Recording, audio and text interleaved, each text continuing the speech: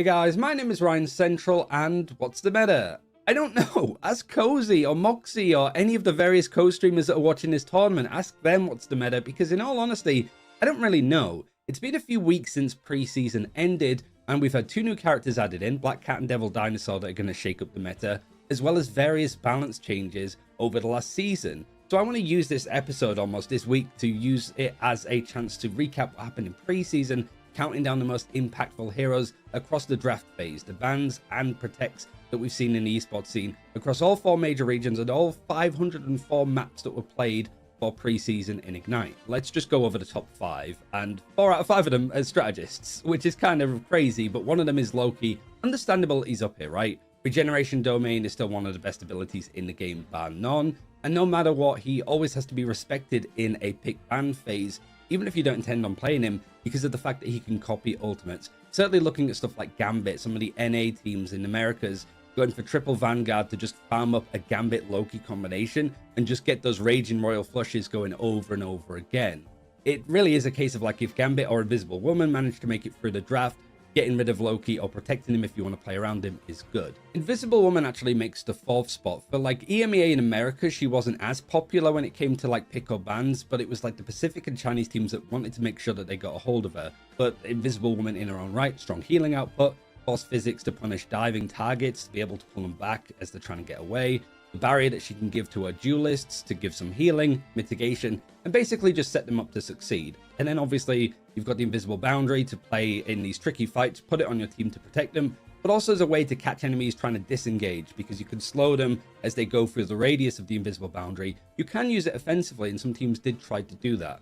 3rd place is Mantis. It took a while for Mantis to get going, but her popularity definitely started to surge towards playoffs across all of the regions, most certainly again in Pacific and China, where she was the 2nd most rated character over for those teams. Making sure that you have Mantis or the enemy team doesn't have Mantis basically limits your impact of triple strategist, whether you can play around it as well or not. Damage boost helps. Her ultimate is good in all sorts of situations. You have the team up again with Groot and Loki. It'll be interesting to see how she does now that her damage boost has been nerfed and now she adds like movement speed. I still think she's going to find impact, but is she going to be the linchpin of triple strategists going forward, or is somebody like Ultron going to potentially take that slot away from her? Hard to get a gauge, but Mantis is definitely up here as a strong choice. The 2nd spot goes to Elsa. The queen of the preseason finishes in 2nd place from how much she was picked and also banned. She was like the leading woman. In EMEA and America, she was the most potent character. It's just that Pacific and China, again, would have preferred to put Mantis and another character in that sort of first ban, first protect phase. The percentage damage that she was doing was strong. The fact that Instinct put Helix Advance down to a 2-second cooldown is really strong, and the great CC from her ultimate. Lots of these elements have been toned down. I would be shocked though if she doesn't stay in the top 10 for like the impact here when it comes to stage 1. Definitely expect her to drop, but I think some other duelists might contest her a little bit more. But yeah, here it was just put your best duelist on this character, feed resources into her, and she is going to absolutely feast for you. But there is one character that was a lot more impactful, and that was Gambit. To really highlight how impactful Gambit was, there was basically 1,008 chances to be involved in a draft, and Gambit missed out on 8 of those. There are 8 opportunities that he could have been picked in, and he wasn't. And almost 800 of those were bans. Teams did not want to play him, certainly in Pacific and China, where he was almost consistently in every single game the first ban. Raging Royal Flush providing ultimate charge boost, explosive damage, movement speed means that it was synergy with various ultimates was incredibly strong. And a key thing here is, unlike a lot of the other characters that I mentioned, he wasn't nerfed in Season 7.5 or Season 8. So Gambit still could very much be the top dog when it comes to stage 1 rolling around. It really is just a case of whether the likes of Devil Dinosaur could really start to push for like that first ban slot. I expect him pretty much immediately, but also like Black Cat could have those moments if teams can actually get used to playing her. We'll see how things are going to look for stage 1, but thanks for watching. Ignite the battle, and let's get back into the action.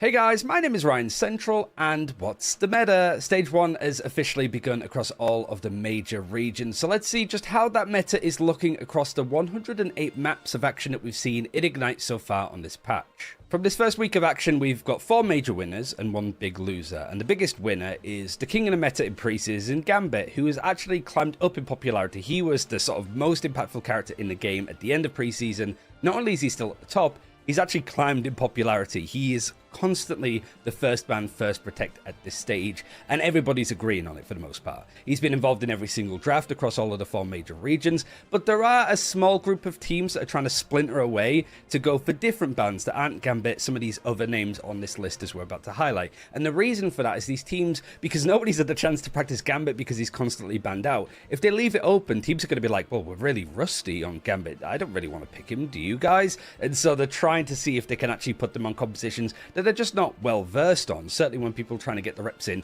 on stuff like Devil Dinosaur. And speaking of Devil Dinosaur, he is the second winner. It's been a roaring success for Devil Dinosaur with him being introduced into the game in Season 8.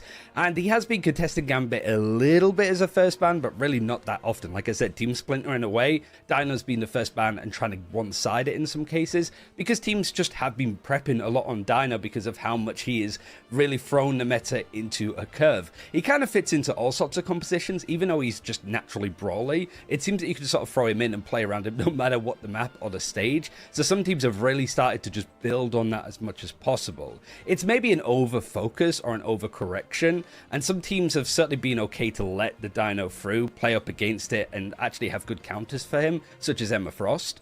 But really, it has been like a good standing for Dino. But I do think that that hype is going to drop and taper off over time. I would imagine so, but of course, we'll see exactly how these teams want to play it. The third winner actually is Luna Snow, which is more of a surprise. She's jumped up massively in popularity, and specifically as like a ban option. Teams do not want the other team to be playing it, so they want to get it off the table. In previous patches, her healing and damage output was improved. Stuff like Ice Arts' cooldown reducing when your player that you've put the snowflake on gets an elimination means that you can really just snowball the way that you can keep and contest these fights and keep them going on. And of course, like a team up with White Fox, who's gone up in popularity, not to the same level, but the fact that you can allow like healing cleave and charm cleave and orb enemies off of that with Luna is really handy. It basically means if teams want to go for White Fox, they can. You just want to make sure that that team up isn't available. And the fourth and final winner, is worth saying that a lot of characters have benefited from this patch, but the major winner, the final one I wanted to highlight, was Black Cat, who is another big addition now that we start to see her actually being played in Ignite. Similar to Dino, she's one of the top protect options for various teams. They really want to play around it. The skill floor is massively high. It's hard to be good on Black Cat, especially in coordinated play. So it's hard to see teams get the most effectiveness out of it, unless you're like Tanuki with some of the gameplay that's on screen. But teams are starting to get a lot better with it, and they have some good plans, and they really want to incorporate Black Cat into their compositions as much as they possibly can, especially because she's pretty decent against Devil Dinosaur, whereas Daredevil can get run down by him a little bit. So Black Cat and Devil Dinosaur having really good debuts in Ignite, but there's one character that is certainly fallen off the list, and that is Elsa Bloodstone. Not only has she fallen down the rankings from being the second most impactful character in the game, she's dropped off the face of the earth when it comes to how popular she is. In Stage 1, she has not been banned nor protected once in any of the regions. Instead, the likes of Phoenix and Star-Lord have found leaps in popularity after their own individual buffs, but I still think that Elsa is underrated. We have seen some moments like Chupiel actually having a lot of success with Elsa and some of the other EMEA teams, just when it's appropriate, right? She's still good. She's obviously been nerfed pretty hard over the last couple of patches, but I still think that she's going to be contesting a little bit more. I'm just shocked that she has fallen off massively, but I would like to see that improve just a little bit, just not too much, a little bit.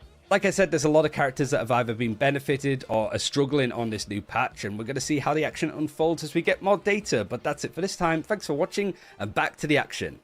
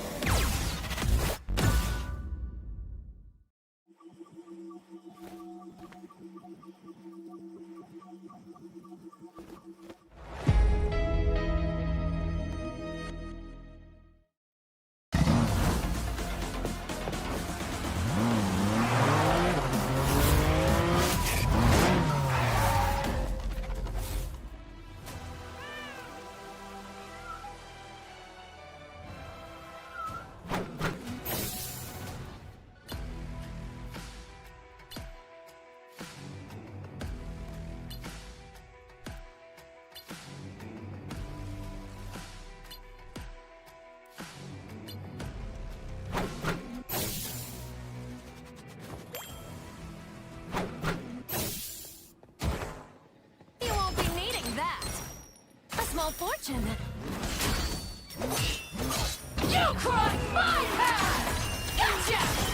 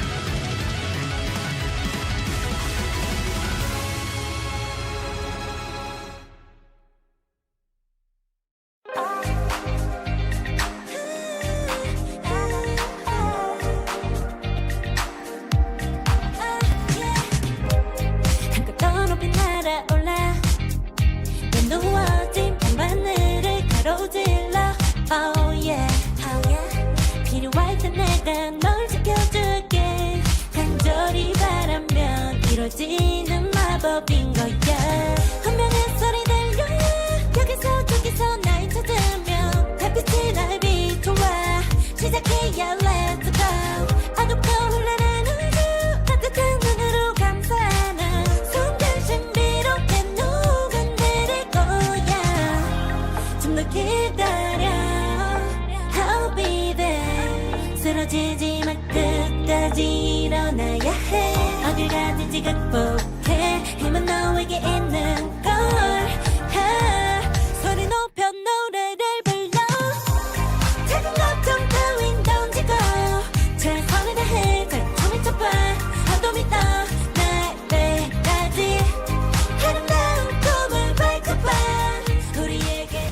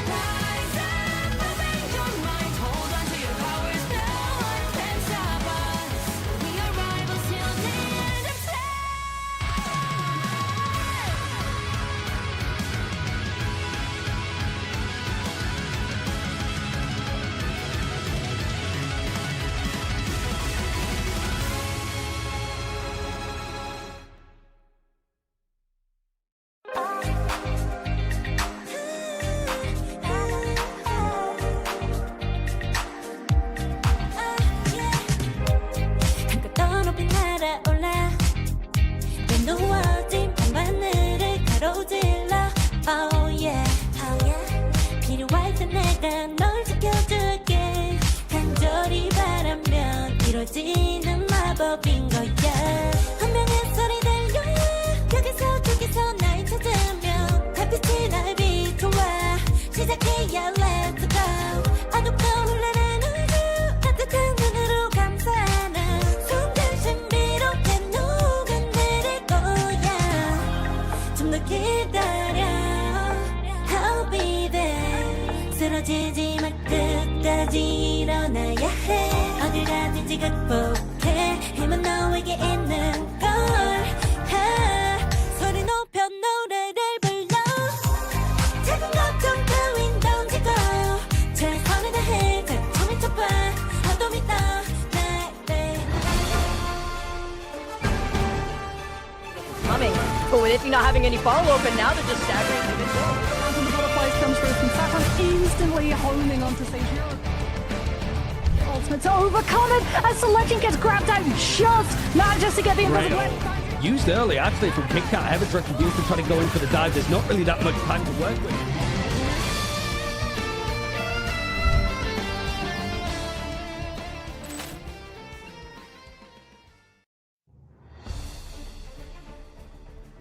Welcome back to Marvel Rivals Ignite, everyone. Week 2 of Stage 1 for the Americas Group Stage. It's in full swing. I am Zoe, and joining me on the desk today are my two favorites. It's Iron Ship and Dogman.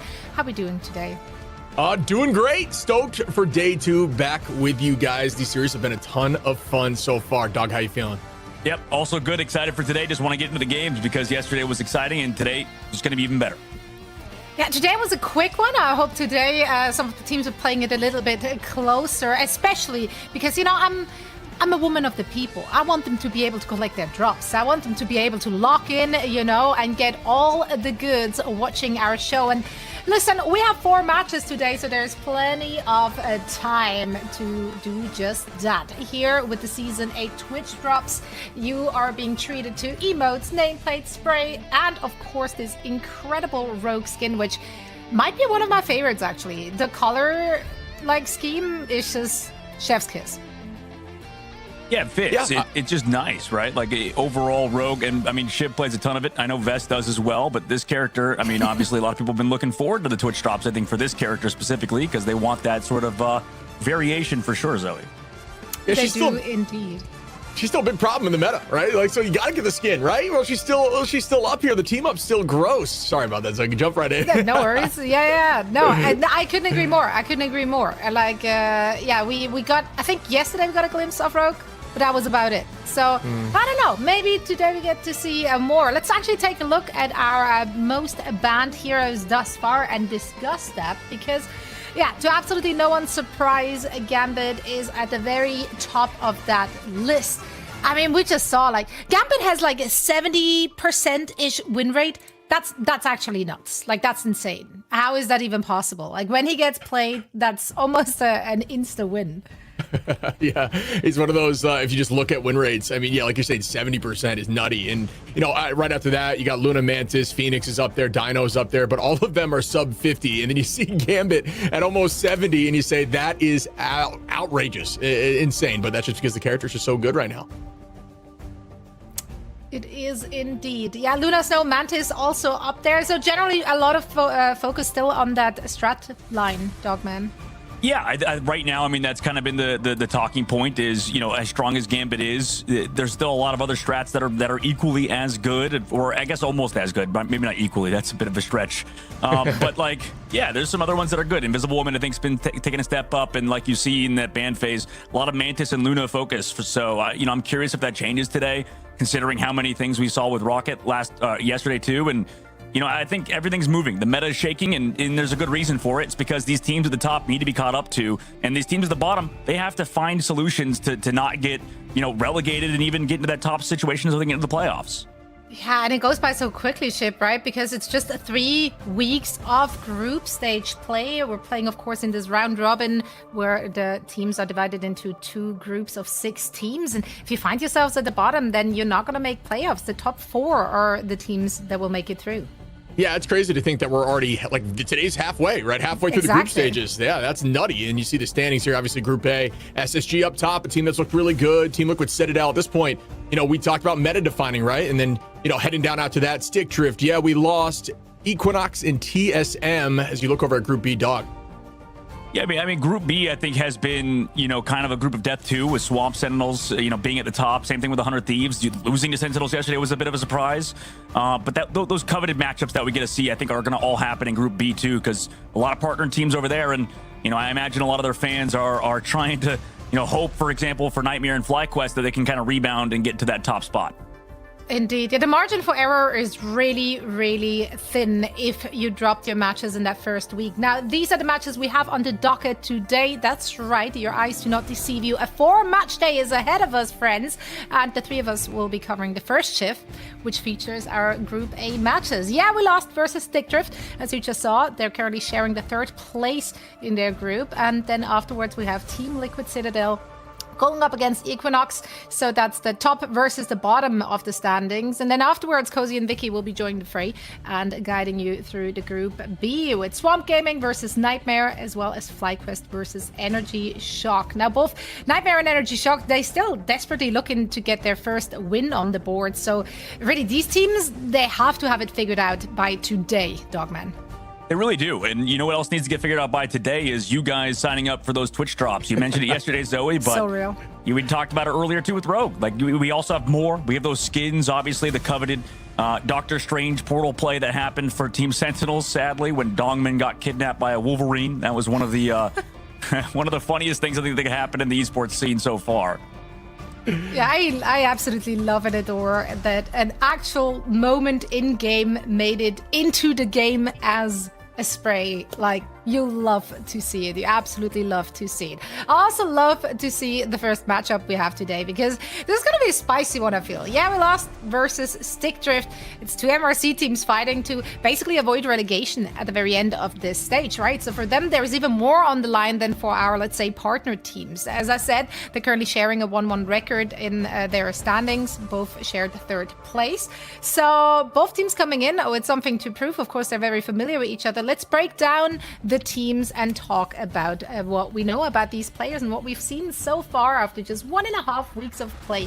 Starting with, yeah, we lost. I mean, listen, when they take into the server, we expect something crazy. Chitward and friends, they usually play unconventional, it's slightly off meta. Their roles are fluid too, but that makes them so much fun to watch. Yeah, they might be the only team that we've seen that ran Widow, and they, like, you know, they're doing just crazy stuff, holding at the spawn door, running, you know, obscure compositions. I think they just really throw teams for a loop, right, Dog? Oh yeah, absolutely. I mean, this Yeah We Lost squad, I think is incredibly consistent. Like you said, they're trying to, you know, mix up the meta, and they have to a successful degree, like you mentioned, Shiv. So you know, we'll see how they do today. I mean, they've always kind of dominated the other MRC teams. So for Lunex, this is going to run out. Lunex, sorry, now formerly Lunex. You know, we'll Stick Drift. We'll see how they actually perform versus Yeah We Lost yet again, because I mean, previously, like we mentioned, Yeah We Lost have always done well versus these other squads that made it out of MRC, and Stick Drift is no sort of, they're used to it, I guess, at this point, but hopefully they can come back for their sake. Yeah, Stick Drift had also a bit of a rough start here in the stage 1, still trying to figure it out. Also, of course, having new pieces to work in here, just like Yeah We Lost, who have lost Card Lover after that preseason and added Luca. Now here for Stick Drift, formerly Lunex, we do have, of course, some real big standouts. Redis, I think, is the one that always stands out when they're playing, like in their first match in the stage. It was just the Redis show. Yeah, I think this team, you know, like you're saying, they've struggled into Yeah We Lost. It's just the facts, but they have tape, and I know they've been studying it, so I'm looking forward to seeing if they've learned, because they need to. They need to step up right now, being tied here in around 3rd place in these sides of the bracket. You want to move forward, you want to get wins under the belt, and you want to ensure that you move forward into this playoff. Yeah, and if we're looking at those two teams and the history between the two of them, well, Yeah We Lost had the upper hand against Lunex, or formerly Lunex, now Stick Drift. Can they change their fate? Or is that something, a Dogman, as a former player, when you have so much history with another org, does that get into, are you getting into your head about that? Yeah, I mean, probably. I mean, there's definitely been times where, you know, it was like that too in my career. But these guys, I mean, it's a complete different situation now. And I think for a lot of them, I mean, yeah, it's tough because it's been literally like an entire year where you're going against the we lost, and then like they've really just been inevitable, like the graphic says itself. It's been too easy for them almost, just every single time they play. But and that's the tough part, is that I think Stick Drift, and then also on the opposite side for formerly Cafe Rose and now Equinox, like these guys have been improving. That's the tough part, is they do well versus the current Ignite squads too. It's just against we lost, it feels like they always have their number, and it's like you said, Zoe, they just might be in their heads at this rate, but you know, maybe they'll turn it around later on in this group stage or today. Ship, looking at the two teams, what have you seen so far that impressed you? What have you seen thus far that you feel like they really have some cleaning up to do? I'll say Dooms looked really good and slotted well into Stick Drift. That is a fact. I think the team looked good, early on. Again, the dicey part is I think they will struggle in this matchup just historically. It's just been something they've always had issues with. And that's just kind of how it can work in this scene. You can have teams that you have like a weakness to. Think of it like an elemental weakness, fire and water. Sometimes it just doesn't quite work out for you against certain compositions, but it absolutely can change. In terms of, we lost some positives like we talked about. Very diverse in terms of who they're able to run, and just weird stuff that you don't scrim against. And I think that is like a mental game. It's psychic damage. And then in the game, you're trying to figure out a solution, which causes just, your team to kind of crumble a little bit.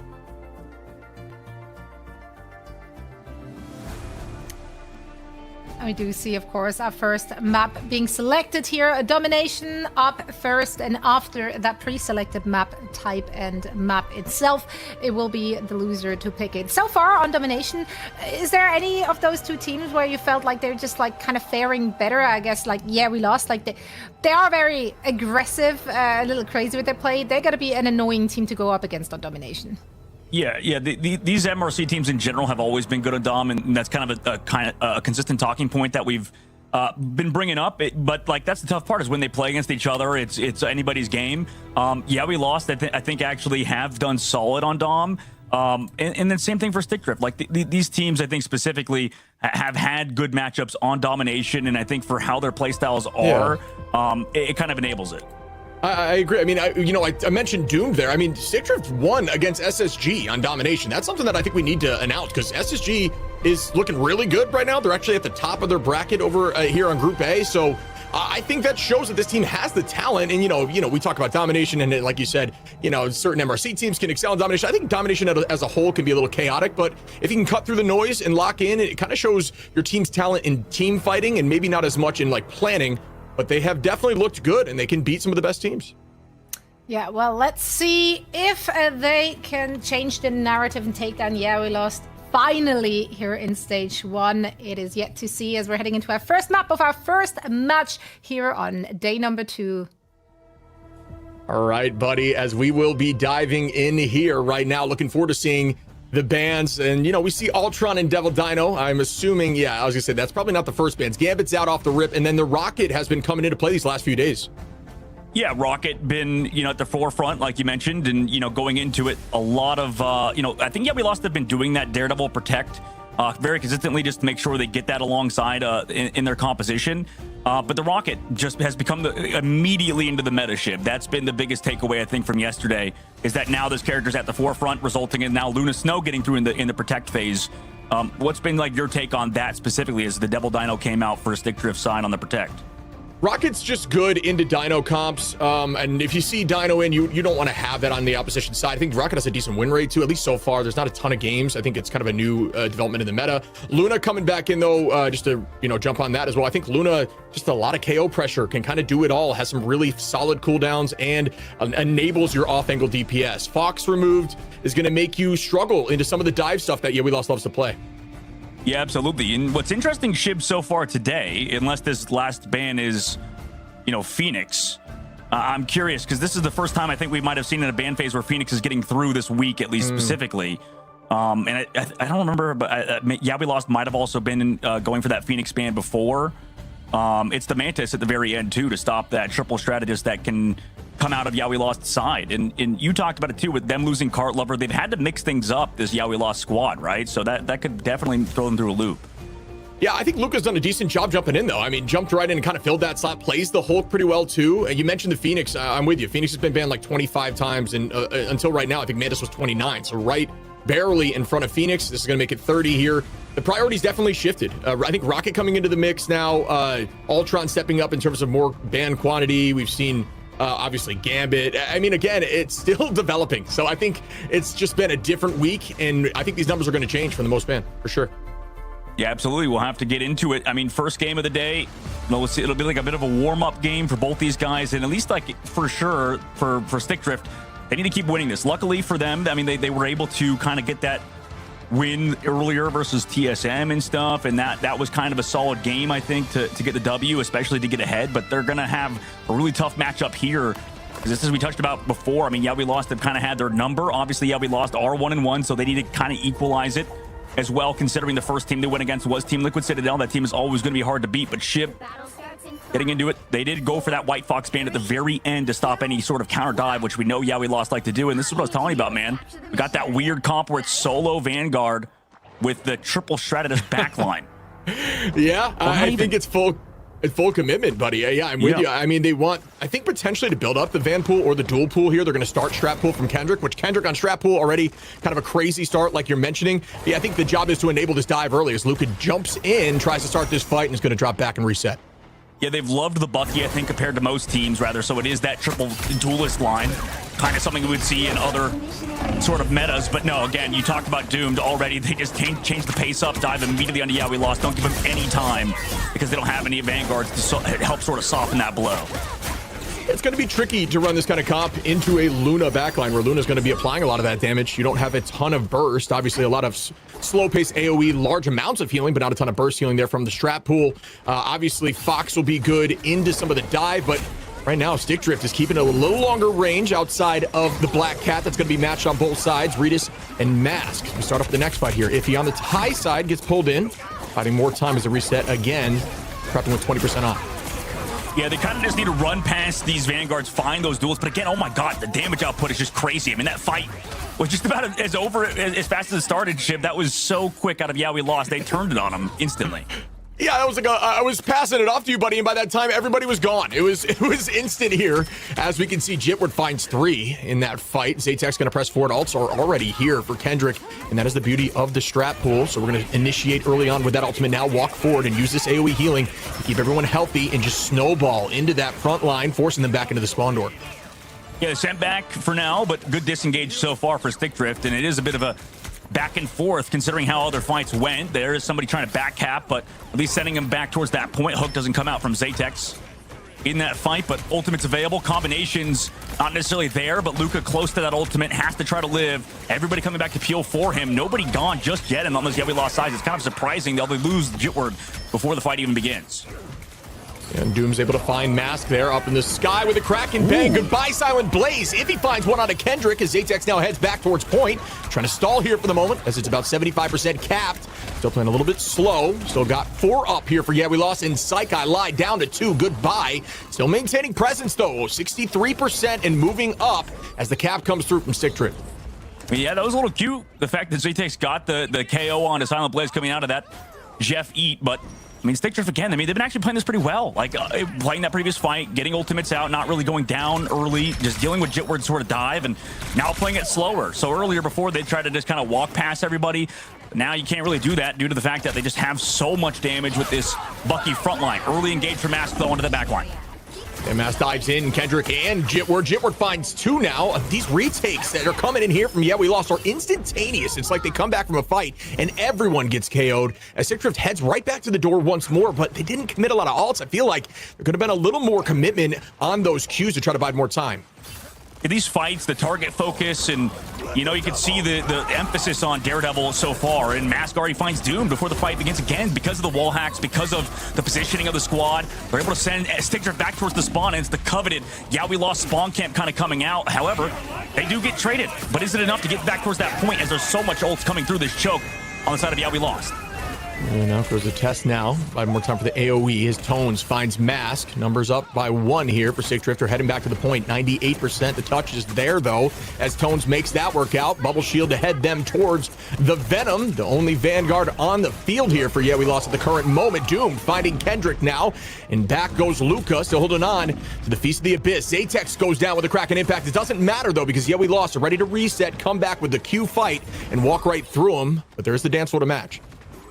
And because of the focus on the strat line, it kind of makes Logan have to play that Luna Snow alongside the Jeff. Maybe you would think he could go in Invis or something, but the Luna has its own value for supporting Redis as well as Doomed on these dives.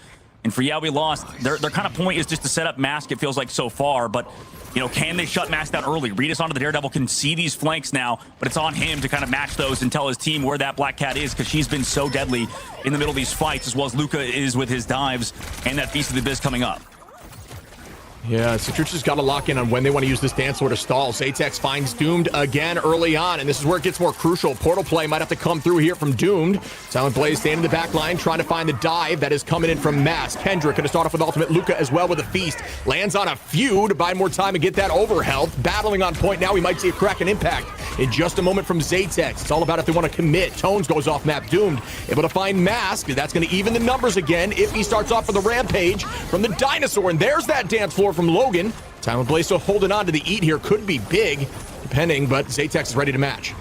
Yeah, it's all on Zatex versus Silent Blaze. Like you mentioned, Doomed has the ultimate mid fight. Here he goes, Zatex. Oh, actually doesn't get it off because the strategist is so far away. So excellent positioning by the backline. Logan dodging that hook too. Happy Holidays on the opposite side from Doomed finds Luca. So Stick Drift have the edge. Overtime ticks down. Portal has to come through with Masks as well. So no Black Cat extra damage gonna be here, but okay. Finds Tones in the matchup. Doomed finds Xantho though, so it's still Doomed. You talked about this guy. He's been huge for Stick Drift so far. Goes the Blaster Barrage towards his front line and dodges all of that damage for Logan to find Zatex. That's even more damage removed for We Lost as they rely on Jitward's ultimate without any supporting strategist to help him. Stick Drift is locking in right now, and that is it. Really well played here by Stick Drift to stay calm, cool, and collected after heavily being down in percentage and pull out the W here on map 1. Yeah, excellent work from Stick Drift, and this could be a good match number 1, like you said, between two teams that have been playing each other for such a long time, but We Lost have always kind of had their number. However, in that fight, I loved how Logan and Silent Blaze played that. They played so far back in basically Narnia, just out of the fight, because they know We Lost entire game plan is full dive on them, set up that sort of flank. But even if it takes forever, that was like kind of the game plan. It was a very, very telegraphed one.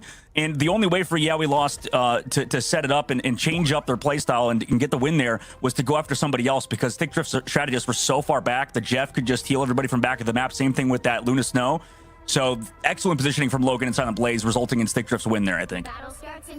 Yeah, I'm with you. I actually like the Vanpool into this too. I mean, Vanpool is just super survivable. You have a ton of movement and a ton of overhealth potential. So the idea is if you just kind of have to play your own game, look at the back line, separate, allow your front line to look right at the Dinosaur, that works out. Let the Dinosaur stay in, help heal something like the Venom here. And then once your team cleans up the Venom, forces out cooldowns, you walk in together. And it's looked really good there on the retake. Struggled at first, though, as we start up our first fight. I mean, they get a set up again, Redis, but same thing with Jitward. Jitward's kind of holding onto that ult, go for the aggressive dive. Luca's trying to come through, set up on it. Logan and the backline, nothing to counter it, but Redis is the one to find the KO on his Zatex earlier on, as this is an absolute crazy fight. Just insane amount of red on the screen because of both Daredevils. It's Jitward and the side of We Lost actually come out on top. Mask running the storied Thor there with the switch coming in hot, finds some success in the first fight, 5% now, and moving forward. Kendrick staying on this strap pool here still is the case, using that for the snowball comp they love to run so much, such a brawl design. They just want to stay as a unit, walk in and deal damage at the same time. The same targets. Mask now up in the sky, got a thunder, bang, comes down, finds Logan. Tones able to take out Mask right back as Kendrick drops Redis. Jitward on his Silent Blades, and Tones now back to Xantho. Again the trade as Zatex drops Doomed and Jitward takes out Iffy. How does We Lost come out of this once more as they clean up the rest?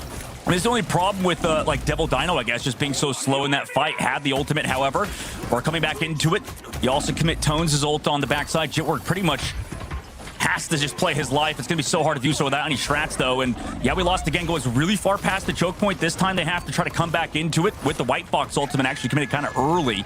But now you have Doom in the sky, who has been beautiful so far on that Star-Lord. Yeah, just cleaning up the Fox there. The Gumiho Unleashed is dropped. Mask goes very low, able to drop back towards the strat line and stay healthy. Well done and great call there. And just understanding HP limits. The dive is continued from Luca, who's going to stay healthy, popping that E. Zatex drops Doom. Kraken Impact is out on the field now. Do we see a KO reset? We do not. Great movement around that natural cover to stay healthy and keep the team up as Tones drops Zatex. Yeah, this has been a masterclass out of Logan so far, honestly, even though they're down now 72% of the board. That was excellent positioning, as you called. Doom came back on that Phoenix, which did get through, and he's actually going to have to switch to it now, but you find Xanto at the very least. However, Redis there with the follow finally, too. We talked about this guy being excellent on these sort of melee characters after being so good on Elsa, has been kind of the sight to see, a sight to behold, but Doomed is the one, again, you talked about how he's been now a star player for this team, finds multiple in a row there. Yeah, Doom just looked really good and slotted in well into this team, finding success against SSG early on here in domination. Actually got 20 finals in that matchup and helped them take that home. But we see now the lock-in again for our next fight. Jitward holding on to the Let the Devil Out. We've seen what Jitward can do on this hero. Reed is trying to match back and have the mark. I'm sure they're alt tracking and have an understanding of where the pressure will be coming from. As Jitward finds one onto Redis. Yeah, I mean, Redis unfortunately looked like he had some internet issues there. I guess we'll see that in a second if a pause comes out. But for Yeah, We Lost, that's a huge advantage. You know, a bit of a saving grace from the internet gods themselves to give Yeah, We Lost right now as they go in aggressive with that ultimate from Jitward. Now it's going to be that one-sided Daredevil ult. Nothing to match on the opposite side, but good peel job so far from Stickdrift to even come back, actually committing Kendrick's ult onto him, or onto the backline. Even further damage coming out now as they get the jackpot too. So Iffy gonna fall in the middle of the fight, sadly for them, losing their vanguards, losing Redis now as brutal as overtime ticks down. They rely on that Doctor Strange portal now. Yeah, I'm really noticing a trend here with Yeah, We Lost. It's just team overhealth, because that's what they're looking for. Luca, Zatex able to find Tones and Logan, and they will push this to the next map, folks. It's a 1-1 off the rip. Just what we're looking for here as we head towards Celestial Vault. Yeah, I mean, there was a few things that went their way. I think Yeah, We Lost still had the edge.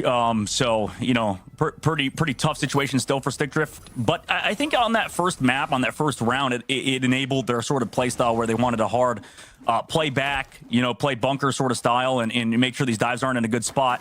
But now on that map, it's a little bit more open. You know, there's a little bit less sort of like bunker rooms as well as health packs to play around. And for Logan in Silent Blaze, it was always going to be a harder round, I think.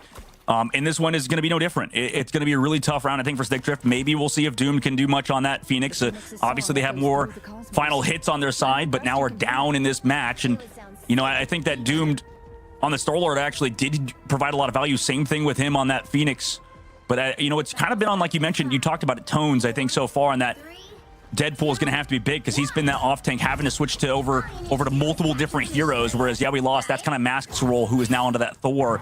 The team's been setting up well for him around his ultimates as well. Surprisingly, this character usually not played so far, at least in Ignite, but Mask is one of the best at it. Yeah, I think if you're going to run that strat pool backline, you need a comp like this where everyone has their own way to stay healthy in these fights. So you can see that pretty much across the board. Everyone has a tool to get that over health, and you allow strat pool to just, you know, naturally heal you over time with these AoE heals that can be a threat. Zatex, the walk forward here. Kraken Impact goes up, bang. Ooh, but it gets caught. Clipped by the ledge. It is not going to land. Xantho's incredibly low. Mask's able to find Redis, and Yeah, We Lost her up a number even through the missed ultimate.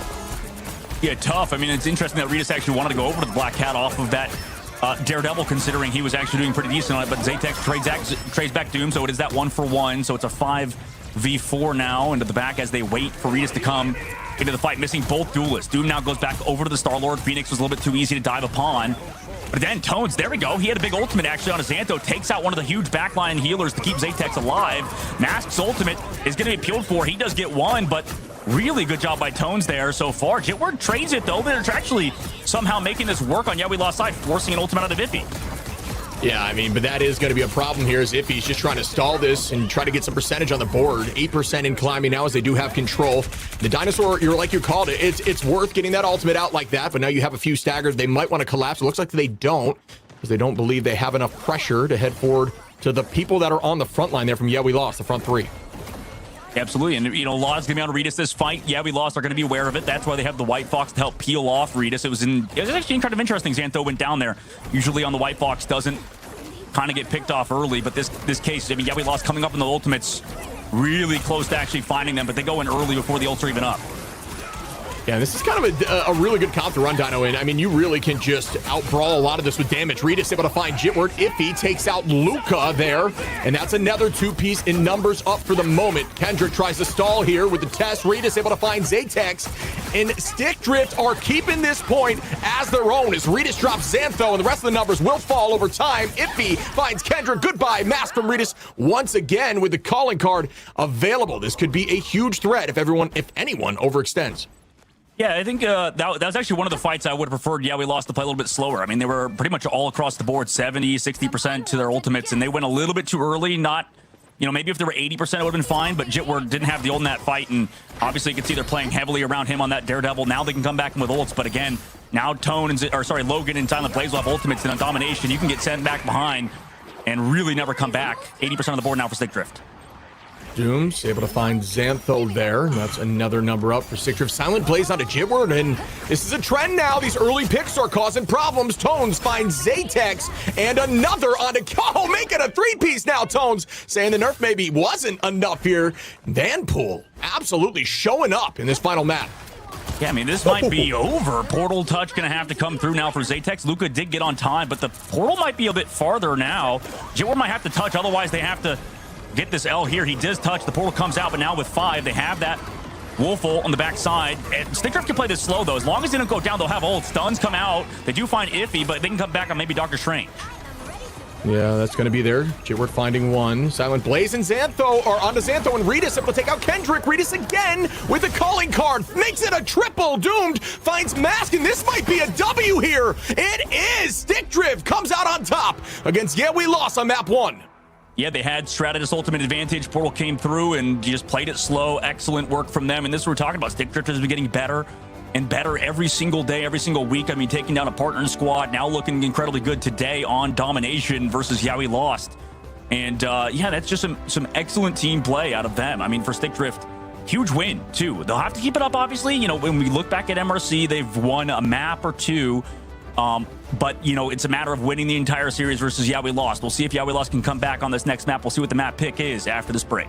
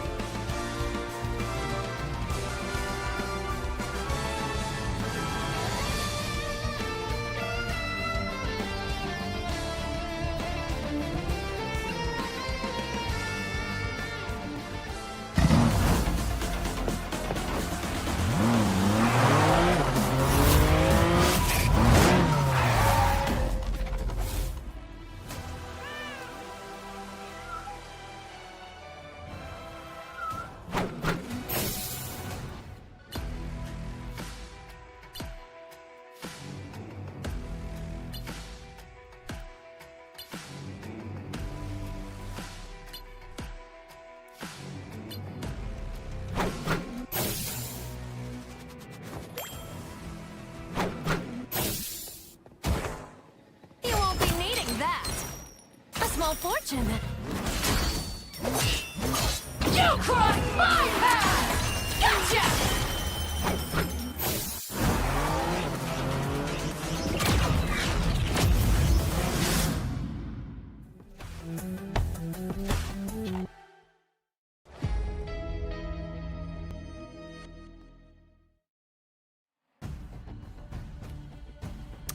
Did you like what you just saw? I assume you did. So make sure to cop these beautiful skins for yourself. You're looking at the Wolverine X 2099 suit and the Black Cat Formula R gear. I mean, man, if you're not playing better wearing these skins, I don't know what actually, sets you up for success. That's how I roll.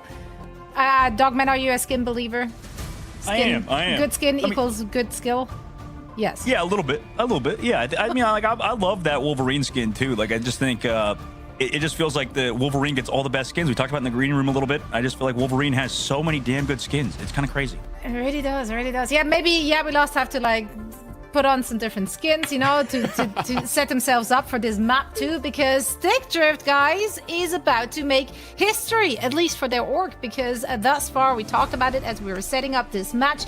It's always been we lost having the upper hand when those two teams met in the past, and now we're looking at a 1-0 for Stick Drift. Let's talk about how they got it done. I think something that you guys mentioned during the cast already was the backlines here for the respective teams. Logan and Silent Blaze, they played really, really well. They played far back, avoiding to be dove on by we lost. And then on the other side, Ship, you just mentioned in the green room that you were not a massive fan of the White Fox and Strap pool that we got to see from we lost.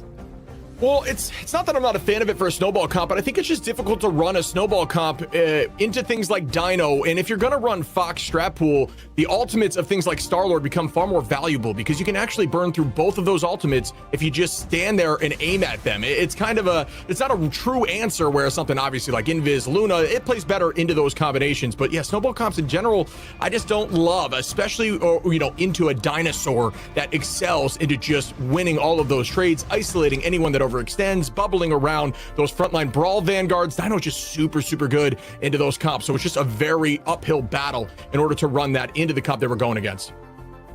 Yeah, and of course, what you just saw on your screen, Tones, the MVP for this first one. Frankly, could have given them the MVP here to most of the players from Stick Drift, because Doomed also really impressed. I'm just really, really impressed with how well he's just slotting into this team. Yeah, they've been really good. I think this team with Doomed, it kind of an underrated player throughout his career. It just feels like Doomed is never talked about with kind of the top players, but has been a very consistent player for all these teams, just flexing over to so many different things, like the fact that he plays all these hit scan roles. Regis as well, kind of doing the same thing. It's kind of nice. They're kind of both kind of learning off each other. And Zoe, I think you talked about these strats as well, playing really far back. I think this is kind of like the thing that a lot of duelist players that switch over to strategists don't really get the first time they play, is that you always have to play like a little bit further back, and it takes a little bit of learning experience to kind of figure that out. But the next map, this is going to be a huge learning experience for We Lost and for us, because, to Stick Drift win on We Lost's favorite map. This is the map they took Team Liquid Citadel to overtime at the very end, almost won that map, and this is one of their best maps in the history of We Lost. Yeah, Museum of Contemplation, a fan and definitely team favorite here to pick. Ship, what do you want to see from the respective teams here? Yeah, I think this is a good map for that brawly stuff. This is going to play right into what We Lost loves to do, especially on their attack. They've looked great on this map consistently. For Stick Drift, I think you run the same similar idea. You run an anti-brawl, anti-dive kind of play, and you run that dinosaur. You stay back in the back line with Luna to try to pierce through all the stuff coming at your team. You deal a lot of damage at everyone who's trying to just kind of play their own game, burn through a lot of that overhealth, and find success. Let's see if We Lost can make their dive work, or perhaps come up with something else in order to tie up the series against Stick Drift, which are currently on match point. All right, my friend, dog, as we head into the next match here. We Lost down by 1 to Stick Drift, a team that has struggled in this matchup in the past, but looking forward to seeing if they can turn this around and break the history a little bit. Goodbye to Gambit off the rip, though. No change. No, and honestly, we'd expect that every game here so far.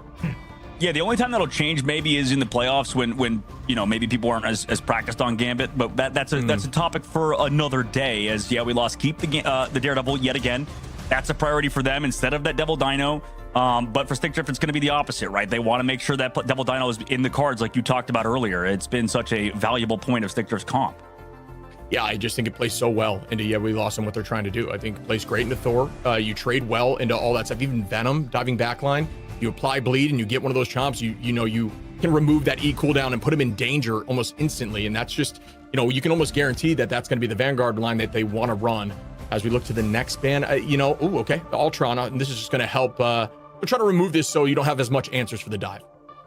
Yeah, stopping that triple. But for Stick Drift, I wonder like what they're going to do after that. Like the Mantis and stuff is still in the cards. Phoenix as well, still available to be protected. Or really any of these strategists. I think yeah, we lost. We'll see if they want to mix it up, go off of that White Fox ban too. I mean, I kind of was a proponent of the White Fox ban so far, but that character, Jeff the Landshark's been kind of big so far, as the Luna Snow's actually the one focused. It kind of makes sense. I've always kind of rated Logan's, you know, Loki very highly. His Luna looks to be very good too today. So definitely a focus of, yeah, we lost to get rid of that backline for Stick Drift, because he was kind of a problem the last map. He talked about his dance floors being kind of big and well-timed too. Yeah, that's a great change in pace. And I also think the ban of Jeff, you and I had mentioned this just in the green room prior. Jeff is really good at enabling dive, and yeah, we lost is great on that hero. Kendrick plays the hero really well too. Removing that is going to mess with their flow and something that they're used to getting. That hasn't been as much of a priority in ban, although definitely still bannable. And once again, we're going to see that Rocket lock in case they want to run the Dino back at them. Yeah, at least they're trying to force him onto something else a little bit different. But Rocket, I think it has been seen as a little bit of a stronger hero than Luna right now in the current patch, but it's close. I mean, they're pretty much like neck and neck. Yeah, so I don't know. Maybe it's just interchangeable at that point. Maybe to try to force a different look. But for yeah, we lost. They do want to get rid of the Black Cat because you talked about it. Redis was would have been a problem on the last map, right? Yeah, for sure. And I think this ban this lock is fun. I like the Strange Lock to ensure you have it. Kendrick's great on that hero as well. We're going to remove the Mantis here just to ensure they don't have any damage boost with some of that dive. Obviously, they're going to run that snowball-y comp. It's something that they're known for doing. We're going to see the Daredevil. I believe Cat got through too from their side, so they could run some heavy, consistent dive. And it's all about, for the side of Stick Drift now, just becoming a unit in the backline, building a fortress, and not allowing them to pick off these strategists. Yeah, I gotta be honest. I kind of do rate like Stick Drift's ban phase for sure compared to yeah, we lost. This is kind of like maybe not like the old yeah, we lost, where I feel like the ban phases were very good. At least in this specific meta, we'll kind of see how it goes and how things progress. I mean, obviously, if yeah, we lost, just win like one more team fight in the last round, or don't fight early with ultimates. I mean, we could be talking about a different game number one. But still, like, I kind of actually not that big of a fan of that ban phase. At least when we're talking about strats, I know the Luna is strong, but it does feel like the Rocket is, you know, awfully close in terms of power level, especially if we're talking about Convoy, where it is very front-to-back style. And you can see here, in order to negate some of that dive, brawl, snowball potential, the Penny is going to be played here from Tones, with Doomed making a showing of Magneto. Very different lineup here off the rip. They're running the triple. We've seen this in seasons past. And Adam is pretty good on this map. A lot of res opportunities. We've seen some teams use like Iron Man yesterday. I can't believe I'm saying all these names in this meta. I love to see it from Stick Drift here. Yeah, running triple with Magneto with the Penny Parker alongside the Cloak and Dagger. So this is a very strange kind of tandem of heroes, but it does, you know, the Magneto, I guess, makes sense. I was wondering why we weren't seeing as much Magneto, but I guess specifically into this comp, it makes sense. We go early dive, by the way, with that rocket pack from Kendrick, dives for the backline, but Tones sets up with the Penny Parker mines, and this could really set back yeah, we lost, who aren't going to do well against that with this full dive. Removing Xantho early again, that kind of happened in the last map. We touched on a little bit, but Xantho getting kind of cheesed out by the Penny Parker. Tones mines, excellent placement. A lot of focused fire there towards that back line, looking for any vulnerable target. And Invis will be that focus for now. The shield's obviously going to keep her healthy for the moment. Zatek's going to press forward here. Some drones at the front line. Kendrick gets that Strange. Talking about one of the best Stranges in all the Americas region, as presses Q there and potentially find some. Is there any follow-up as Redis gets the res? Jitward able to find Tones there. And now, yeah, we lost. Are up a number. Doom trades that back to Mask, and Jitward again on Redis. Yeah, that was an interesting one. Doomed also, yeah, like you said, trading, playing around the Penny Parker mines. They hard bunker on the inside. And I mean, this is the worry, I think, for Yeah, We Lost as the tournament progresses, is if you know, these counter dive bunker comps are really strong. It kind of, you know, really stunts the play style of Yeah, We Lost, as there's some extra delay on that carp, by the way, by somebody on Stick Drift. Excellent work from them to also evade, get out with their lives. But we already are like 2 minutes off the clock. It's not been a bad hole from Stick Drift with this 3-3 style so far. Yeah, agreed. Out goes that Eternal Bond to walk them forward. Yeah. There's some stun potential here. Luca still holding that door. Invisible Boundary gets committed here from Yeah, We Lost with Xantho. Luca holding on to ultimate. Fox will not be able to press Q, at least not right now on the attack. And here goes the commitment from Tone. So walk those mines forward, try to get somebody. Building up those mines in the backline with the spawner, spreading them forward to try to get a pick on a Vanguard. Luca going to use that damage and then immediately press the Q button to absorb it all. Get that HP back. As Hulk is now trying to find a pick. Almost does there, but instead pays for it. What a pick from Tones. Are we entering a Penny Parker meta? Like, this is great. Like, we are genuinely in a Penny Parker meta, and it all makes sense. Oh, no, cancel my Penny Parker again. Are you kidding me, Tones? The amount of CC, the amount of stuns off cooldown is just crazy out of the Penny player from Stick Drift. As they try to come back into it, the White Fox mask gets deleted very low. Gonna go down to Doomed. I mean, Doomed has been doing an excellent job peeling off everybody. We've built another Ultron's Rage, but nothing has come out of it so far. Blocked off by the shield. Iffy, maybe the person you can only kind of contest, but he falls back. Jitward's done again. I mean, it's both Jitward, Mask, and everybody else just going down to the god of Penny Parker in the backline, the Spider Queen herself popping off. Yeah, I couldn't agree more with you here. As we're down to a minute left, 1 minute 3 seconds. Luca coming back into the fight now. Yeah, We Lost needs to make something happen. Kendrick does have that Eye of Agamotto, but when you have Tones just consistently ready to stun you, it is dicey, and you don't have something like a Magneto bubble. It's really going to be all about Xantho trying to provide that shield at the perfect moment, which could be the case. We'll see if that works out. Look at all those mines. Look at all those freaking mines. And they can't see him either, right? Because they're in the web. So it's like you have to maybe spam or try to break them that way. But like, yeah, they're just in the freaking web of delusion, or not delusion, but of illusion, I guess, rather, just so they can sneak him in. Look, we can just like wait for it. It's fun. It's like a landmine. Comes to the Eye of Agamotto, stunned up. Mines come in. He goes 1 HP because of it. Shoved on the inside. Nice pocket, though, to keep him healthy. And Xantho's going to pop ultimate there. Good move to save Kendrick, who was down under 100 HP, matched right back by Logan. As we see the Eternal Bond, Doomed able to find the first pick on a Zatex, and there is that Moon Knight that was needed to break some of these Penny Parker mines. Logan finds Jitward. Will Stick Drift be able to hold them here? 3 seconds left. OT, the touch does come through in time. Doom now looking at Kendrick, has ultimate available, the Meteor Rem. Out goes a huge Sia. Does it help stay alive? Yes, if he's able to find Xantho. Tones onto Kendrick. Up goes the Moon. Bang! Down goes the Meteor Rem. Logan, Reedus. This might be it here. Yeah, We Lost. May not be able to get this through point 1, and they cannot. Stick Drift on the defense. Holy smokes, man. Stick Drift, they get it done. Formerly Lunex. Now, today, you know, able to take the edge over Yeah, We Lost, the team that have always had their number. And it might be, I don't know if it's too late, if it's too early to call it, Shib, but I don't know, man. I'm thinking at least like the traditional full dive surround comp as we know it might be full dead, man. Like, yeah, you can't run it if they're gonna run a very protected Penny. Like, you need to pull out, like, they pulled out the Moon Knight, but dude, it was like 45 seconds left. You know what I mean? Like, that decision needs to happen earlier, and your priority's got to be on the spawner. And that's what a lot of these teams are doing. They find that solution, they switch immediately, they handle Penny and force the Penny switch. But it just took a little bit too long there. They thought they could just kind of force their way through it, but it was just too valuable, man. Yeah, it's gonna keep being that way too, I think. And with how much sort of Strat healing is out there, with the overhealth, with the amount of damage Penny still does alongside her CC chains that we heard about before, it's just, yeah, I mean, character's kind of underrated. I feel like it's kind of the same thing with, you know, some other heroes that are maybe not being played as much in the pro scene. It's kind of get a hard read on the meta, and having to change so much every single patch. And Penny Parker just coming through, just slowly but surely getting some stronger and stronger sort of buffs in situations that rely on her being good.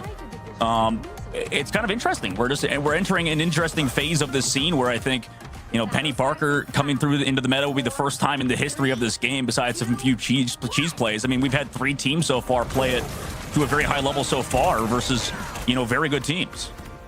Yeah, usually we only really see it in the Dino mirror because, you know, it does allow your Dino to find success. You move a little bit quicker. You can pull them into mines. But, you know, Yeah, We Lost just doesn't really love to run a lot of the hit scan projectile stuff. And you need to run that into Penny. And kind of not allowing them to force that early enough. Silent Blaze going to bring Doom back right into the fight here as Doom is going to be now on that Bucky out the door for Stick Drift, trying to get out of the door for the moment. Regis tries to find a tackle. It's pushed right back. Great push and pull there with the Force Physics. Still gets value. Goodbye, Kendrick. As Tones cleans that one up. Yeah, it's a good point, too, because you brought it up. I mean, it is like the old yeah, we lost that we know as Stick Drifter slowly working away. Yeah, we lost. Used to run a lot of the like Elsa for Zatex and even Phoenix. Like Zatex definitely a hit scan guy, but like you mentioned, their identity's been play around Mask, play around Jitward, and versus that Penny Parker stuff, it's a bit of a hard counter.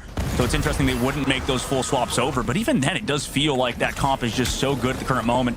As they portal back in, they want 3 fights. Yeah, we lost do, but that first fight slowly went the way of Stick Drift.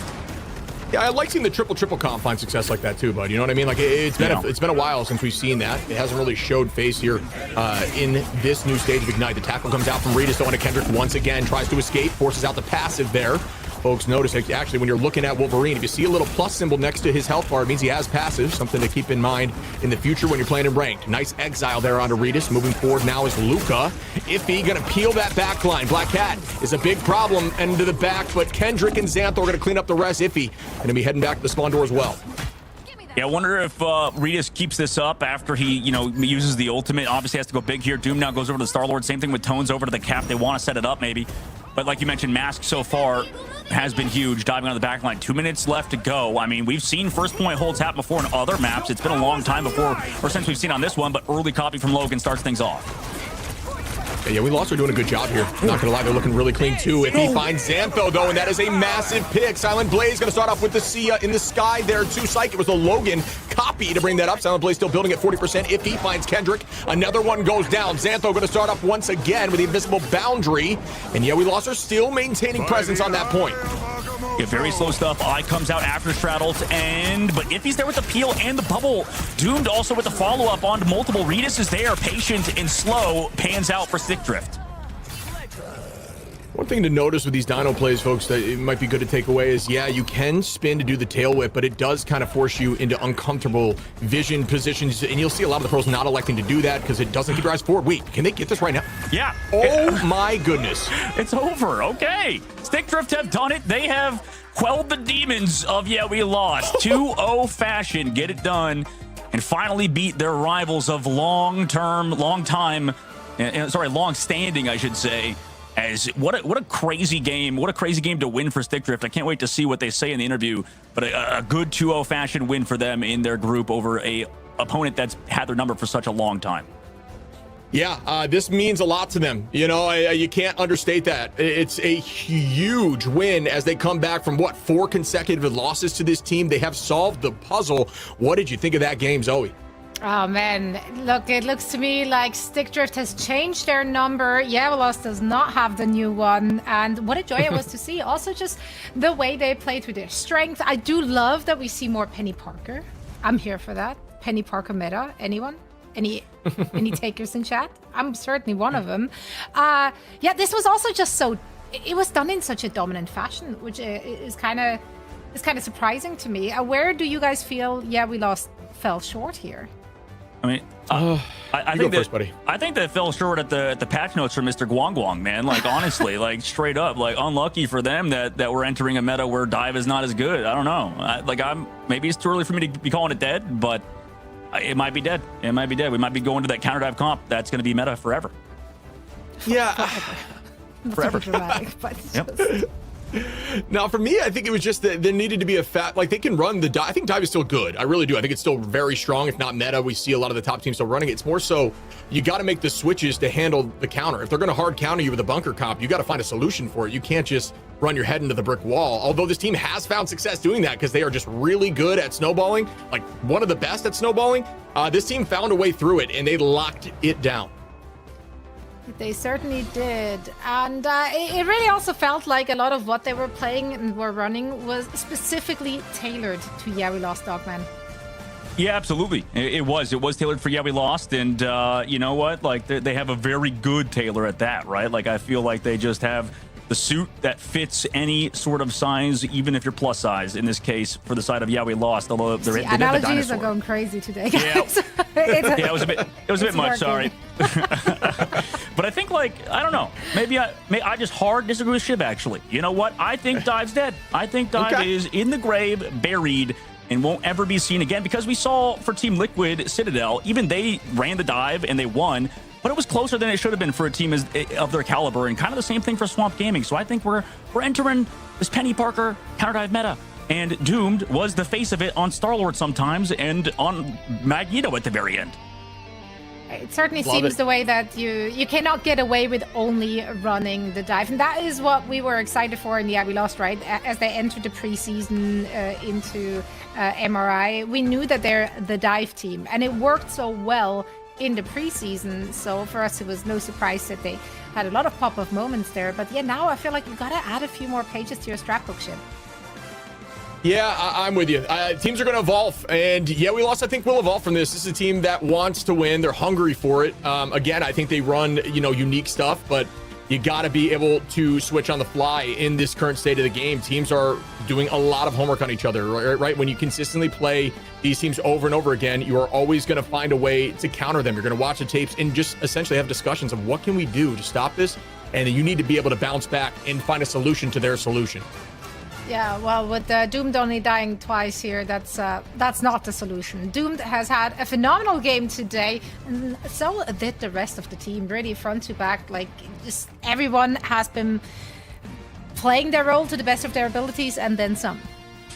Yeah, this team really, tends to, it sings whenever Iffy is popping off, and kind of same thing for Tones, but, that coordination between their Vanguard line has been huge. They've been also very good and underrated. And I mean, obviously, I got to keep talking about the praises of Logan and Silent Blaze. I think they've been so good for this team. And, I think it's a tough thing for a lot of these younger strategist players, is that a lot of them get kind of screwed over, not by like nepotism, I guess, like, but more so just their overall connections in the scene, I guess. Like, there's a lot of like kind of, I don't know, washed up other game players that kind of come over and take up a lot of roles. But a lot of these young guns, a lot of these guys don't really have a big voice, I guess. Like, honestly, like Logan back when he was on Sentinels was also very good. Silent Blaze also has been very strong, and has a good chance to be one of the best controller players in the entire freaking game. But I feel like, for Logan specifically, I don't think he was ever a problem in those previous teams, and I think he's kind of coming into his own and is probably going to be looked at again to be sort of poached or taken away, or this entire team's looking to be picked up by other rosters. TSM, who knows? I don't know where that came from. Well, let's hear what the winners have to say. I believe we have Reedus joining us for a chat after this dominant performance from him and the rest of the squad, with which they were able to take the victory over We Lost. Finally. And I'm mostly interested, of course, to hear how Reedus and the rest of the gang are feeling mentally about this one, because at least for us here on the desk, we assume that meant a lot emotionally. Let's hear from the man himself. Reedus, how are you feeling? Welcome to the show. Feeling pretty good, finally got one on Jeward. It's been a while, but finally got one.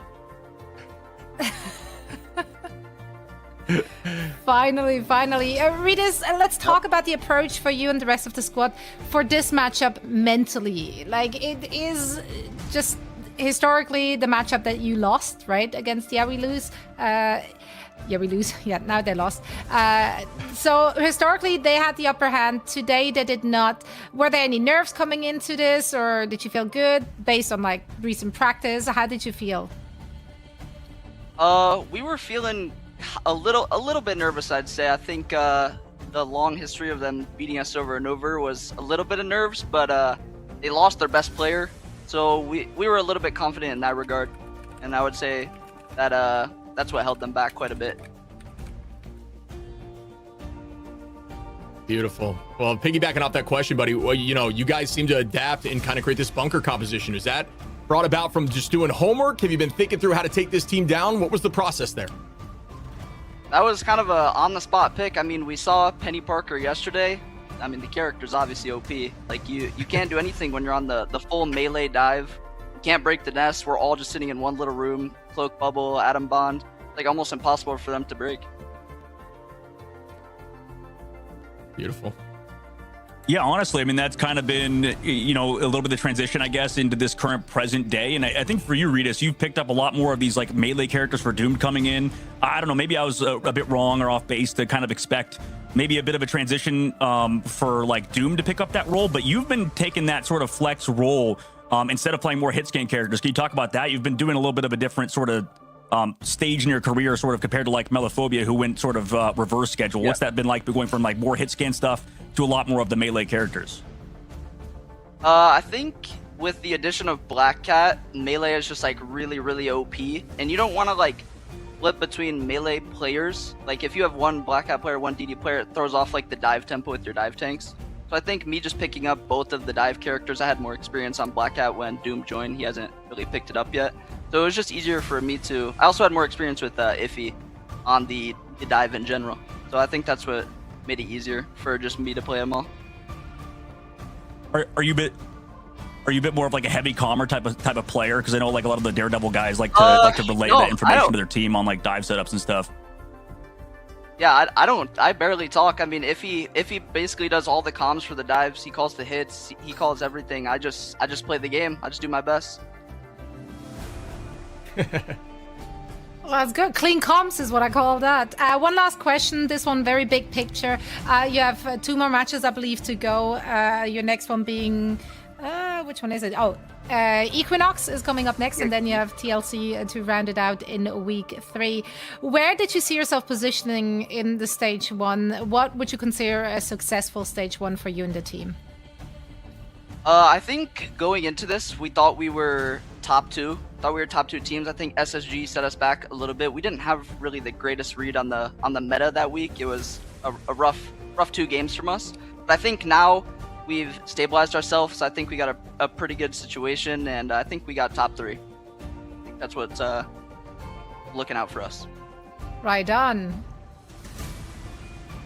It's been looking really clean today, very dominant showing. I'm very excited to see you guys pop off again in your next match. Once again, congratulations, and thank you so much for the chat. Thank you. You are most welcome. That was Redis after their victory against Yari Lost, finally getting the dub against their... It's kind of an arch nemesis, right, at this point. Yeah, I also want to shout out the players that come into the interviews, man. That can be nerve-wracking stuff, and every single player that's been on here has just absolutely killed it. So shout out there. I'm sure you have a similar, opinion, Dog. It can be nerve-wracking, bro. Yeah, I mean, not to take us too off base, but man, we're blessed with some handsome lads in our scene. We got some looking like mini Terror over there a little bit. I mean, kind of taking a similar trajectory to him, but damn, we got some nice looking dudes in our scene. I'll say that much. That's good. Everyone's definitely camera ready. We love to see that. They are popping off in the server, outside of the server, Marvel Rivals, which is a good time here. We, of course, are not done for the day. We have so many more matches to come. First, a very quick break, and afterwards, we are back with TLC going up against Equinox. You don't want to miss it.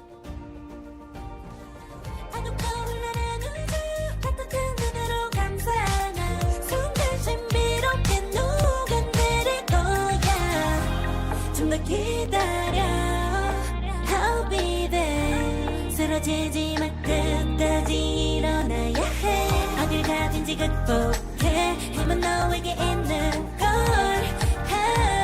소리 높여 노래를 불러 Take a look I'm going down to go 최선을 다해 작품을 쳐봐 한도 믿어 날 빼야지 아름다운 꿈을 밟고봐 우리에게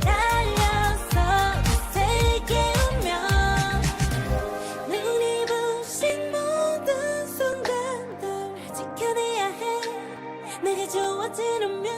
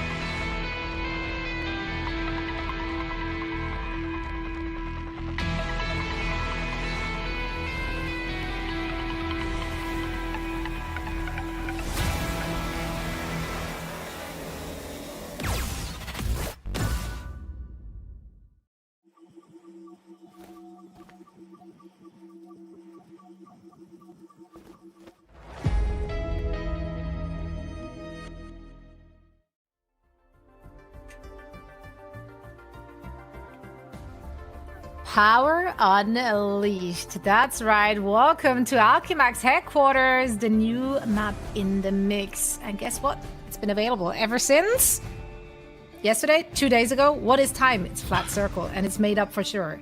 So is this map and the universe within it. But that's good. Let's go and explore.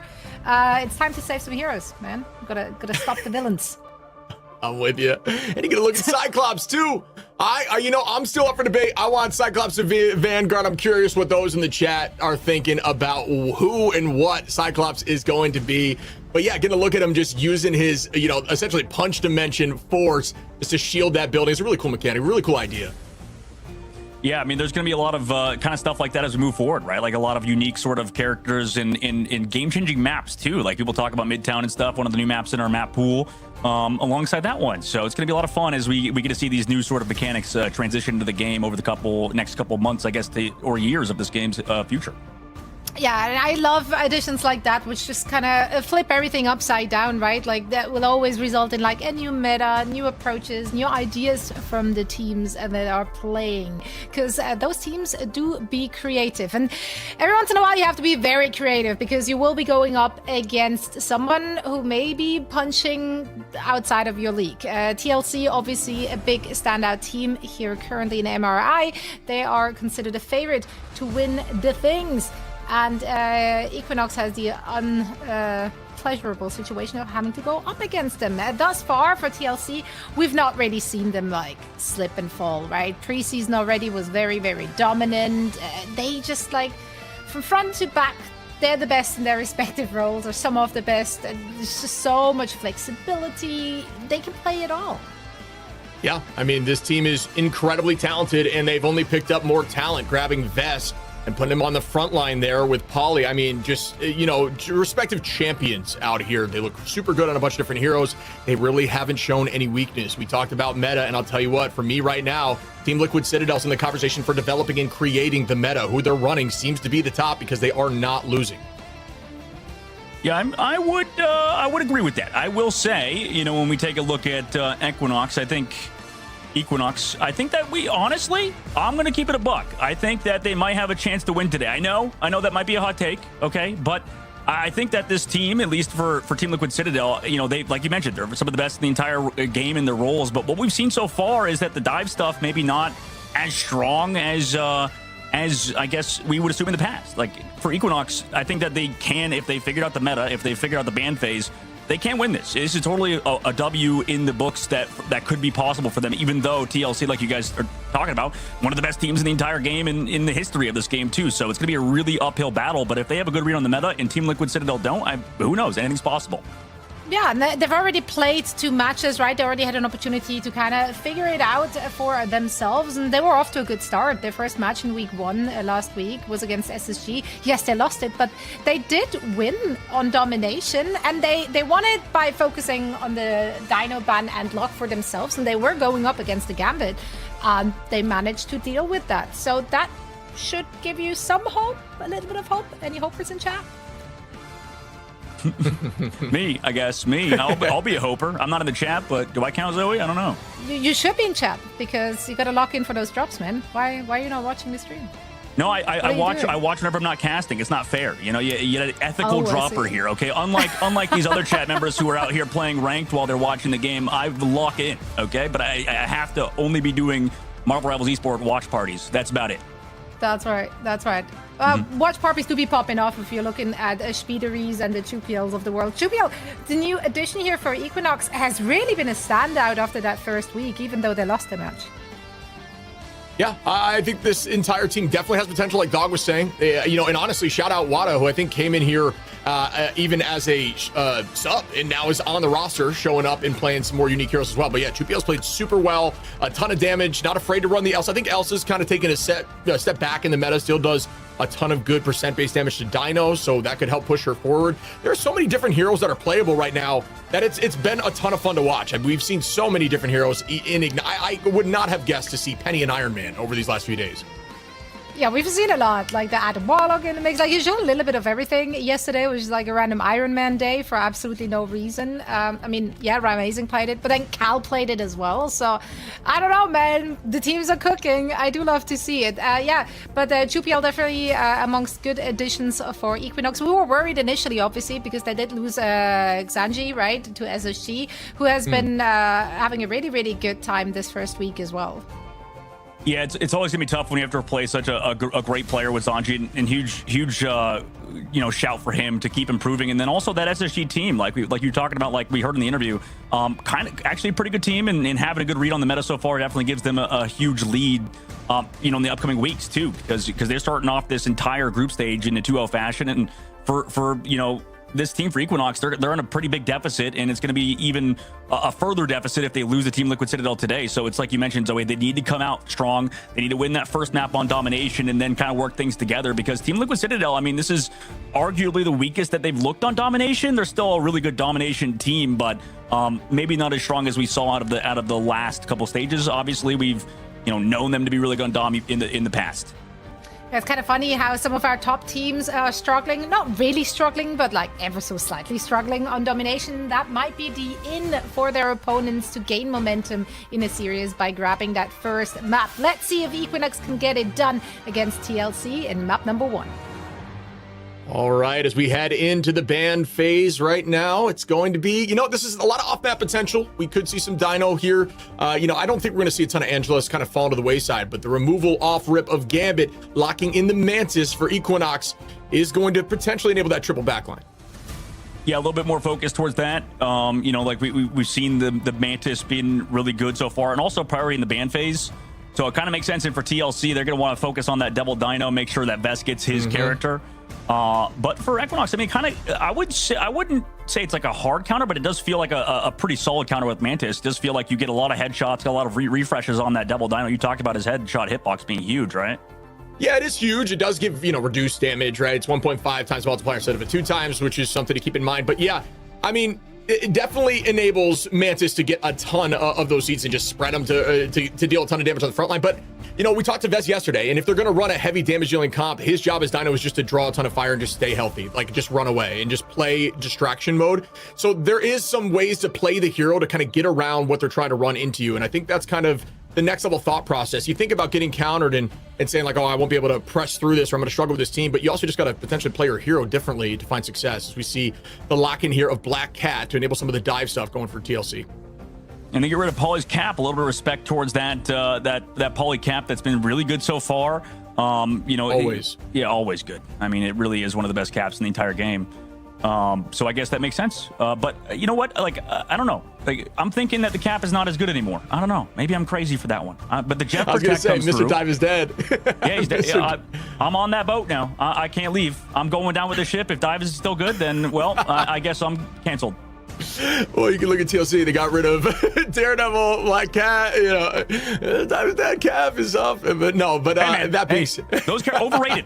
Overrated. Okay, we'll see. Look, come back in a week when Dive's full dead, and you're gonna be coming back crawling to me. Okay, you're gonna be crying to me like, Dive is dead, Dogman. You were right. I can't wait for that shit. I believe in you, brother. I have no doubt it could be the case. Jeff going to be a problem on this map, though. Hell's Heaven is one of those easy off-map locations, multiple off-map with Jeff. Might see some big plays there. I think that's the idea for Equinox now. They've got to find some huge ultimates against this team. This team is so good at not overcommitting in these fights, ensuring they use the bare minimum. We saw yesterday, Pauly, this weekend, Pauly using cap, holding on to his ult for virtually entire rounds and only using it when need be, and winning the fights consistently without that commitment. And teams just essentially waiting it, trying to, force it out, but not able to do that as we set up for our first match with these two teams. You're right, Jeff. Jeff is really good on this map too. And this little screenshot of them in the spawn. A little known fact, actually, this is Jeff's map. You know that, right? Hell's Heaven. He's like a little demon on the map a little bit. He's Satan himself. Yeah. The reincarnation of Satan is what we call Jeff, basically. I know there's a lot of people that says cute. Kicker's not cute. He's a demon in the lobby. And a lot of these players are incredibly talented at that demon as well, and making it incredibly hard for other team to win. But they're not actually going to play him today. In fact, they're just going for that Mantis comp that you talked about earlier, Ship. And you're going to see Wada here on the Spider-Man off-rip. I actually saw Wada, the J3 tournament, have a ton of success in the Spider-Man, and it really opened my eyes to these Spider-Man players. Yes, I've seen some of the top ones that are absolutely disgusting, but We'll get some eyes on that now with the very top level of play against one of the best teams in the Americas region. Pauly now going to be on the Venom on the high side. Wada setting up for some sort of dive towards backline. Instead, going to drop backwards. Noticing the BRB and some of these cooldowns, going to break those fast. Look out for more. A good movement of it, though. Understands Cooper. Good read to know his BRB is being broken. Has to move it last second and grab it, but everybody's kind of surrounding each other at this point, so both teams a bit split towards that point, but you have that double dino advantage towards that main side that you talked about earlier, Shib, and it's hard to track down Speedery. Look at this, he's like leaving the universe slowly and coming back and forth, and they already find Nobind, just get walked on by that front line. Yeah, Timberwood Citadel's like a swarm of bees. They're just all over the place, and then they just converge on you in a moment. Next thing you know, you're in trouble. Wada trying to find the pick here on Energy. Energy's going low. Press the trader right back. Ew, Energy finds Wada there as Vest takes out Lyric. Respect going to bring Pixel back in, but at this point, I want to drop back and reset with the team. Pauly trying to find Pixel, and there's that forced stagger from the BRB. Jesus. Yeah, but don't get Pauly Venom either. My goodness, God, that tracking was sick. But next fight, I mean, Wada's still on that Spidey. You know, I don't think we've seen much Spidey this group stage. I mean, we did see it in the last one, Shib, but yeah, so far it's been hard because of how, like you talked about, TLC is just playing so split, so aware of that Spider-Man sort of playstyle. Yeah, I think they're just trying to throw some unique stuff at him. I think that's how you take a victory against TLC is try to do something that they're not used to practicing against and hope for the best. And that's just the truth of the matter right now because this team is just so good together, haven't shown any sign of weakness. And once they do, maybe we can have more conversations about what they're struggling against. But for now, that's not the case. Pauly staying healthy, almost has Feast available, ready to dive backline, 60% here on point already as Energy drops Wada again for the fight. Yeah, maybe it's about time to switch off of it. You know, I know Wada, I think he usually gets those Dom maps. Sometimes they play triple, but okay, they're dove upon again. Pixel goes, finds, or gets found, and this has just been brutal, all right? You know what? This has just been one-sided. TLC really just showing up at the current moment, like a lot of people expected, I bet. And it's just all on Wada now on that flank. Has to get back to the spawn door safely, and at least doesn't get that treatment that, yeah, we lost like to do at the spawn camp. But it's already 82% of the board, Shib, and they have ultimates. They haven't had to use much. They're just finding picks in the neutral. Yeah, we're going to set up here once more. Truthwheel does have ultimate available, but there's plenty of answers here. Energy can match it right back. Nero does have the Kamiho Unleashed. Cooper is on that rocket as well, which has been showing up a lot more in the meta. Now we're going to see TLC do the same thing. Pauly goes in with a piece of the Abyss. Cooper able to find Wada and show the damage of Rocket there with that left click. Binds on point now, trying to get this thing to switch, but notice TLC's not even worried about it at the moment. Let them take it over if they need to. Worst case, come back after they clean up everyone. Nero's going to find two, and that's going to be it here for the first map on Dom. Man, yeah, that was brutal. Well, you know what? I don't think there's a single positive thing to say about X. You know, so maybe, you know, for TLC, like you said, they were doing a good job with the Black Cat on these flanks, on those off angles, not letting Pixel set up, not letting Wada set up, and you know, a lot of energy in the KO feed as well, doing a good job. Yeah, look at that. Just the stats speak for themselves, and I don't know. I don't think there's much analysis to be said about a team that can't even get a KO. Pretty brutal. Yeah, and ult advantage still being in the favor of TLC after a scoreline of that really just shows you how strong this team is, right? I mean, there's just nothing else to say besides, you know, Equinox has looked pretty good in Ignite right now, but TLC not dropping a single soul on their side, still with 4 ults available for this next fight. Binds, Lyric, Respect. We'll have ult shortly. Wada going to be switching up and going to that strap pool, which we have seen in the past as well from Equinox. That could change things up. They needed to try to find a different solution, and they're working actively to make that happen. But we'll see what it looks like in this first fight. And this can't be understated too. Like Equinox need to at least put up like a decent fight to at least get a map maybe or something in draws or whatever. Because I mean, if they don't win this one, which obviously it's going to be hard to win against TLC, but they've already dropped their first 2 games, and now they would go into an 0-3 deficit and. You know, that puts them one step closer to relegation, having to go through those qualifiers yet again. Obviously, they've been a top MRC team when they're under the Cafe Rose banner, and they've had a lot of roster turnover. But, yeah, man, Wada get picked off again. He's now on the strap pool, but it doesn't pan out. Immediately lost team fight to that combination of Energy and Cooper's ultimate. But, again, they need to at least get a few fights going, maybe the next maps or whatever, because TLC looking just as dominant as ever on domination of all map types. Yeah, that combination is incredibly strong, too, with the Sia there and the Galactic Legend has been something we're seeing a lot more right now in Ignite, and very difficult to stay healthy through that. The picks go through, you can actually burn through strat line ultimates, you know, and that's kind of the downside of having the strap pool. It's just not enough healing to stop that even without the Sia. Here comes the commitment now.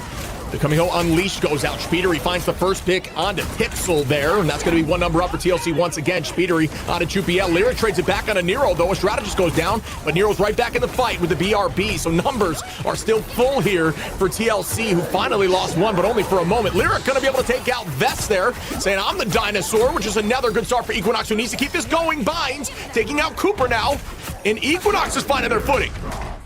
Yeah, finally playing that triple, going back into it, enough healing output as well as that White Fox to help sort of counter speed.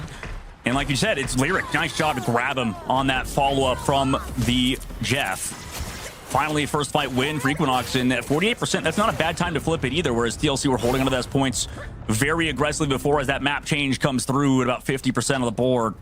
And some ultimates used by TLC. They're coming up on that Rocket Raccoon ult in a second and kind of combine with energy. Nero can stall things out. Nothing to counter on the opposite side. Unless Pixel hits like a big eat or something, this is going to be a difficult fight for them. Or they can maybe dodge onto the inside. Chupiel now onto the Elsa as well to help heal. 10% base damage is the idea here. Try to chunk through Lyric. Or excuse me, Vest. And here goes that Galactic Legend again from Energy. Already has it available. Just shows you how much damage is going out. Goodbye, Lyric. It's Jeff goes down. The mini dinosaur. Ooh, oh, wow. What an escape. They're able to find a few and try to get back towards the point. Speedery finds no binds. Another number up for TLC. Out goes the Kamiho Unleashed as they still walk backwards. Match right back by Stratpool. Chupiel goes down. Nero able to find Wada. And wow, I don't know how they're doing it, but they consistently do it. Finding every single pick, even through some of these Stratos.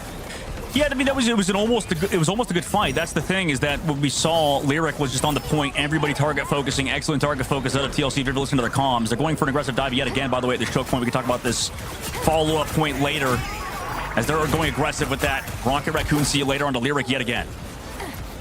Yeah, I'm curious here. You know, they saved the Mantis. I'm curious what the idea was in their composition prior to seeing what they rolled out of the door with. Maybe it was just to force out other bans. Sometimes you can lock bans, folks, just to force them to ban something else, and it allows you to run what you want. Speedery finds Pixel here early on, but I'll tell you what, TLC's not struggling, so whatever the strategy was, it did not work. As again, up a number. Here goes the commitment from Vez, going to drive right towards the back line. Instead, gets traded in terms of the bite. Energy finds Chupiel. Wada goes down quickly too. All those ults getting committed, doesn't matter. Respect falls here. Now heading towards the front line. Going to wall off with the buddy barrier. Can they get this cleanup now onto Lyric as 99-100? They've done it again. 2-0 right into Equinox Gaming. Yeah, there's a couple things in the last one. I think, first of all, that Daredevil ban was pretty brutal because, like you saw, Speed was so free. It was just, Speed would show up, hit somebody, as soon as it gets shot at, flies away, hides on the wall or something, and just like a fly on the wall. He's just hard to deal with when you don't have that Daredevil. He can't see you with the wall hacks. Huge win by TLC. I think it was, I guess, kind of expected. You know, Equinox, you know, some bright spots, I guess, is like you said, like they could maybe, you know, counter these dives very well if they all go together, but they left Lyric on points sometimes, and they weren't on the same page. Maybe they can figure it out on the next map as they have that map pick, but TLC already on map point. We'll see next map after this break.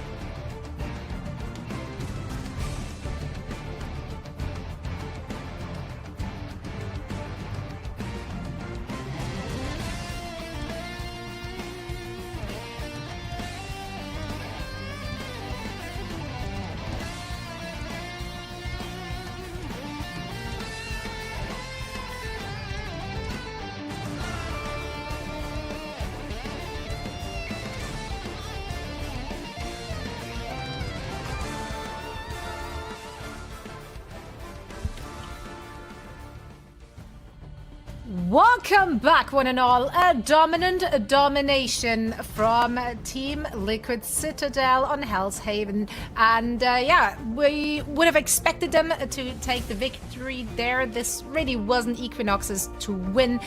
There were moments where Equinox looked okay, I guess. Mostly when they get to play together, they can get stuff done. But it doesn't take much for them to kind of fall apart. Yeah, I you know, it's kind of funny because I think we can sum all this up in the fact that if you look at the predictions right now, I think it's 1.3 million to 50K, right? So that is quite the assumption by the chat, even from how Team Liquid Citadel plays this video game. I mean, they are so locked in. Their composition's never breaking. They only fell a few times, lost like 30% total in domination as a whole. It is a tough uphill battle here for Equinox, for sure. Certainly is. I mean, yeah, look at that. Like, just one singular KO onto Nero. There's just no one dies of that team. They play so well for each other, with each other. They peel so well for each other. They're working as a unit. They're synergized. It's hard to find a gap there to really have an in. Yeah, but that gap is like you said. I mean, Nero, the weak link. Okay, MVP my butt. All right, I'm the number one Equinox believer right now. Okay, and if they can get that KO count to 2, if they get Nero's KO count to 2, casualty count up to 2, they might get past the point in this next round. So, and that would be a big deal. You know, that's a big loss. But okay, in all seriousness, looking at the stats, yeah, I mean, you were right, Zoe. They just across the board, only 1 KO, 1 casualty on Team Liquid Citadel's side. They just did not struggle. And I think, honestly, the main reason why I think Equinox lost that is because they're not really matching the other comps that well. It's like kind of what Shiv said. Like, Shiv, you're talking about the double dino stuff. They didn't even roll out with it at the beginning, right? Yeah, we've seen that a few times now where teams are electing to not run Dino if it's on the table, and it's back-to-back now where it hasn't worked out, and they've resulted in trying to go Dino after the fact. It's like, at one point, do you think, or do you realize that maybe we do have to run the hero right now just due to how strong he is in this meta? I mean, just so much damage and just a lot of utility too, right? Like, just so much you can do on that hero. Yeah, and I mean, week 1, Equinox did opt into the Dino.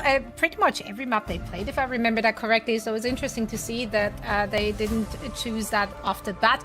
Perhaps in map 2, it's going to look different. Where do you think they're going to take us for this one? I think it's going to be Museum. All right. I was about to say, where are they taking us and why is it Museum? Yeah. Dog, you can speak about it. I mean, it's a very brawly map. It's fun. I love to play Museum myself. The first 2 points are very tight, and like indoors, you stay groups, a lot of team fights. Big fan, and it seems like a lot of these teams are too. Yeah, it's kind of being that map pick everybody likes to go to. At least if you're good at like domination, feels like it kind of transfers compared to other convoy maps. So yeah, you can kind of play them like that too. But yeah, I think this map specifically, I mean, the Museum, I think is always a bit back and forth. And I think it's had some of our most classic matchups too. People just love to play it nowadays. And you guys talked about it, you called it Museum of Contemplation will be game number 2. It just feels like this is the new map that everybody loves to play on. It's that map. I always feel like if you're the underdog, you should probably go to a map which, you know, the opponent is at least not as familiar. So like the new map here would have lent itself well to that kind of situation. Alas, playing to your own strength can work, of course, as well. Let's see if they can tie up the series or if TLC is going to run away with it. Guys, please take it away. All right, my friend. I'm curious if we're going to see any changes here in the ban phase. I wouldn't be surprised if Black Cat gets removed. Found a lot of success there, and maybe shut down some of the dive stuff if they're not willing to bunker up. Yeah, I would like a bit of a change up towards that dynamic. And Shiv, I'm kind of I want to see what you have to say about this. Like, I feel like when we talk about, we'll go to the ban phase right now, like Museum and all these other maps that I think people like. This game, I feel like it's very designed around more open sort of map types. I don't know, man. Like, it just feels like Museum feels more open, I guess, than if we're talking about other convoys like Aegis Path or whatever. It just feels like there's more options. Like, I feel like this game is designed around that kind of. Yeah, there's other pathways. I can see what you're saying, especially point 1 Yggdrasil, you're kind of main line. There's some off angles you can take, but this one, you know, they're more hidden, I guess, to get to the back line. And it's like there's more the bunker map locations. Itself is just bigger, right? Like, I just feel like there's more room to move around, right? Yeah, touche. I can see that. I think it just got height though, right? So it's less so for the flyer side of things. But yeah, outside of that, I totally understand that. But I mean, right now the changes in bans, right? So Gambit's removed from the first on both sides. Black Cat gets locked in from Equinox here. That's going to change up the pace a little bit. Luna Snow removed, and the lock in again here for Vest on Liquid Citadel of the Dinosaur. Dinosaur has just been incredibly impactful. If they don't lock in Dino, or I guess they didn't, it might be banned out, and that could be a big advantage for TLC. Yeah, could matter in the long term for Equinox, however you want to call it. For TLC though, they go for that Devil Dino Protect, like they keep that around. The Black Cat, like you said, they get that one-sided matchup. It is a strong character, and we did see Speed really put in work on that hero. So I mean, it makes sense. But so far, I mean, this now allows the Mantis stuff that they like to do sometimes with Ultron. They go for the Rocket Raccoon Protect this time around. So maybe, I don't know. This to me screams like Team Liquid Citadel, as long as they don't ban Ultron or Mantis or whatever, might go for that triple composition. Yeah, I could see it, especially, actually, they're not afraid to run on offense or defense. So realistically, it's not like targeted for either avenue. But Star-Lord removal makes sense to me. That combination with Rocket, right? They don't want to deal with that again. We've seen a lot of the Sia combined with the Galactic Legend. That's been taking over the meta heavily. We've seen some Punisher combination with Final Judgment, but a lot less mobile, a lot less annoying to handle. We even saw things like Iron Man Maximum Pulse handling that yesterday. So there are solutions where Star-Lord, it's much more difficult. Yeah, I know he's good, but now we have to assume that Team Liquid Citadel are just going to play Elsa, right? Like, or the Phoenix. Like, they could do either or. I mean, they're maybe more KO-able. Like, the Phoenix, if he plays it and it's going down, it's getting KO'd, then you're just going to swap to Elsa, and it feels like Energy just did this yesterday, or the other day. So I don't know if that's the best ban phase out of Equinox, to be honest. And for TLC, I think it's been straightforward. They go for that Mantis at the very end. To make sure that triple comp with Ultron is kind of negated, and some other sort of ideas that Equinox has had where they played the Mantis too in the last map with the 2-2 style. So I think a good ban phase for TLC. I don't know, Shib, I'm not as big of a ban phase fan of Equinox's, but I understand. I guess they want to do something to stop TLC right now, right? Yeah, the tricky thing is, like you said, the Phoenix is available. Energy could solo Phoenix this on the duelist front. They could run the triple and find a ton of success. I mean, Phoenix hasn't been allowed through a lot in the ban phase and has the most final hits out of every duelist so far in Ignite, at least currently in the stat side on the Americas region. So that is a testament to the hero being strong. There it is right there. So we can see them setting up at the moment. And yep, what do you know? Energy coming out the door on that Phoenix. Yeah, the saving grace for Equinox is that they just need to KO Energy, find him in the middle of these fights, rely heavily on Chupiel to pop off. I understand the melee characters are incredibly strong and banning out Speed's hero pool and stuff, but that was kind of an idea in the past. I feel like in recent Marvel Rivals esports history, but now that they have Energy on the team, now that he is the matchup alongside Speed, it just feels like it's tough to ban out this squad because you have to deal with the one of the hit scan young guns in the scene that is really hard to play against. Yeah, absolute demon on the hit scan. Energy already 10%. Just landing those shots, and there's Lyric, who's going to be playing that cap, so they're going to try to enable that dive side, going with Pro Builder and Lyric, and that's the switch, actually, as you'll see Wada's no longer in, Pro Builder coming back in. He's going to play Cat to try to change up the flow here, and I like that idea for Equinox. I want to shout that out. Always try something different. If it wasn't working, fix it, so they are going to switch some subs in and make some plays happen. Nobody's gone down just yet. Point being held right outside the burn here as TLC on the defense. 50% in climbing for Energy. Chupiel right behind on the Elsa. Yeah, I mean, I think so far it's been on the domination maps. They put Wada in, but to be honest, Pro Builder, okay, I was gonna say he's been playing better, but not versus Daredevil because he's just found on the flank. That's what I was talking about with Daredevil countering Black Cat a little bit. Because she, relies on that evasion and on that evasiveness when she goes in for those dives. But if a Daredevil comes back to peel you off, you can't hide. You can run, but you can't hide from Daredevil. Yeah, 100%. I mean, and you shut down the setup, right? So that's the idea. When you're diving, folks, you don't just immediately go after the backline. You set up first. The Daredevil's going to see where you're at and just pretty much call that the dive's coming in. Lyric almost gets taken out there. Polly is going to be back on that cap for this moment. Very low in HP, but is still somehow holding on for the current moment. And feeling like home there on the Captain America in the conversation with the best cap in the world. Out goes a few. The Sia gets committed. Energy from the sky lands to try to combine, but it does not get a pick. Pixel is bringing out the dance floor for the first KO. Goes against the side of Equinox as Energy takes out Chupiel for the second. Energy again and again onto Respect. Come on now as Cooper cleans up Pro Builder. Oh, God, that's a highlight right there. Check NPC, man. Jesus Christ, Energy. This has been pretty one-sided so far. And you talk about, you know, in the past, aura or whatever you want to call it, just the, you know, a little bit of a fear when you're playing against such a top team, and you can see it right there. I mean, Chupio in the middle of the dance floor, just kind of like, okay, I guess I'm just dead. And TLC's dive, 2 minutes left to go. Paulie back on the cap after it's not banned, has been beautiful so far. They missed their cooldowns with the team up, and Pixel is going to pay with his life. Yeah, Paulie finds one. Pro Builder able to find Speedery, but that BRB is going to bring Speedery right back. You can play a little more aggro when that's still up. Energy finds Lyric here, and still up in numbers. Essentially, Spawn holding them at this moment. 1 minute and 35 available here for Equinox in a ton of ultimates. Will they be able to make something work? I don't know. Yeah, well, I guess we'll see. I mean, this is why I like kind of like for specifically the TLC matchup. Yeah, we lost ban phase a little bit better because at least if they get to protect the Daredevil and ban out Speed's Daredevil, they can counter the Black Cat. But this time they're scared of the Black Cat and don't realize that this character is also as good with Speedery on that Daredevil. It's traded 1-for-1 at the very least. Phoenix ult lands. Cap ult though helps sustain after it. And No Binds actually finds Nero in the middle of the fight, immediately finding value out of that Daredevil, or sorry, Devil Dino in that fight. And Pro Builder and Chupiel able to find 2 more as Vest and Energy go down. This might be what they needed here as they force out a ton of ults here from Team Liquid Citadel and still found success. Pix able to find Speeder to clean up the final pick of that fight, and the reset needs to come in here. Team Liquid Citadel, it looks like Equinox can be able to get around that first bend, potentially the second, start up another fight, but time is ticking down with 40 seconds on the clock. And 40 seconds left to go, and you know, I think for TLC, at least not ultimates for them, so they need to go quick. But they're, again, seen through the walls. Pro Builder has to back up for now, getting shot by that Devil Dino. Now goes in with his ult before Cooper has ult, and that's actually good, but it's traded. Vest, excellent peel job. BRB brings energy back as well.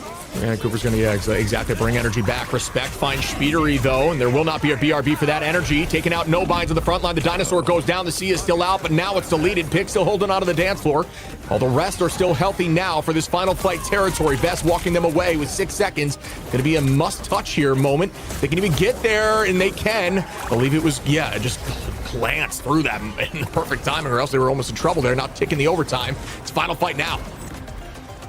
Yeah, final fight. They do peel off Speed at the very least, so excellent job coming back for Paulie. Chupio trying to mark him, but needs to come back and start shooting Vest, because Vest has been a little uncontested on that payload. Decides to jump up, though, close to the ult. Energy. Nice job to use the ult from Energy's side, though, to kind of combine on Pixel from Vest. Yeah, Vest finding 2 here. Chupio and Pix, as discussed, looking for a third here with the Rampage.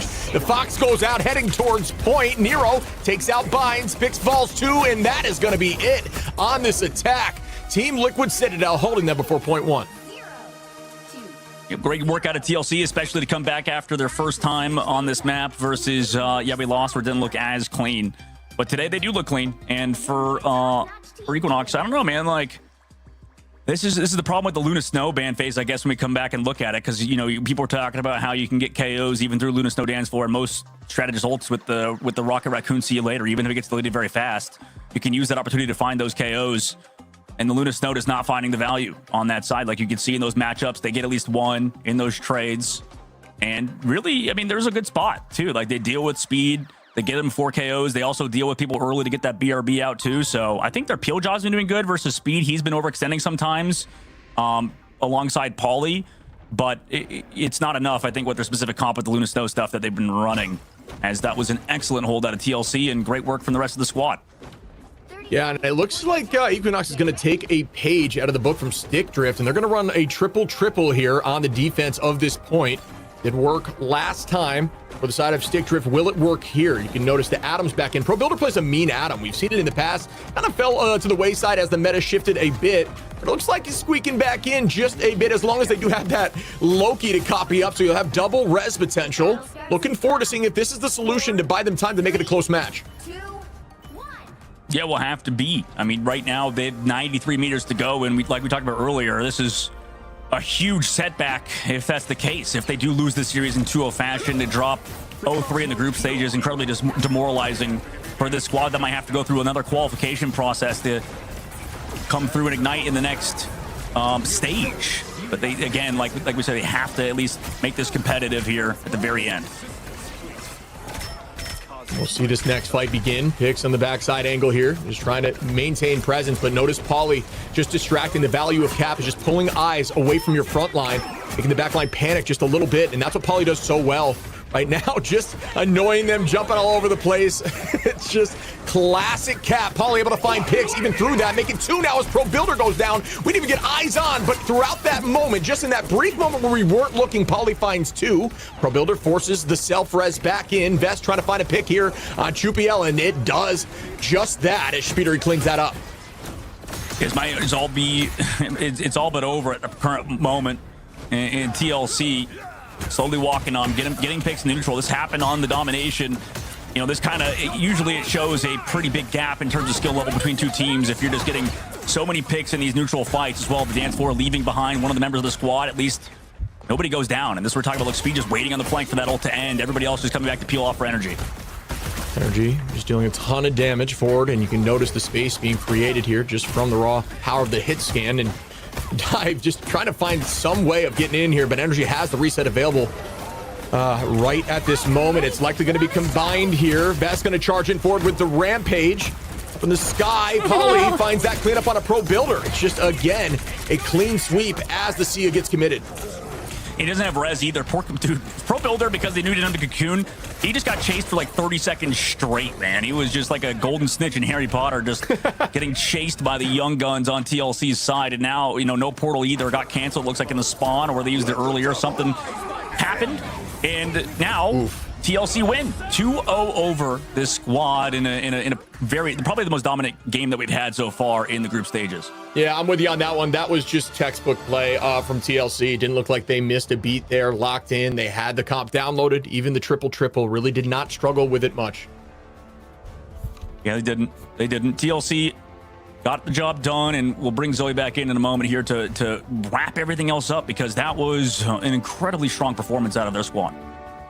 Yeah, I wanted to make some lunch. Didn't get to do that. Thank you so much, TLC. Yeah, no, they were kind of speedrunning this. Once again, coming out victorious for their match. I think the teeny tiny tinsy bit of shakiness we saw from Liquid Citadel very early on in this stage is all but gone. They're not really being tested. They're not really being pushed. They just get to dominate, really, no matter what they play. Yeah, that's the truth. But the question is now, like, it's just all about which team's going to find a way to cut through this team. They mentioned in interviews, Vest said they want to try to find multiple different solutions, run multiple different comps so they have answers. So it is going to be a tough task to find a solution for this team. Yeah, I do wonder what they have in their pocket. Like, if you're just looking at the players and their respective hero pools, can they venture out and get really creative with it? Because quite frankly, we've seen a lot of interesting looks thus far from other teams. Yeah, they can. They can mix it up. They could maybe try more Daredevil stuff that we saw. Yeah, we lost. That could have been a smart switch up. But regardless, yeah, I mean, that was a dominant performance out of TLC when their MVP shows up in a moment here.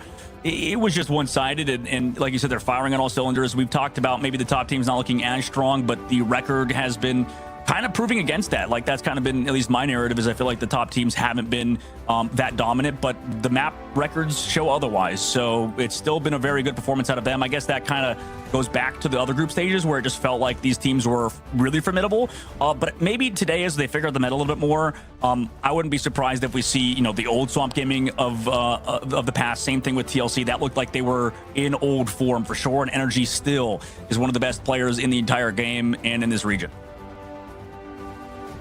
Yeah, incredible performance here from Energy and the rest of the squad too. I mean, again, for this team, after pretty much every series, you could give that MVP to literally anyone. Also, we did finally get to see a lot of Vesva Dino action. Did mention last week that he's been grinding that hero, and they're looking really good. They're playing really well around it. Yeah, Vest is great on Dino, for sure. They've been consistently making that an early lock, which I think is a testament to them thinking this hero is just in a really strong space right now, but a lot of teams trying not to run it. So curious on their feedback on that. We'll make sure we have that conversation when we get to the interview. But this whole team, like you said, is looking incredibly strong. I know we're going to be having a conversation here with one of the players in a moment. Looking forward to getting their feedback on the meta and what they're running, because like you're saying, all of them have been found just enormous amounts of success on so many different heroes. I think the tough part for Equinox, if we go back to them, is that they were starting to get expectations, I think, after that preseason, because they had a very hard group, and then actually performed pretty well. And same thing with every MRC team. They kind of, are in that group where, we kind of compare them to yeah, we lost. We kind of compare them to to the other sides of MRC with Stick Drift, you know, I feel like we kind of look at those teams all together. You know, it's kind of like when your parents sort of like compare you to other kids that are outperforming you, No and you're just parent out does here. that. That's no crazy parent does talk. that. That's no parent has ever done that except mine. Yeah, well, they'll compare you to like your more, you know, successful friends that are doing quite well in their school life or in their real life. You know, for Equinox, unfortunately, they're in that case. They are, you know, working on themselves, as a parent would put it. They are just trying to figure out life right now. As a parent will put it. Yeah, have you tried to just be better? Then maybe you wouldn't struggle with the comparison. I don't know. That's just some thought, some food for thoughts. Now, obviously, TLC they don't shy away from comparisons because they're coming out on top of it. And let's get Polly in for a post-match interview to hear how they got it done today. It was a quick match, so I assume they had dinner plans. Polly, thank you so much for joining us. Congratulations. How are you feeling right now? Just relaxed, another day in the office? Yeah, it's just another day in the office, to be honest. Just kind of relaxed. I mean, that's fair. Polly, you guys have been just kind of, you know, stomping the competition in the preseason. You continue to do so here in Stage 1. But that also means that we haven't really seen you being pushed to your limits or, I don't know, forced off of your comfort picks yet. So from a competitive standpoint, do you actually wish that teams will push you harder right now so you're forced to innovate and like maybe test the boundaries of the current meta a little bit more? Well, yeah, I honestly wish we were put in the other group because right now in our group it's just kind of boring, you know, so I do wish for more competition as to right now in our group stage. Confident answer. I like to see it. Dude, we were watching you on the cap for just a moment. We briefly looked away, and then all the strategists were gone. And I was like, okay, classic cap backline with Polly. But one thing I wanted to ask you guys, just from a meta perspective, it's 2 games in a row where we've seen teams not try to run Dino off rip. You guys are locking it virtually first lock every single time. Is Dino a must pick right now? For us, it is. I don't know if it's the character or maybe it's just Vespa on it, but yeah, I think right now we are highly prioritizing this character. Cool. Fair enough. And I think I got a couple questions, I think. And on, I think maybe like to go back to you said, you know, about getting, you know, harder games. You know, next week, I think, because you guys are now off now for the rest of the week, it will get a little bit more challenging, I guess, for you guys in terms of strength of schedule, because you guys went against we lost TSM and then now Equinox. And I feel like you guys, you know, are going to have harder matchups with SSG later on and then potentially Stick Drift. Like, what do you feel about those matchups coming up? Like, those should be closer games for you guys, right? Or is it still going to be the old TLC where you guys are just kind of dominant? I would say that, yeah, those teams would definitely fight back a bit more. But yeah, it'll just be another 2-0. But yeah, I can see them fighting more.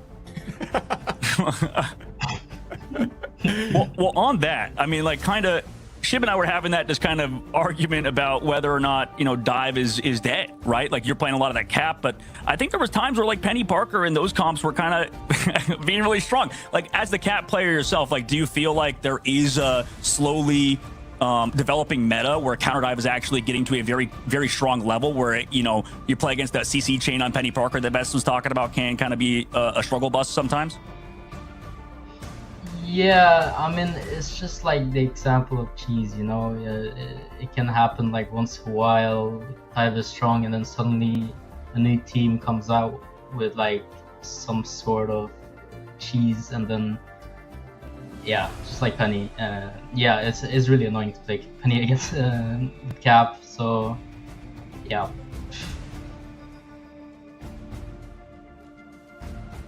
So you didn't answer the question. Is Dive dead? I think Dogman just really wants to push his narrative. Oh, Dive is not dead. No. He's never. Paulie's always gonna. Not dead. Alive and kicking. As long as Cap Paulie is subtly open. hinted that when he said cheese, he's taking a dig. I love it. You're losing this one, Dogman. I'm sorry. All right, Polly, thank you so much for proving everyone right and Dogman wrong. We do appreciate it. It's been a pleasure chatting with you. And I mean, you don't need luck in your next match, but we're very excited to see you back in action very soon. No, bad luck. Bad luck. Thank you very much.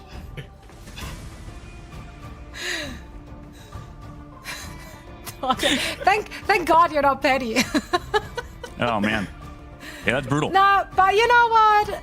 You know what? If you call something cheese, that means it's working against you. You know what I'm saying? True. It's that you know, Zoe. It's that classic veteran, mentality where you're like, it's not gonna bite us in the butt, and then sometimes it does. And then it does, exactly. If it works, it works. Call it whatever you want. So maybe just more than one thing is viable. We can go with that narrative. For now, though, Dogman, you and I, we're out. That's right. We do have 2 more matches to go, though. Vicky and Cozy will be joining Ship.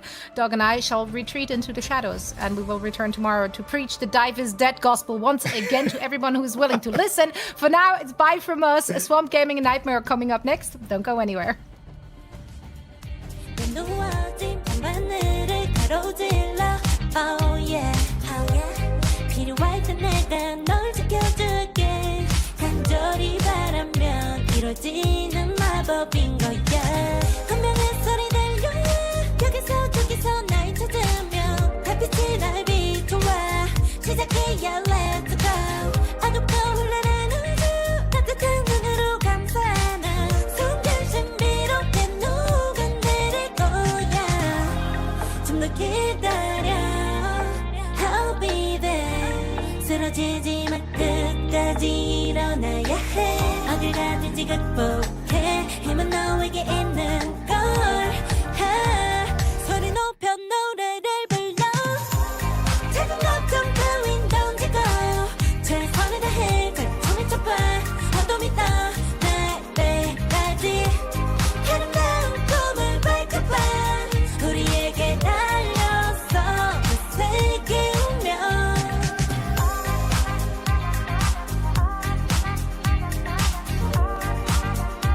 어둠이 떠날 때까지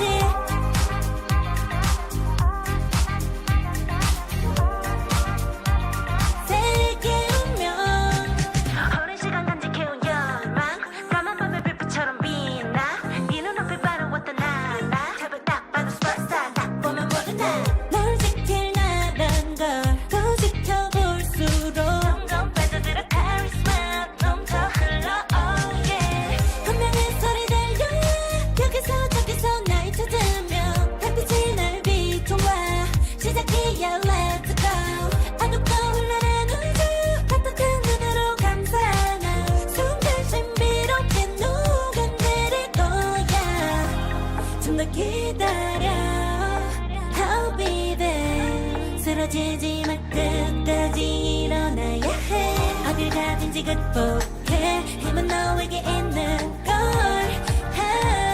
소리 높여 노래를 불러 작은 걱정 따윈 던지고 최선을 다해 가슴을 쳐봐 어둠이 떠날 때까지 아름다운 꿈을 밝혀봐 우리에게 달려서 그 세계 운명 눈이 부신 모든 순간들 지켜내야 해 내가 좋아지려면 꿈꿨던 너와 나 그래 그래서 네 운명에 The weight of it both the words is in our hands 작은 걱정 따윈 던지고 최선을 다해 가슴을 쳐봐 어둠이 떠날 때까지 아름다운 꿈을 밝혀봐 우리에게 Hello and welcome back, my friends, to the halftime bit here of Week 2, Day 2, Stage 1 for Marvel Rivals. And listen, the first half of the show,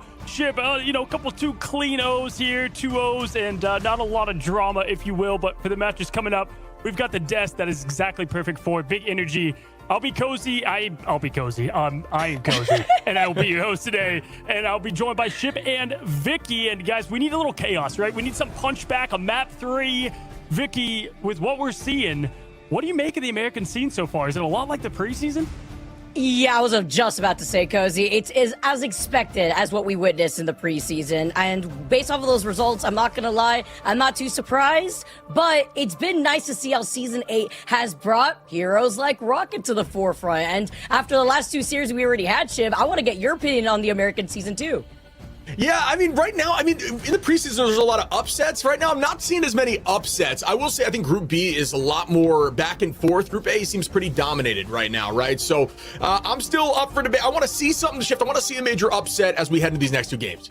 Well, I actually think these games are really important for the teams that need a win here. Let's go and start with Nightmare. We've got this team at this point that kind of feels like after 2 losses, they've got to get something rolling for the team because they need to nearly win out if they want to get in the conversation of making it to the next step. And we continue to say, Vicky, that this team, they've had players in the past that can really contribute. I mean, SJW came in here very well for the mechanical hit scan side of things.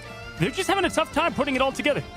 Yeah, adding Fidel too, right? And I feel like this is a team that maybe they're suffering from the quick adaptation that other teams have had, not only with changing up their roster a little bit, Cozy, but also with the current meta. Maybe figuring out what they have to do differently, because the fact that they haven't been able to take a map thus far, even in our best of 3s, is incredibly difficult when every single map counts. No, for sure. And listen, they've gone against NRG and Sentinels, right? Remaining, if you look at that, and that's so important, right, for what these teams have left. 100 Thieves, FlyQuest, Swamp Gaming, not exactly going to be the easiest gauntlet to go up against, especially with Swamp Gaming being today and talking about it, Chib. Obviously got the pleasure of watching them yesterday. And I'm going to be honest here, because we have FlyQuest coming up later. I think they started to show a couple of holes in the armor, if you will. Didn't play exactly the perfect game. And the hardest of their schedules in front of them, Shiv. I mean, next week is a gauntlet that they have themselves. You still have NRG and 100 Thieves, so it's kind of getting right back on track for this team. Yeah, I'm with you. They showed a little bit of weakness. Fly got a map on them in Dom, and I think that is kind of what every team is looking for from these top teams, Swamp and from TLC. It's just you want to find a way in. You want to see what comp worked against them, where they struggled, what bans were effective, because once those stats start coming into play, you and your team can build around that and try to, come up with a quote-unquote cheese that we heard Paulie talking about earlier. No, for sure. I mean, listen, when you look at what this team has and what they're able to, continue their success, it's that they've got the backline that stays alive, the vanguards that stress you out, and the duelists that get the job done. And getting, the big wins that they've had so far is going to give them all the confidence going into what is, we said this last week with We Lost. Like, this is a game that they have to just get right, and they should be able to dominate. But hey, listen, the chance to strike back and kind of make a new name for yourself, Vicky, for Nightmare is now. I mean, hey, shock the world, if you will. You're not NRG, but you are Nightmare.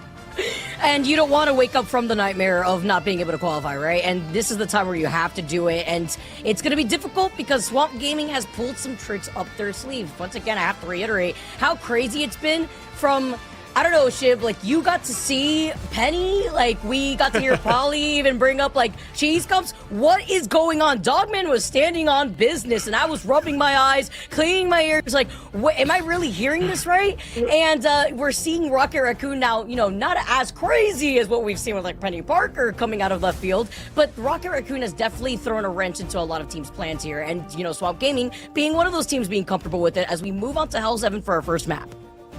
Yeah, I think teams are still figuring out the meta, and which is beautiful. You got to be super adaptable in this game, in this scene. New updates every month, new seasons, new heroes every month. Everybody's still learning, and that's what I think is so fun. You got to be innovative. You've got to be able to figure things out. You got to be adaptable and develop metas. And the Rocket came out first, from my eyes, from the side of Swamp, and it worked out well, and teams are starting to pick that up. Yeah, speaking of Hell Heaven, like, what the hell happened yesterday, Shiv? I mean, I agree with Vicky. I come in, there's an Iron Man and Penny all over. I'm like, this is what you want to see.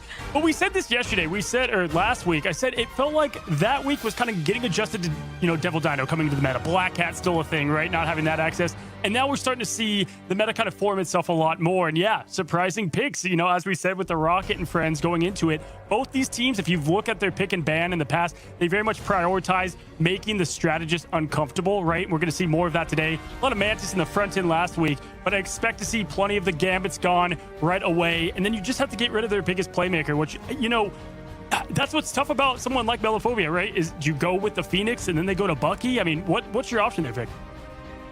I mean, at this point, maybe try to deal with the different compositions that have been rolling out from left field, right? If you know that they want to play Rocket, try to maybe prioritize getting that Phoenix. But obviously, with the Gambits being a problem, the Devil Dinosaurs too, it's more so what these teams need to rely on where their strengths are, right? Are we going to see the Emma coming out, the Lunas that have been getting banned more often, especially when it comes to seeing what Mace could bring to the table for Nightmare specifically, Cozy?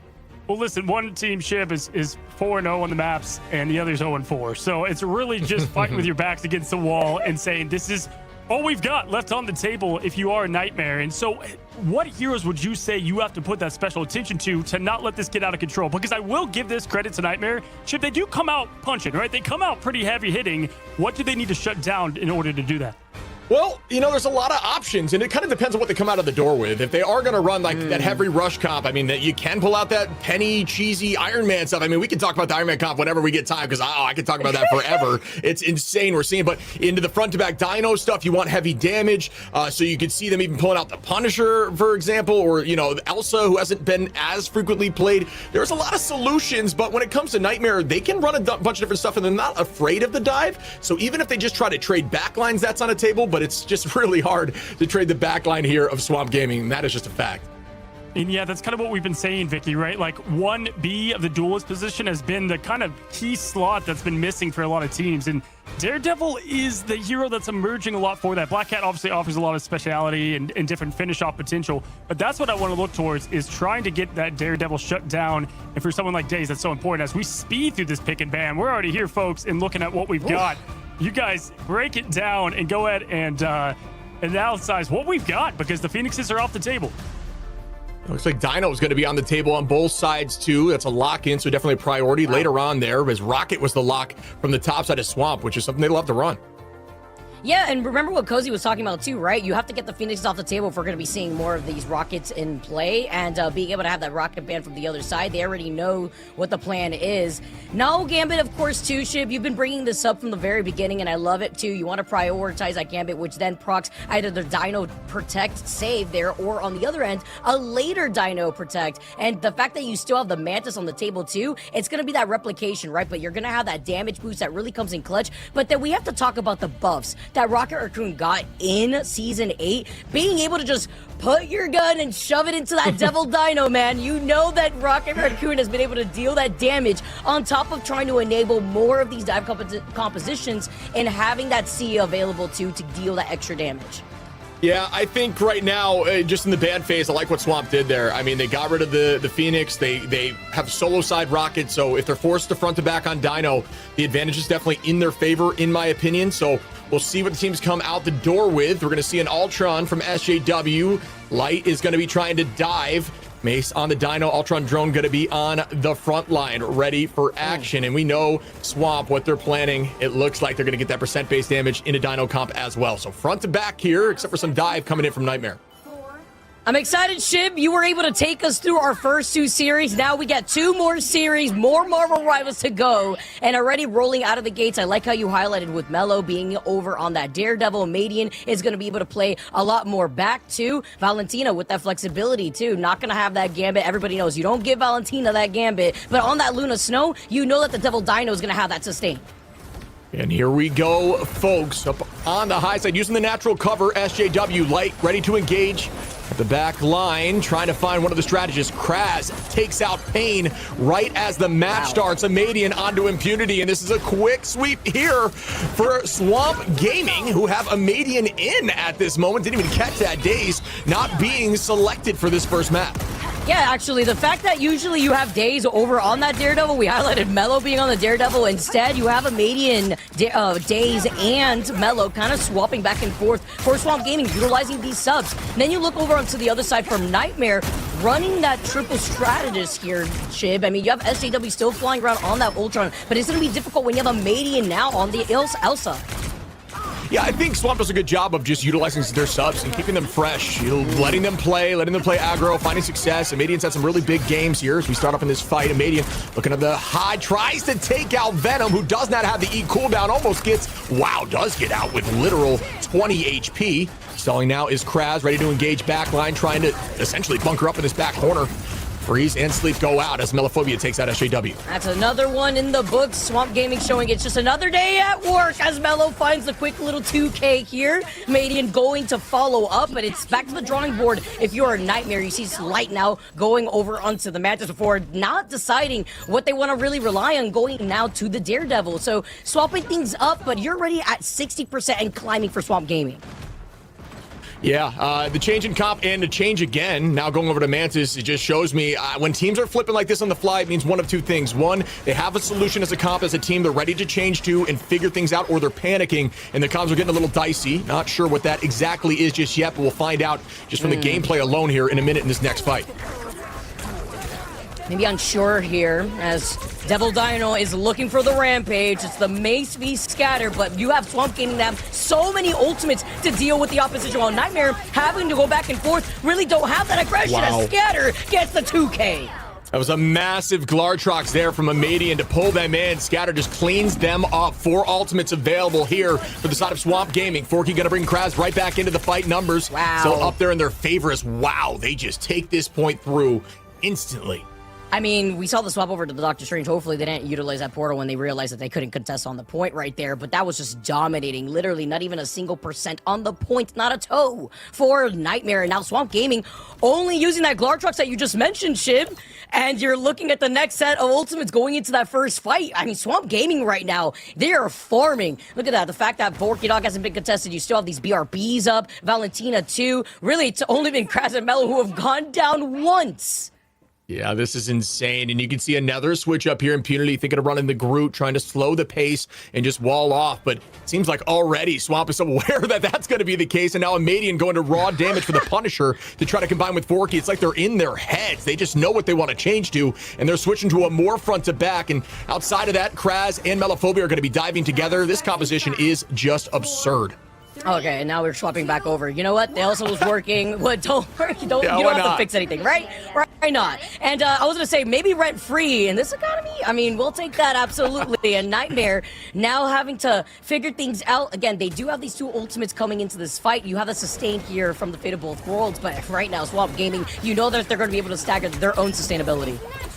All right, folks, it's going to be a Q-Fest in a moment. 4 alts available, almost 5 for Swamp, and there should be close 3, almost 4 here for Nightmare. It's just all about who gets that early pick and takes control of point. Both Vanguards biding time, holding the space. SJW trying to peel back line from Kraz as Scatter gets the first pick on Mace. The Dino v Dino Violence goes in favor of Swamp. Melophobia finds Impunity. Goodbye there as Swamp continues this reign of terror and looks like they will get this point early on. Somebody stop Kraz in this back line right now. He's unstoppable, man. I mean, that's how you dismantle the triple strat when they're just trickling in. They can't even utilize the ultimates that they still had online from SJW, from Fidel too, because he was getting focused together with a 3-2-1 dive that you also see from Mello and Kraz. Oh, they just can't quite decide what they want to do. The solo Bucky DPS isn't my favorite into a comp like this with just so much pressure and ways to stay healthy. Melophobia going to commit on the back line with a Let the Devil Out. Instead, just trying to force out cooldowns. And now is going to wait. So good work there by Nightmare to bait that cooldown out, but it does force out the Fox. There goes the Strangling Prison. Oh my goodness, but the Glartrox almost off maps a few. It looks like it only gets Impunity. Scatter going to find one. Amadian, another on a light. Craze is able to find Pain and SJW, and oh my, it is not stopping. Mason ain't going down without a fight, but the BRB puts all that to shame. Now you're nearing 50% close by for Swamp Gaming, but the answer with the Glartrox makes you wonder, Shib, if the Apex Predator is out, who's really at the top of the food chain when you have 2 dinos out on the field? I love it. I love it. Maze has the Rampage. Scatter in the same story. The dance floor is ready from Fidel here. But who is going to make this work? And I'll tell you, the odds right now are back in Swamp's favor. Could be Scatter, but this is going to be a nice retake now. Nightmare trying to find their pace, able to get out the door for a moment. The backline not being pressured finally, and tries to off-map. There's not going to be time to make that work. The jump tech goes through, doesn't get a ton of space there. You can actually use jump at the same time of your dash with backwards to, essentially get some more distance on the grab. It's a little technique there. Sia gets committed. The dance floor is out, but to no avail.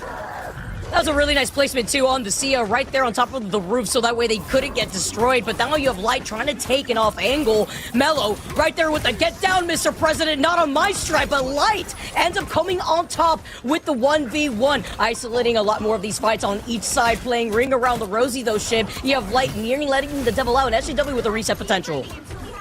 Yeah, and we're going to see a Median does have that Glartrox available once again, and it is OT taking down Nightmare. Looks like they might get this point 70-80% capped here as Impunity's just playing in that back line, trying to force eyes away, give them enough space and time to get this point, but still no conversion just yet. Melophobia finds the first pick. Goodbye Impunity now as the dance floor gets committed. Melophobia finds another onto Pain, and this looks like it's just a matter of time again here as Swamp Gaming are just putting on a masterclass. I mean, not even a Doctor Strange swap here too, but you have little to no time while Swamp Gaming do not even allow Nightmare to flip the points, not even one, Shib. Yeah, they wanted that Dino comp. It looks like they just had a better ban phase for it. It really was clean. It was very difficult for them to even get to the point. I mean, it was just consistent front facing, just brawl damage while the backline was just being pressured by not only the Daredevil, but the Venom. It was too much for them to handle. Well, this is what happens when you welcome them to the Swamp, Shib. We're gonna have to see what our map number 2 is gonna look like for our series. Don't go anywhere, because we'll find out on the other side of this break.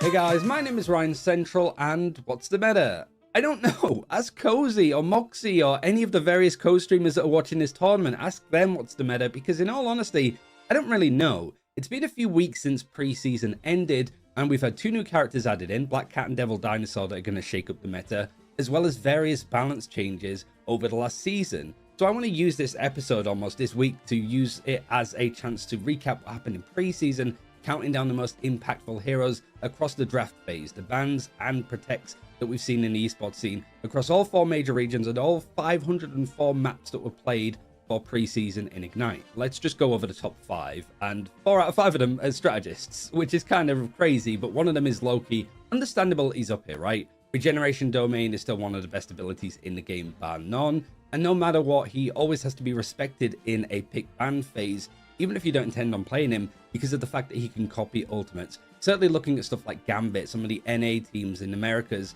going for triple Vanguard to just farm up a Gambit Loki combination and just get those Raging Royal Flushes going over and over again.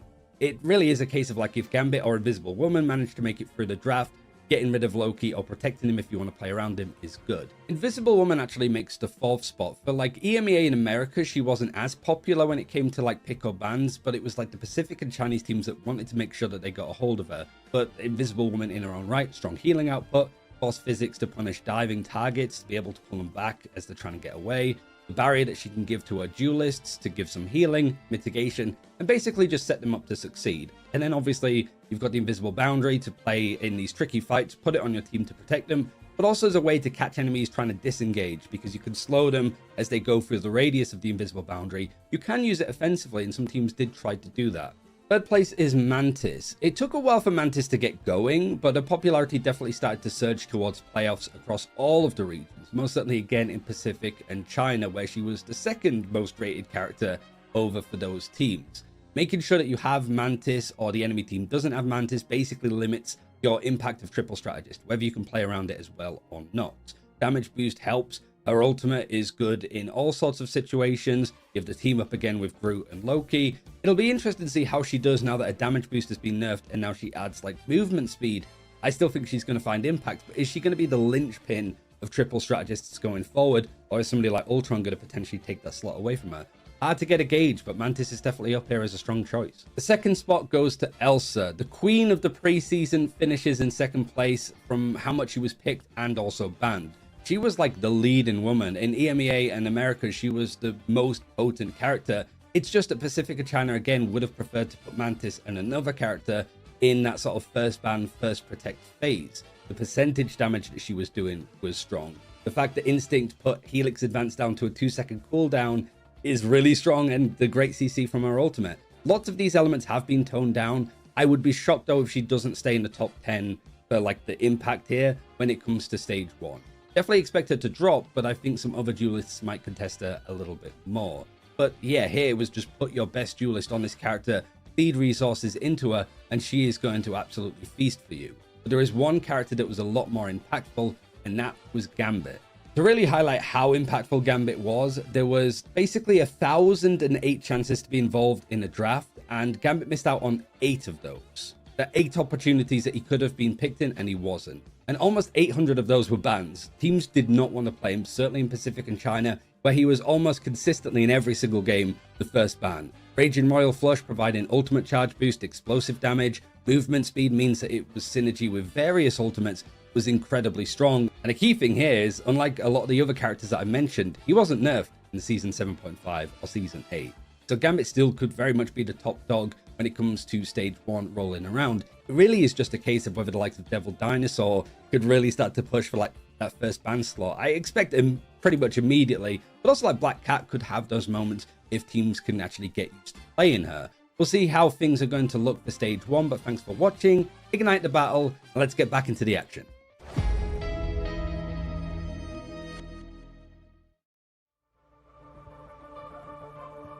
What's going on, guys? And welcome back. We've got ourselves a result of Swamp Gaming versus Nightmare in the Brooms. Right now, today are out. I mean, we are having 2-0-2-0 into a 1-0 that is looking like yet another familiar result. And really, Ship, I mean, I think there's a lot to break down. Obviously, the pick ban phase and some of the stuff that was given to Swamp. And it kind of starts with what we were saying with that Rocket versus the Dino. You get that first ult in the team fight, but so much more. Yeah, I just think if you're going to run front-to-back Dino composition, at least from what we're seeing as the new development this week, if you get Rocket and ban out Rocket from the opposition, it seems to help you win because you just get more damage into Dino's front-facing giant head and delete him immediately and move forward. But cool thing that Swamp was doing is throughout all of that damage, they still have in the backline Venom and Daredevil tearing up your strats. So it was disgusting. Yeah, for sure. And Vic, while we bring up the MVP here, I think one important thing to talk about is the back lines of these pro teams matter so much. And that's why the Luna and the Rockets are just pumping up that extra bit of damage, and why the bans are so important as Valentina going to get our MVP and how appropriate, given Valentina Luna is certainly a decision, very lethal and just incredible survivability here. But yeah, Vic, in just general, I feel like the strategist picks and kind of limiting what they have is so important. It is super important. I was going to say, Cozy, I mean, isn't that like the topic for Valentina and a lot of these heavy damage dealing strategists? I mean, it's just so lethal out here. When you don't even get to flip the point once, I mean, in total, we have like 5-6 KOs that we had from Nightmare in that entire double round in domination. I mean, look at that. That's crazy. The way that the BRB comes up too, Forky Dog and Valentina, both of them not going down a single time. Fidel not really getting enabled. You try to bring out the White Fox and Luna team up, but then here's Forky Dog not only bringing those teammates back, having that Sia online faster than any of these other strategists is equally why a lot of these team fights sway in Swamp Gaming's favor. And then you have what you need for the reactionary, and why Luna is such a great pick, right? Because you have all that offensive output, and then you're able to have a defensive ult that keeps the team alive and healthy. But Shib, listen, if you are a Swamp Gaming fan, you can say at least Amadian getting in there, getting some reps, such an amazing player. We always say Swamp Gaming doesn't really have subs. They just have other players that play certain roles well. Maybe that's why the Star-Lord is prioritized, or some more of the duelists than those strategist bands. But hey, that's a plus if you're a Swamp Gaming player and fan. Yeah, you like think of it as like putting them in the bullpen, just keeping them warm, right? Like that's just something that I think that they do really well. Like I love that Swamp does that. You want to give them reps. You want them to feel comfortable should they ever need them. They specialize in different heroes. And if something shifts in the meta at any point, they're willing to pull out the Amadian or Daze. And I think that's a really cool tech to have. Yeah, for sure. And listen, I mean, if you don't want to be the team that they do that towards, you got to start winning some of these matches. And Nightmare, it's a team issue across the board. You can look at one player here or there, it's fine. But there's so much coordination that needs to come together more for them. And again, the time is now. We keep on saying it. There's only so many of these chances left before it doesn't matter if you win out, right? You're going to be able to not be able to capitalize on it. But at least we get some fun today and something a little bit different. I think it's our second, third time being here. Lower Manhattan Vicky going to make an appearance here. And usually, in my experience, the team that maybe isn't as coordinated with the ult tracking and things like that, this map is going to lend them a little bit of aid. Well, what was it, like day 2, week 1, guys? I think we saw it with 100 Thieves versus FlyQuest, where 100 Thieves took it 3-2, and it was FlyQuest that, you know, even with their changes, they were trying to claw back. But this map, guys, taking a quick little trip to Soho, Shiv, I mean, this is going to be crazy. Cozy, this is going to be a good time, too, to see how more of these teams have been able to make these adjustments around a new map. Yeah, let's take it to the pick and ban for these teams and really see if they've learned from what was that domination. And for me, Shiv, what I want to see is maybe taking the keys away from the Devil Dino there on Scatter, as we will take a look at what these teams are pick and saving and banning. What do you think they're going to address first here, Shiv? I think that you maybe get rid of Val's Luna. You know, I think that's kind of been a problem. It really enables Dino composition too, and then you have the Rocket to just damage boost and kind of do his own thing. Outside of that with the BRBs, it might be the new focus here early on, which is something I don't think you see as much in this meta. Absolutely. Listen, we're about to lock in. We're just letting you guys see the scenic views here of Lower Manhattan, if you will, and really with the strategists in general, you know, getting rid of Gambit and Luna are probably the two things that I would focus on the most. Just shutting down the backline where you can. And again, we're ready to jump into what is these teams' strategy and selection. All right, let's dive into it, Vicky. I'm stoked to see if anything shifts up here as we head into the pick bans. Again, we talked about Gambit's definitely off the table. It looks like we're already seeing the Rocket lock here, bud. Okay, and with the Rocket being saved up, you already know that Sia Shiv is going to be available, and the BRB2 on top of it, which is incredibly important on a map like this. And when you don't have the Phoenix on the table, that's something maybe Nightmare wants to take out of the Swamp Gaming pagebook. I mean, you talked, rather, Cozy was the one that brought it up, but when you have that Luna in Valentina's hands and having that sustained Shiv that you mentioned onto the Devil Dino, it's so lethal here, and the Devil Dino is going for Nightmare at the very least. Yeah, and they're electing to not ban it out from Nightmare just yet, so it looks like they're comfortable allowing it to potentially get through, as they're not locking it. Instead, they're going to keep Cat and Rocket as their primary focus. That is a confident pick, and I like to see that, as there's that removal of Luna that we were mentioning was probably going to happen. Okay, so now with no Luna, we already know that Valentina Eve, very flexible player, but Nightmare are going to be able to utilize that themselves. So once again, kind of taking some notes here, Shib, out of the Swamp Gaming playbook, and the Daredevil no longer on the table too. Even when you get that UAV on Lower Manhattan, it's nice because then you get the scans on the ult economy, and if you aren't tracking it yourself, why not have the map do it for you? So, and it also exposes where the invisible characters are lying about. Yeah, I've mentioned this before. I don't want to alt track all the time. You know, I can do it sometimes. I'm too lazy. My brain's all over the place. I'd rather just have the map do it for me. And I know some people don't love that, but hey, you know what? I'm a big fan of this map, so I'm stoked to see it. Yeah, let's get this going here, Shib. Now we get to see what the pick and ban phase is ironed out to be. Is Nightmare, are they going to come out for at least one map, 1 point? Or is it going to look like that domination map for Swamp Gaming where they didn't allow Nightmare to flip it, not even once? All right, well, yeah, this map lends itself to see some early portal plays. We might see stuff like that off the rip, where you portal essentially right on point and try to use it as a wall to protect yourself, take the high side potentially, and that might be the case here, as Nightmare is at least showing the Strange on attack. So see if that is the decision they elect to make in a moment. Looks like Forky's kind of set up in the backside here, and that's likely where the portal will be placed, unless it's on the high side left or right. But let's see what happens. Nightmare needs something here. They need some momentum, Vicky. Can they build it up early on? It's going to be difficult. We already know how hard it is to try to get through this first choke too, Shib. I mean, you could break through that wall on the right side by the health pack when you're coming out of the attack. And sometimes you want to use it as some extra makeshift cover by the pillars, but coming out of the gates with that Doctor Strange, we're going to have the portal play already setting them up on high ground. Yep, and there it is right there. Impunity's going to bring them forward. It is going to be, at the moment, a triple strat backline. SJW going to be there with Pain and Fidel on the strat pool. Light trying to get some damage out. Great packaging, just sticking as a unit here from the side of Swamp. We're doing a good job countering this back and driving them. Instead of spawn switching completely, it kind of forced them back to like the portal never even happened in the first place. Ace gets walled off, does not pay for it just yet. Looks like both teams are kind of feeling each other out. Same thing too with Days not being here for Swamp Gaming, still sticking with Amadia and being on the Elsa. And I like this pick too, because when you're over here on Lower Manhattan, even if they get past this first point, you have those open long line sights here, now trying to mark where the Doctor Strange is kind of lying about, and Mello coming in from the high ground and the balcony, trying to find these isolation picks, but it's gonna be Light who finds Valentina first.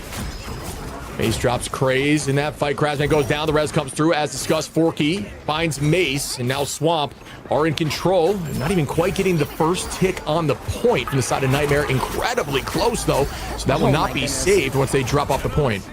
Oh, this damage output. I'm so scared. Getting PTSD watching Black Cat, by the way, from the hands of Melophobia is just another set of my sleep paralysis demon lying about. And now you get to see a Median slowly get closer to that Glartrox, as well as Strangling Prison online now for Kraz.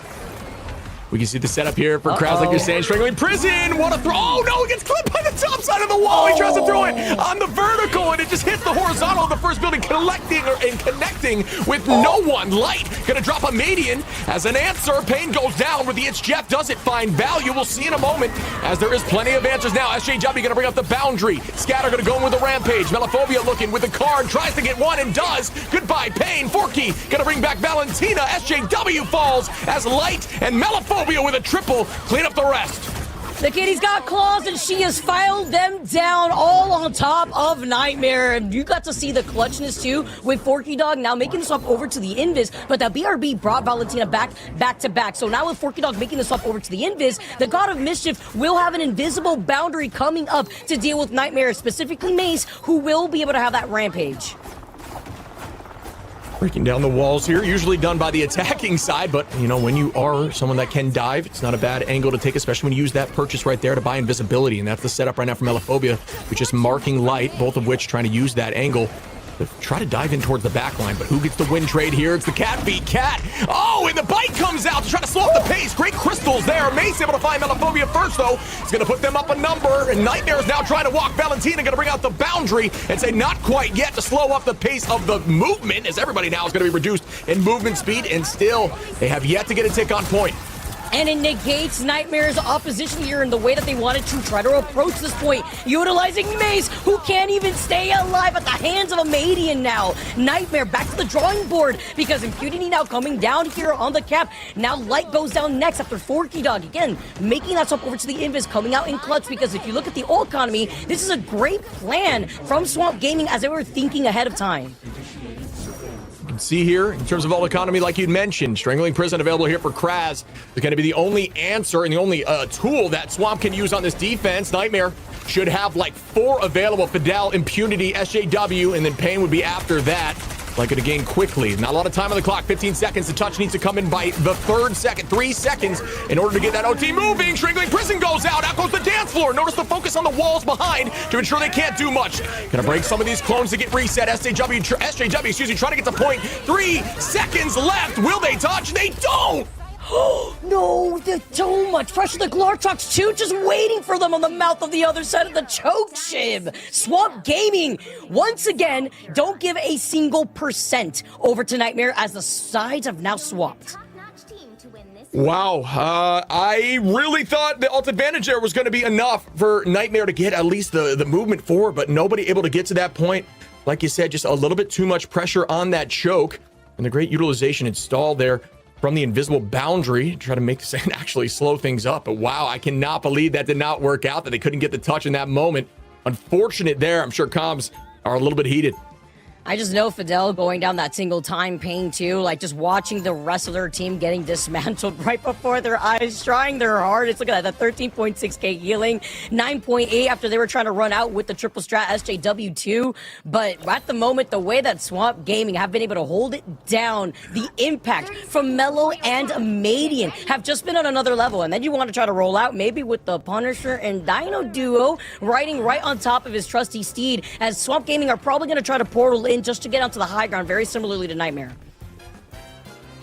You're exactly right there. That is going to be the strategy. Works very well on this map. And at least for the moment, Amadian is on top of the Dino on a mount, if you will. Not sure if that's going to be the case as they get out the door, but they're feeling confident right now. No ticks on here. They might just come out of the door with this and try to walk through portal. Yeah, here comes the portal plane now. Scatter. See where they're intending to place it. Notice the vision there. From the side of Light is going to let them know the portal comes through, heading right towards the back line. Walls go out. Valentina immediately deletes SJW, and already up in numbers is Swamp Gaming. I've never seen somebody get jumped and then the crew coming out of the other side of the portal. Oh my. Oh, take a stroll back into the park because Swamp Gaming, they went and they came to speed run over this series versus Nightmare, taking it in a very clean 2-0. But Shib, I need somebody to clock the time for me just so that way we can look back on how quick those last two maps were.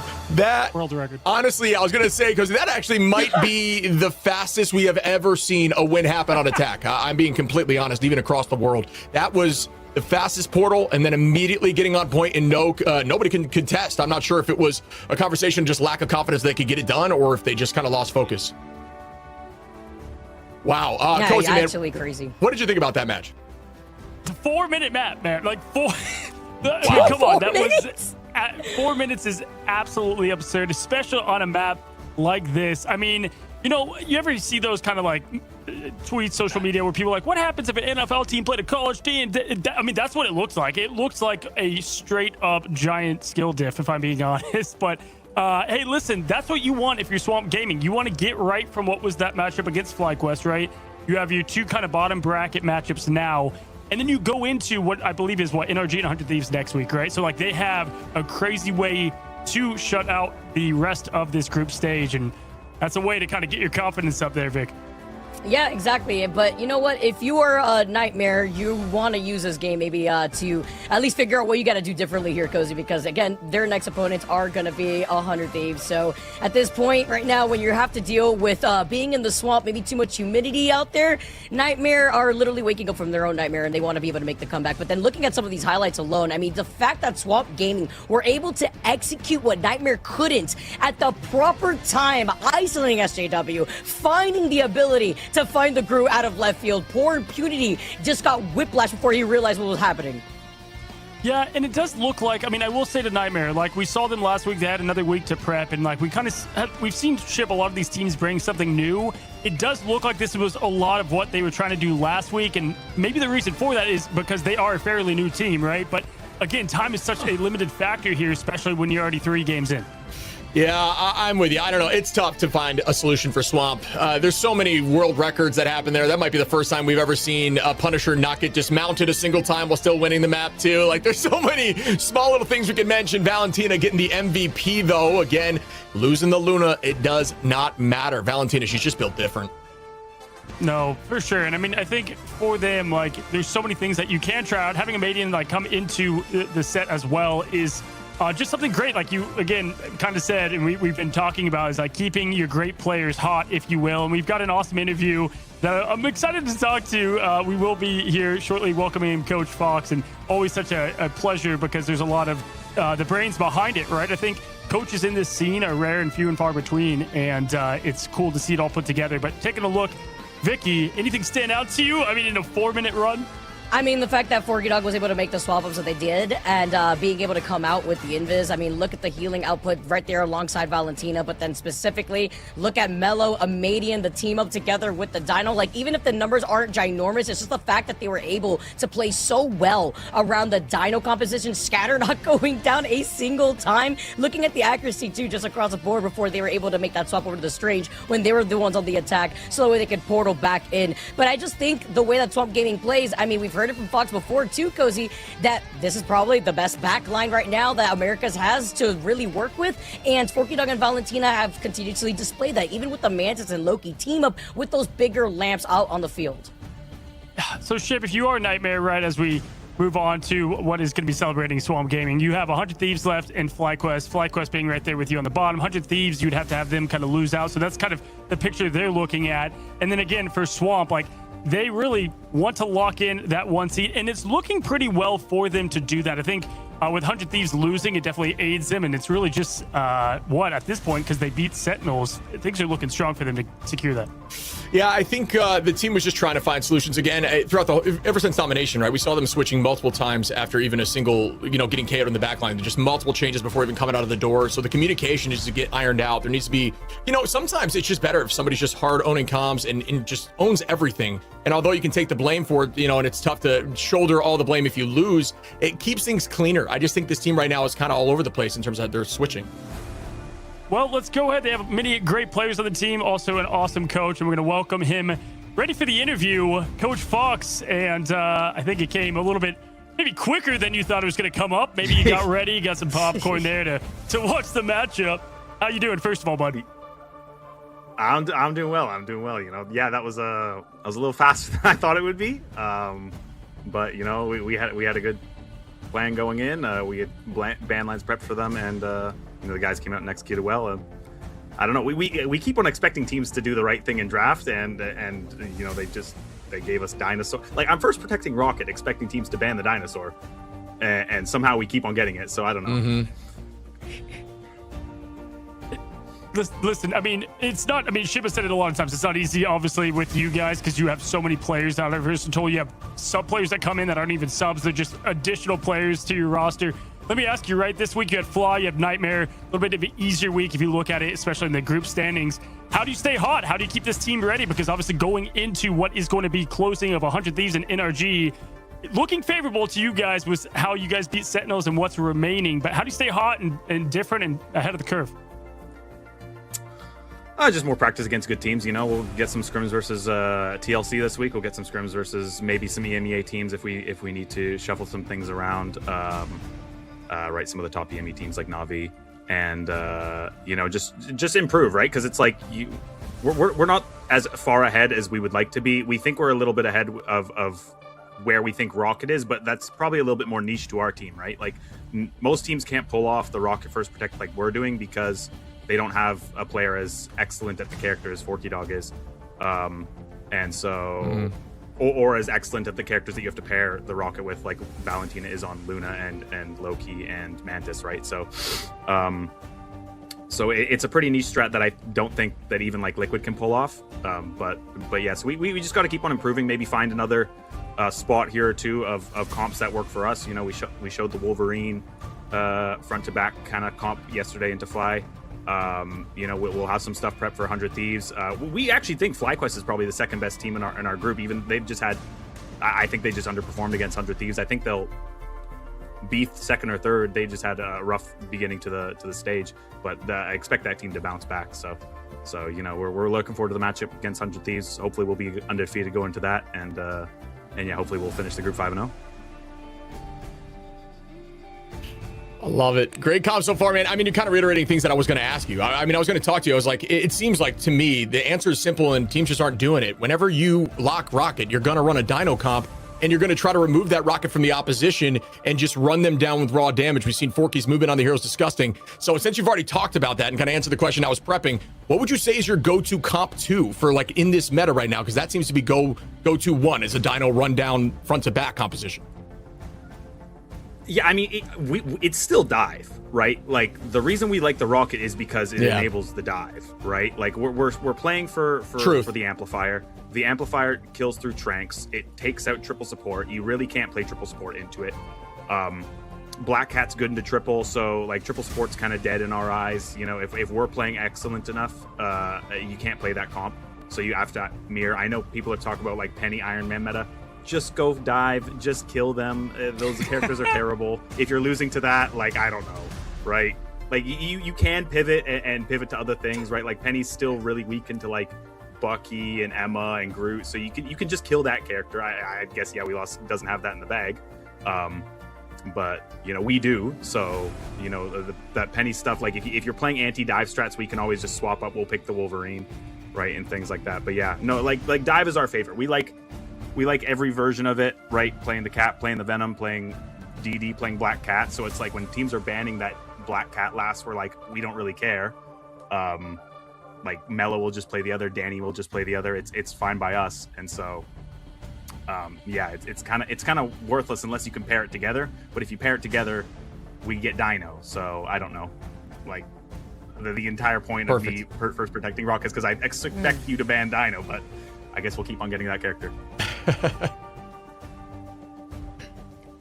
Awesome. Okay, thank you so much, Fox. I mean, it's nice talking to you again. That was a lot faster than I was expecting before. I want to open the floor for you because you guys obviously being on different groups. Do you have any words to say looking at how you guys have been dominating thus far in Group B to maybe Liquid Citadel on the other side who are looking to replicate the same thing here in Group A? Yeah, I mean, we expect the same thing from them, right? Like if we were playing on this patch, it probably favors us. Last patch probably favored them a little bit with how strong Ultron was. With Ultron being kind of dead this patch, it would probably favor us. But we're not playing on this patch, right? We'll win our group, they'll win theirs. We'll both be 5-0, and then we'll go into playoffs on 8.5 with a new character and a new patch. So we would love to play them, but we don't get to. So unfortunate, but that's all right. I mean, it wouldn't mean anything anyways. We would play them again in playoffs. So yeah, those guys are great though. They're playing well. Fox. Never mind that. I mean, I saw social media. I mean, I saw Crook calling you out, right? Level 1 Crook over there. I saw on the stream on the EMEA today. They're like, hey, EMEA scene is the best by far. Never mind Swamp Gaming. Never mind TLC. Let's hear you talk to them a little bit because that is the, listen, land speaks for itself right now. But you look at you guys in TLC matching up to them. I'm just saying, I'll leave the floor to you. Yeah. I mean, Jerky said it this morning. He says EMEA clears. It's not true. They know what happens when we scrim them. I'm pretty sure I know what happens when they scrim Liquid, right? Us and Liquid are a tier above. It's us all year. It'll be us in midseason. It'll be us at grand finals unless something crazy happens, right? So, like they're all fighting for third, right? They're not competing for one, right? It's NA domination, right? The rest of NA, okay, Crook got me, right? You want to post a screenshot of what Sen and 100 Thieves are doing? I can't defend that. They're both terrible, okay? We're going to beat them both, right? It's fine, okay? But that's not us. That's not Liquid. And you're talking about the top of Americas, and the top of Americas is who you got to beat in order to get the midseason trophy, so... Humility is one of the words that come to mind when I talk to Coach Fox. I love seeing that. No, but I love the passion and love seeing. Listen, me and Ship got to do the grand finals between you and TLC. It was 3-4. And it was a nail biter. Expecting more of that. Thanks for coming on, man. Prep up for a big week 3 for you guys. I know it's going to be, at least the tougher games that you've had there on the schedule, and excited to see you and the team get to work. Will do. Thank you, guys. Vicky Katie, my team is so happy that you're casting us. They're all like, is Vicky Kitty casting? Bye, guys. I'm so happy to hear that. Appreciate you. That is Coach Fox, of course. And, man, I feel like if we left him on long enough, we would find out all the strats. For the, it's like, I love it because, for me, it's like, listen, they got the speed run on the map ship, so we could give a little extra time there on the interview because there's so much to break down, obviously, of the A to B of how they got that good of a matchup and how they look, Yeah, I think this team is just lights out, man. And I like the confidence. I like his thought process. It all seems to make sense to me right now, and it's working in the meta. Absolutely. Vicky, closing thoughts before we headed to break here on this team. I mean, now I just feel like Swamp Gaming have just been dominating right now. I'm excited to see how this next series is going to look. But if anything, Swamp Gaming, they're happy to hear us, Shiv, and I'm happy to be able to cast more of their games of their success. Love to see you guys again. This is like the hypest desk that production could probably put together. And maybe the matchup next coming up will live to it. We'll see if we get another 2-0. Guys, don't go anywhere. We've got one more matchup for you today. Reset, relax. We'll be back in a moment.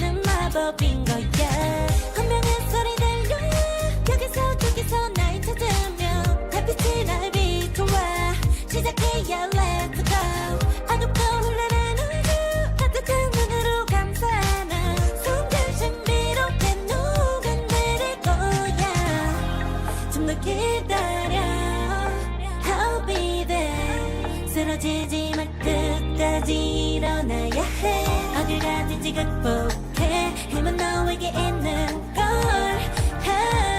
소리 높여 노래를 불러 작은 걱정 따윈 던지고 최선을 다해 작품을 접아 한도 믿어 날 때까지 아름다운 꿈을 밝혀봐 우리에게 달려서 세계 운명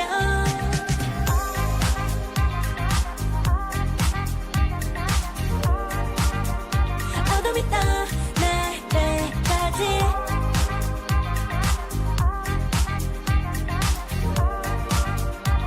세계 운명 오랜 시간 간직해온 열망 까만 밤의 빛처럼 빛나 네 눈앞에 바로 어떤 나라 잡을 딱 봐도 superstar 딱 보면 모두 나널 지킬 나란 걸또 지켜볼수록 점점 빠져들어 카리스마 넘쳐 흘러 oh yeah 운명의 소리 들려 여기서 저기서 날 찾으면 달빛이 날 비춰와 시작이야 let's go 어둡고 흘러난 우주 따뜻한 눈으로 감싸나 순간 신비롭게 녹아내릴 거야 좀 더 기다려 I'll be there 쓰러지지 마 끝까지 일어나야 해 어딜 가든지 극복해 힘은 너에게 있는 걸 소리 높여 노래를 불러 작은 걱정 따윈 던지고 최선을 다해 작품을 접아 한도 믿어 날 때까지 아름다운 꿈을 밝혀봐 우리에게 달려서 세계 운명 눈이 부신 모든 순간들 지켜내야 해 내가 좋아지려면 꿈꿨던 너와 나 그래 그래서 네 운명에 The weight of the both the world is in our hands 작은 걱정 따윈 던지고 최선을 다해 작품을 접아 한도 믿어 날 때까지 아름다운 꿈을 밝혀봐 우리에게 달려서 세계 운명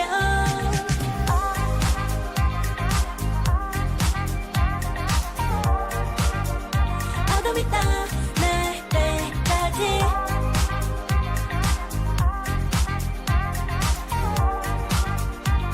세계 운명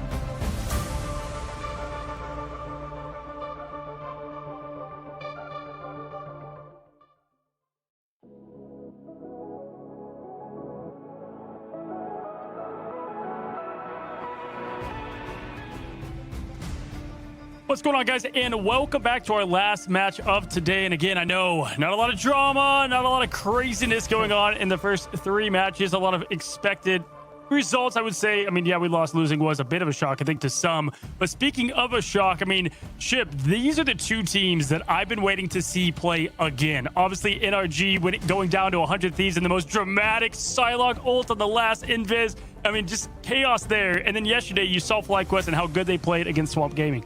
Yeah, I think that this should be the closest match of the day, and maybe I'm calling my shot a little bit too early, but this, it seems like a day of mismatch where games have just felt a little bit one-sided, and I think this is where things change. Like you said, Fly is going to be a lot better. I think even we heard Fox mention that Fly is going to be in a really solid team once they get more confident, but NRG is also in that conversation for bouncing back as a new team with a new backline. Well, let's take a look at FlyQuest and the roster as a whole again. Even though they did not get the map off Swamp Gaming, there was plenty of opportunity to do so, and this team finally feels like it's clicking, right? It's finally getting there in a lot of areas. Vicky, who are the anchors of this team, and what do they need to do to get the job done? Well, I think we're seeing a lot more adjustments coming out of Cart, honestly. Like, even after that last series, you're seeing this team that it's very difficult, honestly, to get, like, a bunch of new players and try to find that meshing, and the synergy now is starting to flow together with that, and the pickup of Velocity, I think, has been really great, and that backline together with Zelos and Velocity have just been on another level. 2C2 popping off on the Elsa, and I love how in that first week, guys, we're talking about where has Elsa been? Well, we're seeing Elsa get brought up way more often, especially when the Phoenix bans are flowing, and we see more integration of Rocket Raccoon in this Americas region. I mean, Shib, when you look at it, right, with only 4 spots available, how dangerous is it for either of these teams to drop this map in particular? Because NRG losing that other game kind of opened the door for FlyQuest to squeak on in there and try to get maybe that potential 4th spot even. Yeah, I mean, Fly needs to take this now, and then they have an even record, right? Like and they have the win for tiebreaker's sake. I'm assuming that's going to be a big advantage. So this is a must for Fly here. It's an absolute must. Well, as we take a look at NRG again, this is a team with a new built backline, and it is all the hype that is deserved here. Hoodie and Aztec has been definitely living up to the expectations and has been a lot of fun to watch. Chime does not miss, Vicky. Give this guy Phoenix, and you will see crazy results. And Stinkers, I would say, is right up there with Daze in terms of the Daredevil Wolverine combo, and being able to flex in between those is just what is so lethal. It is, and the fact that NRG was able to take a map versus 100 Thieves, that was an insane series. Day number 3 for week 1 for any of you guys who may have missed it. The integration, as you already mentioned, Cozy, of Hoodie and Aztec, though, has just been on another level. You're telling me this backline playing on ping has been able to just get so adjusted to not only the different compositions they've been forced to roll out with in some of these target bans in the pick and ban phase, but also the utility that they've been able to wrap around.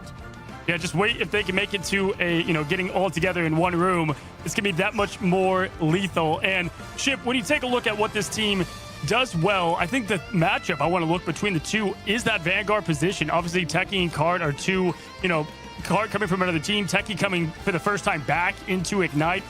And they're going up against a tough lineup because Window and Madara are two of the most flexible in between all the teams. Both can play Dino, Venom, Cap. Window can do it all. We know what Madara can do. Yeah, I think you're right. And I'm with you. I think Fly just also has been a team that needed to cook a little bit. They're like a new, fresh baked team, and they're just trying to lock in together, and they've gotten better each week or each day even. And now I expect to see them right up there on par with NRG. So I am stoked to watch this matchup. But I'm with you, buddy. Both the Vanguards are looking good. The strat line looks great. And you mentioned playing on ping for NRG in the back line. I think they are still, even on ping, some of the best strats I've seen in a long time. Yeah, and hey, you saw it there. This is right where Vicky FlyQuest started to come into their own again, right? Like, it was the same story of the preseason, but the story there was like they picked up a little bit too late, and then from there weren't able to kind of punch into that top 4 spot. It does start here, and it's tough because I do think NRG is one of those teams that people are sleeping on because of the result that happened with 100 Thieves. And now with 100 Thieves losing, we're getting the same picture. It's the same middle of the mess with Sentinels and 100 Thieves and NRG. Like, we need some order in this chaos. Dude, no, it's spaghetti all over the floor. It's just been a huge mess. But you know what? I'm here for it, guys. Like, this is the chaos that we like to thrive in. I don't expect anything less when it comes to a new season, roster mania. We are starting things off on Burn T'Challa. And again, the importance of this group stages, guys, that we keep highlighting is being able to at least have that one map differential, right? In case you go in for a tie, it could be the make or break whether you qualify or not. Yeah, for sure. And I really want to just see Fly shake things up because, Chip, we saw yesterday, they were able to at least get one zone of this domination off of Swamp Gaming, right? And then there was not a lot of adjustment there in the back end, and they lost that 3rd zone, I believe. They didn't win the back-to-back. And so, starting with this pick ban phase that we'll be heading to here just momentarily, do they go with the same thing they went yesterday, more of that strategist focus, maybe shut down Phoenix at least for Chime? Yeah, that could be the case. I mean, it's tricky because when you go into a different team, you also have done your homework against this team, so you're like trying to exploit weaknesses. I think Swamp, it's difficult to ban out, but it was Burn and T'Challa, I believe, if I remember correctly, that they won a map on, so they feel comfortable on this map for sure. It enables some dive stuff, which they're not afraid to run, and I think they're also good at the Dino stuff. I think Madara's a great Dino, so you know, they could go front to back, they could pull out the damage. I really think it's kind of up in the air. It all depends on what they've seen in scrims against this team. All right, well, they start off interesting enough. You have the Devil Dino ban on one side, Gambit on the other. Obviously going to open the door, and I think decently enough, it's okay to get FlyQuest. Gambit potentially. Obviously, they do have plenty of great players over there. Zelos, you know, being in that rocket, but Velocity, very dangerous to have the keys equipped. Devil, not going to be a factor on either or. And there it is, Vic. It's the Phoenix being open to Chime. If he has it, it's just scary. Which means FlyQuest, don't even try it here. Your Rocket CO will get absolutely deleted when the Gambit Protect comes through. And it's kind of like what you mentioned, Cozy, and I do agree with you. You know, if you know a team isn't as strong when it comes to the Gambit matchup, then why not give it to them at that point too? But then you have to linger. Do you want to also burn a ban onto the Loki so you can prevent the double Raging Royal Flush? Yeah, hey, Ship, she said exactly what I thought. I expect to see the Loki ban here, yeah? Yeah, you're going to have to see the Loki ban. And, you know, the thing that kind of makes me worried is it's like, yeah, maybe they're not comfortable on the Gambit, but 70% win rate in one of the most banned characters when he's through. It's like, I don't know. I still think he's worth the ban all the time, but I'm not there in the room with them, and I'm not sure that is necessarily the case. But, yeah, we have to see Loki here coming up next, unless they don't think Fly can run the Loki. I mean, they have what? They have Velocity on the Loki, but then if they have Velocity on the Gambit, you know, only so many to go around. I know Zealous doesn't play that as much, and obviously they're going to go with the Rocket here. I think this is a good strat. We've seen this more against Devil, Dinosaur, but as we've continued to say, Vicky, it's first fight a bit here. I think, you know, they want to come out swinging, and with that Rocket and having that extra bit of, with that BRB is maybe the goal. I'm not crazy about the Rocket pick and ban, though, on this matchup.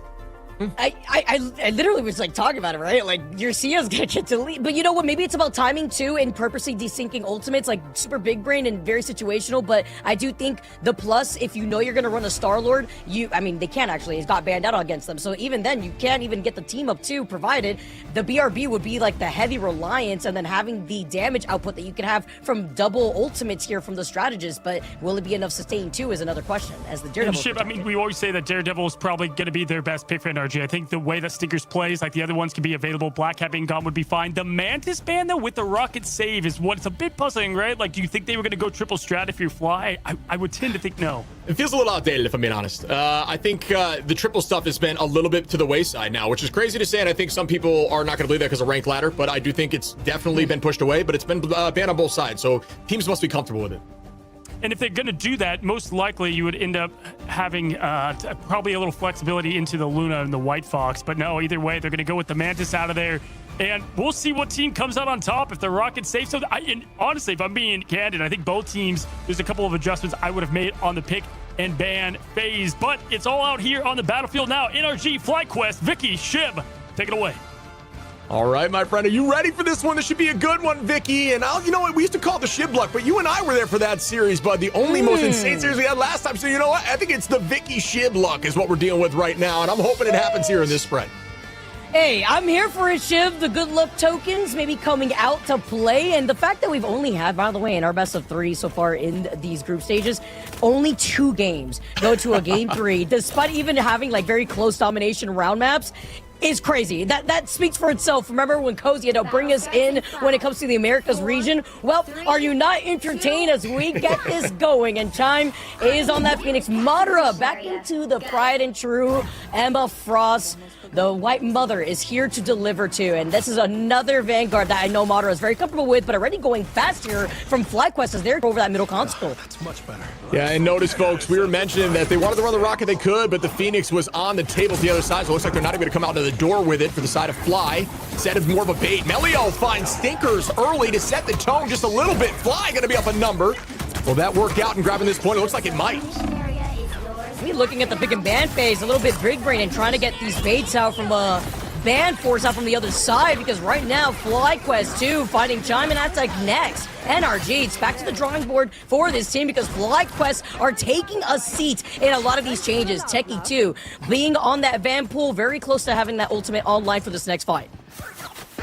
Setting up now on the high side, Techie is going to be playing that Vanpool. Vanpool definitely not completely gone from the meta. That Banhammer ultimate, which deals damage, gives him overhealth at the same time, and makes it so that they miss, they take even more damage, is always impactful. And it's going to be launched here on the back line, just like we discussed. Goodbye, bang! An immediate KO finding one, and that keeps the tone in Fly's favor. Again, having that advantage already off the table, finding another one at least from NRGs to have the advantage to move up to, trying to close in that gap after finding that Elsa. And FlyQuest still plant their feet here on the point chip. They're nearing already 50%, but taking these two different off angles as NRG are now trying to wrap onto this point. You can see another pick once again here for Techie, playing lights out, just some great shots, looking towards the back line, gonna walk them forward now as another comes through. Fly is untouchable right now with a second goodbye to the Phoenix. NRG gonna be heading back to the spawn door for a reset. Looking go to what we have to provide here, and you have the Raging Royal Flush on the horizon from Velocity. That's going to be another win con in favor for FlyQuest. And then you look on the other side, NRG, really with Hoodie and having that Kumio Unleashed to try to keep everybody up. They're going to try to stagger that together with Aztec and that Fate of Both World Chip. Yeah, and we're just going to keep our eyes here, folks, because right now, Fly still have ult advantage for the current moment, 3-3. The Gambit Raging Royal Flush is going to send them forward. Can they get a pick? Phoenix Ensong, is that going to get value back with the dance floor? Looking to try to combine, but no one goes down. That's a 2-for-0 at the moment. The pick is going to be, once again, Fly's favor, as they're still maintaining pressure, on point. And they still have 3 ultimates too. Techie's already close to another Manhammer. Here you have the Kumio Unleashed, but guess what? You've already lost out on 2 members of NRG. Make it 3. Nobody left from NRG to contest on this point as FlyQuest open up with a statement for that first round. Yeah, that was pretty clean. Not gonna lie, Fly looked incredible there. They looked incredibly dominant. I like their comp. It's working out well. But you know, I don't want to be a broken record. Gambit got through, and it is, you know, maybe not working. Actually, I was wrong. What am I saying? At this point, no, it is working. What am I saying? I'm losing my mind here. Velocity, lights out, but looking to switch now. Likely just using the Jeff Bubble to get him outside the door. But the Gambit, 70% win rate. It is still very much on the table. Maybe just gonna boost everybody forward again because they were able to prioritize that positioning on the point first after just speed boosting themselves all the way there, and maybe getting a quick little swap up right afterwards because FlyQuest still have these 3 ultimates going into this first fight. Cart also now on the Hulk. Madara does have the Psionic Seduction, but no sustain after both Hoodie and Aztec were desperately trying to keep energy up. We're gonna see the next fight come in now. Will Fly be able to keep this up? This NRG playing a bit on their heels at the current moment. Ult advantage going to stay in Fly's favor. See what comes of it as they start up on the high side once again. Cart going to apply pressure. Zelos, Tuzi, Melio, all with ult available. Madara making the switch now onto the Emma, trying to use this to slow down the pace as out goes the Psionic Seduction. Doesn't look like it's going to collide with anyone, though. Letting the devil out now, though, is going to be Melio after the Psionic Seduction goes down, and Madara is literally one shot before he finds himself going down at the hands of Melio, just waiting before they eventually take the point here, too. It was unlocked for quite some time, but FlyQuest taking it slow and easy, making sure that they had not only the positional advantage, but the number advantage on their side, one by one as they fall, and they keep this progression going as well as this momentum. You're looking at energy right now. They have some ultimates coming up, but again, it's that sustain that is lacking when you have both Cart and Melio harassing that backline.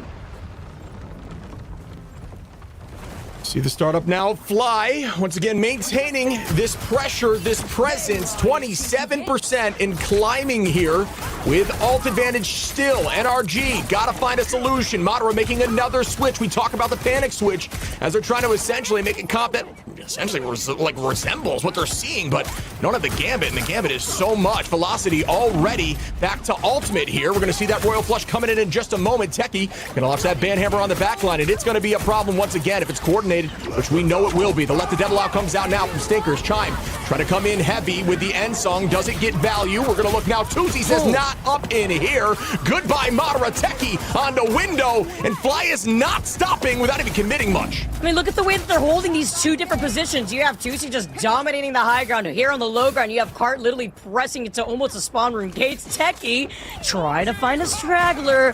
Where did they run to before trying to catch him off guard before backing away to the rest of the team? But it's the way that they've been trying to force Energy to play so split that is causing their demise. Now you're reaching 80%, even for FlyQuest, and they still have 3 ultimates in their name. Oh, big ante. Yeah, Melio finding window here again. FlyQuest is just getting neutral after neutral start up in their advantage. Hoodie's going to have to be forced out to use the Kamiho Unleash, and to no avail. Tuzi once again. Goodbye, Stinkers. Cart onto Aztec, and Fly are back, and they're looking hot as they keep it going. Cart with a second. Tuzi with a 2-piece. Melio going to find one, and oh my goodness, already 99 in OT as the portal from window comes through. Good timing on the portal at the very least. Aztec does have the Fate of Both Worlds coming up, but it's not there yet. The anti-follow-up once again from Velocity. The Glartrox is feasting with the statue. Maybe the insurance policy that they need, but with no numbers left on the point. Energy fall as FlyQuest, they soar after this first map. And I'm saying here, Shib, it's just been speedrun central all day today. Yeah, I think Energy's going to try to learn from this. I think the ban phase was tricky for him. I mean, he can't let the gambit through. It's just that simple. It's just so much in their favor if it's on the table, if you have good commitment, and they were looking so strong. And they were so patient, not overcommitting any ult, using gambit to just send in on the neutral, finding picks. It was just FlyQuest domination here, but you're right. These games today have been so one-sided. Will Energy be able to bounce back and learn from this?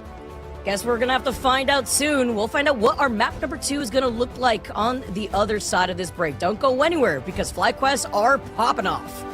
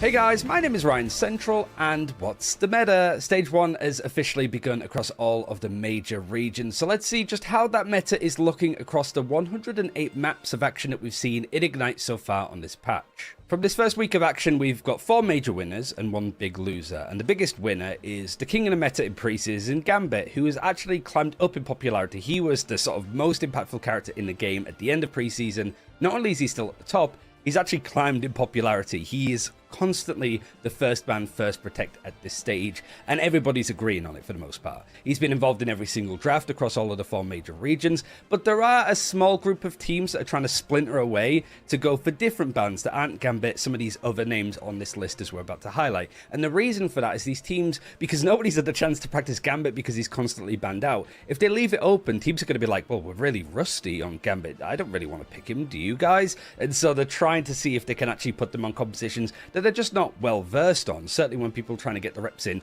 on stuff like Devil Dinosaur. And speaking of Devil Dinosaur, he is the second winner. It's been a roaring success for Devil Dinosaur with him being introduced into the game in Season 8.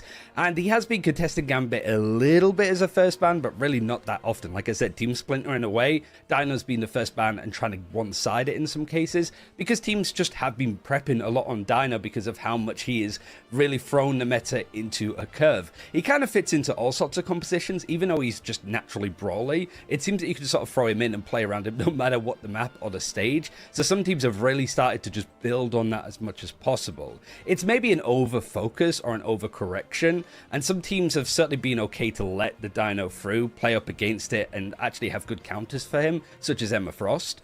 But really, it has been like a good standing for Dino. But I do think that that hype is going to drop and taper off over time. I would imagine so, but of course, we'll see exactly how these teams want to play it. The third winner actually is Luna Snow, which is more of a surprise. She's jumped up massively in popularity, and specifically as like a ban option. Teams do not want the other team to be playing it, so they want to get it off the table. In previous patches, her healing and damage output was improved. Stuff like Ice Arts' cooldown reducing when your player that you've put the snowflake on gets an elimination means that you can really just snowball the way that you can keep and contest these fights and keep them going on. And of course, like a team up with White Fox, who's gone up in popularity, not to the same level, but the fact that you can allow like healing cleave and charm cleave and orb enemies off of that with Luna is really handy. It basically means if teams want to go for White Fox, they can. You just want to make sure that that team up isn't available. And the fourth and final winner, is worth saying that a lot of characters have benefited from this patch, but the major winner, the final one I wanted to highlight, was Black Cat, who is another big addition now that we start to see her actually being played in Ignite. Similar to Dino, she's one of the top protect options for various teams. They really want to play around it. The skill floor is massively high. It's hard to be good on Black Cat, especially in coordinated play. So it's hard to see teams get the most effectiveness out of it, unless you're like Tanuki with some of the gameplay that's on screen. But teams are starting to get a lot better with it, and they have some good plans, and they really want to incorporate Black Cat into their compositions as much as they possibly can, especially because she's pretty decent against Devil Dinosaur, whereas Daredevil can get run down by him a little bit. So Black Cat and Devil Dinosaur having really good debuts in Ignite, but there's one character that is certainly fallen off the list, and that is Elsa Bloodstone. Not only has she fallen down the rankings from being the second most impactful character in the game, she's dropped off the face of the earth when it comes to how popular she is. In Stage 1, she has not been banned nor protected once in any of the regions. Instead, the likes of Phoenix and Star-Lord have found leaps in popularity after their own individual buffs, but I still think that Elsa is underrated. We have seen some moments like Chupiel actually having a lot of success with Elsa and some of the other EMEA teams, just when it's appropriate, right? She's still good. She's obviously been nerfed pretty hard over the last couple of patches, but I still think that she's going to be contesting a little bit more. I'm just shocked that she has fallen off massively, but I would like to see that improve just a little bit, just not too much, a little bit. Like I said, there's a lot of characters that have either been benefited or are struggling on this new patch, and we're going to see how the action unfolds as we get more data, but that's it for this time. Thanks for watching, and back to the action.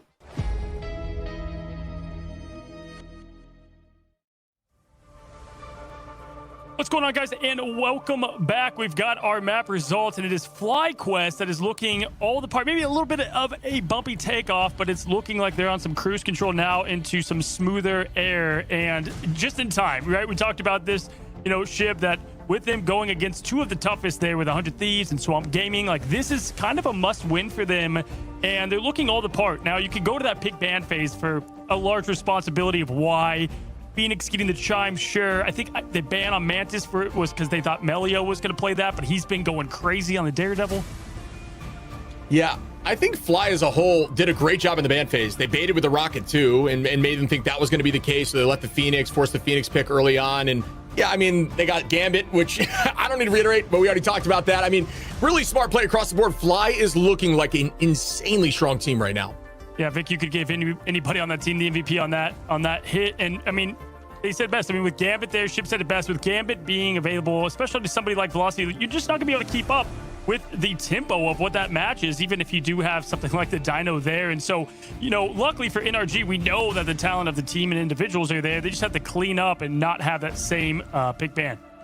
Exactly, right? Don't get baited out here, too, because that's something we've been seeing since the beginning of time. But sometimes it can throw a wrench over onto your left field, right? If you're not really expecting it. The fact that Techie 2 has slotted so well, the way that FlyQuest has just been doing better and better, literally not going down a single time while being on the Vanpool is crazy, right? And then you get the scale up, too, with the way that Vanpool works into having a Gambit, Zelios not being able to go down a single time on that White Fox and having that bait and swap a punish onto what Shock wanted to roll out with originally. And then you also had at the very beginning, from what we saw from FlyQuest, they used the Jeff bubbles before swapping back over to the Gambit, just so that way they could have the positional advantage on a map like Burn and T'Challa. And heck, I mean, shit, when you lose a match like you did against 100 Thieves, right, it's tough to kind of like reset that mental bit if you are NRG Shock. And so coming into this game against FlyQuest, impressed with how, honestly, it's the Vanguards that have impressed me, and Melio starting to really come into its own. Like, vintage Melio is slightly coming back. I think it's too soon to say. I need to see more. But that's definitely more of what I want to see from him as a duelist, because we know what they can bring. Yeah, I think they're just getting their confidence. I think that's super important in this game. Momentum's important, and just feeling like you can get the job done. I think they have a lead in direction now. The bands look good. Their comms look good. They never overcommitted. This is stuff that we're seeing from the top teams, and FlyQuest is finally consistently doing that. So to me, that proves that they could very well be in the conversation for one of the top teams. Yeah, for sure. And Vicky, I mean, if you look at it, we think we're probably going to go to Museum of Contemplation. That's where I think at least NRG would take it. Maybe they go back to the old, Wakanda of where things fell from the 100 Thieves standpoint.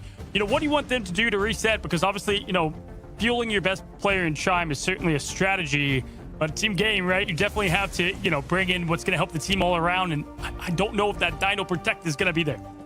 I think I would say Lower Manhattan, because I love being able to put another one on the board for us guys. But FlyQuest didn't do bad on Lower Manhattan themselves when we did see it for the first time in that first week versus 100 Thieves. So I do think maybe Museum of Contemplation will be among us. We're gonna have to find out next year. Moving on, and yep, you called it here perfectly, Cozy. Now it goes back to not getting baited though in the pick and ban phase, and at least you could try to work into those open sight lines too. But it also opens a door for some of the strategists that really do excel. Loki, especially after you get that first point, hanging out in that middle console, having those clones just deviated too. Then you have to imagine too with the Mantis team up as well, with the bigger healing circles. And then you also have Jeff that also excels on this map.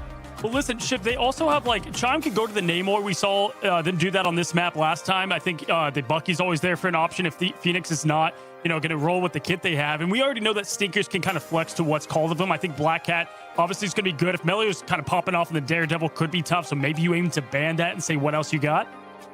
Yeah, I think that makes sense to me. If you want to run Cat or Psylocke, which I don't think is going to be coming into play for this particular team, like you do want to get rid of the Daredevil. Definitely on the table for priority. I think we are going to see a vastly different ban phase, at least from my understanding, if they do start with the Gambit ban, which I have no doubt they will do now as we're starting up in the ban phase. Now, those are going to be the second. Yes, it looks like it is pretty consistent outside of that. Now, perfect. I would say, hey, Dino makes it on both sides. And then before I could even conjure the thought, the word's out, right? Get the rocket out of there. They both lock it in at the same time. Last ban for the FlyQuest before that save. So coming in a bit late, Vicky, but definitely both kind of answering each other's comps, if you will. Phoenix is not going to be a part of it, so we know what Shine might play. This is that last kind of special ban. Mantis being for FlyQuest for the save. Where do you think Shock's going to use it? I mean, the fact that you could try to rely on having an Elsa coming out to the table here, but I also feel like having that Mantis means that you're probably going to try to force out a Loki. Do you take the bait here? Do you prevent the Loki from coming out? At least you don't have to deal with the double Rage and Royal Flush, but also Luna is really good with Devil Dino, and it is going to be that Loki. I like the Loki. I mean, I think Luna has been getting a lot of attention for that last ban here, and if you're the Shock, I mean, is this where then you try to get something like the Daredevil yet again for Stinkers? You could. I mean, I could see the Daredevil coming to play now. If you want to lock it in, it's not a bad decision. It didn't really work fully for him last time. It looks like the lock is going to be Loki on their end. And then Dino v Dino, Loki's not bad because popping crystals, if Dino's ever in trouble and resetting HP is massive, especially on the bite trade. So we'll see that come into fruition. But also, I don't know. I was going to say they didn't necessarily ban Mantis yet. And that team up's really good for Pogue. And so it's a battle of the strategists, Vicky, right? One team's going to have the Loki, the other the Mantis, and one, obviously with FlyQuest, Mantis being such a great way to enable who's been popping off for them. FlyQuest, going to lean on Tuzi and Melio. It's also like the give and take, like now makes you wonder where Shock was forced to ban out the Loki to prevent also the team up, right? Then you have the other side of like, okay, well then they're going to try to bait and punish you and they're going to force out the Mantis ban from the other side. The moment I saw that Loki protect, it's kind of forced out as well from the other side. So now we get to see the mind games play out before this possible final game plays out for the series. Yeah, try to slow down someone like Velocity as much as you can. But here we go, guys. Will NRG Shock lose 2 in a row, or can they even out the odds and change what today has been? Devil Dinosaur on both sides. Shib, Vicky, here we go. All right, buddy. I want this to be a tight game because that last one was just a shellacking. I'm not going to lie. Fly was just locked in and looking clean. And we can already see Tuzi hovering here, the Moon Knight, which we haven't seen as much in week 2 here than we have in week 1. I think Moon Knight's great into Dino comps and even against things like Groot. So we're going to see a lot of weird picks, including potentially Punisher here from Chime. Also, it's very good against Loki. Those clones work as a double-edged sword here, but let's see how they get to hold onto this defense. Remember, no BRB when the rockets are banned from both sides. Hoodie starting things off on the Cloak and Dagger here, so you'll have that God of Mischief trying to get that Eternal Bond just as quickly. Yeah, slowly but surely. Hoodie has been rocking more Cloak and Dagger in these matchups than we've seen in this region. Obviously, coming in for the team as a new pickup in the strat line has looked really good recently. Obviously not as much in domination the last match. Chime, okay, trying to take some space here. Just going to try to peel a little bit onto the dive of Melio. What a pull there. And then we have the Dino v Dino violence, as Dogman loves to say. The isolation off the group walls, but still the number of advantages goes in favor for FlyQuest and the way that they're holding on to this defense. Look at the way that both Cart and Techie are playing so aggressive in the face of the energy spawn room gates. This is good positioning, and velocity on that Luna is a lot of KO pressure too, right? We talked about the strength of Luna in this meta. Those who can play it well are absolute demons on the damage front, while still providing that healing. The clap cooldown being huge, Crystal enabling some of that off angle, and even some of the dive potentially from Melio, or rotating it to your Dino to ensure they win that trade. So we're gonna see Cart still owning the space. Stinker's gonna find two though, and both strategists. That is massive. Melio takes out Aztec. Stinkers falls to Techie. The trade comes through, but I do think the win in terms of trade is on Energy's favor for now, yes, as Melio and Tuzi fall. Window gonna find a piece of the pie. Gonna be forcing them into the final straight of point one. And Techie taking a bit of that bleed damage together with Cart before they both back away right on cue to allow the rest of the backline for FlyQuest to regroup together. Tusi being over on that Star-Lord, swapping off of that Moon Knight, not going to break through that choke when Energy was ready to get through it. And look at Window, who's prowling about before diving in so close to having that Feast of the Abyss, while Velocity and Zelos together play patty cake. And Stinkers already baiting out that teleport means that Zelos could be an easy target. Velocity was also forced to burn up having that freeze. Using the eye there to see through walls. Huge purchases. Zealous is able to find Window. Numbers up once more for Fly on the retake as they're still there. Feast of the Abyss comes out. Melio cleans up Aztec. Tuzi gonna find Stinkers. Numbers are falling here for NRG. They're gonna drop back and not commit ultimates. Window using the Feast there is gonna be a downside. Tuzi cleans up Hoodie. And now Fly, although they're pushed through, will have a ton of ultimates. They're gonna be defending here with 4, as Cart was the only one to use Feast. And then you'll see 4 as well from NRG.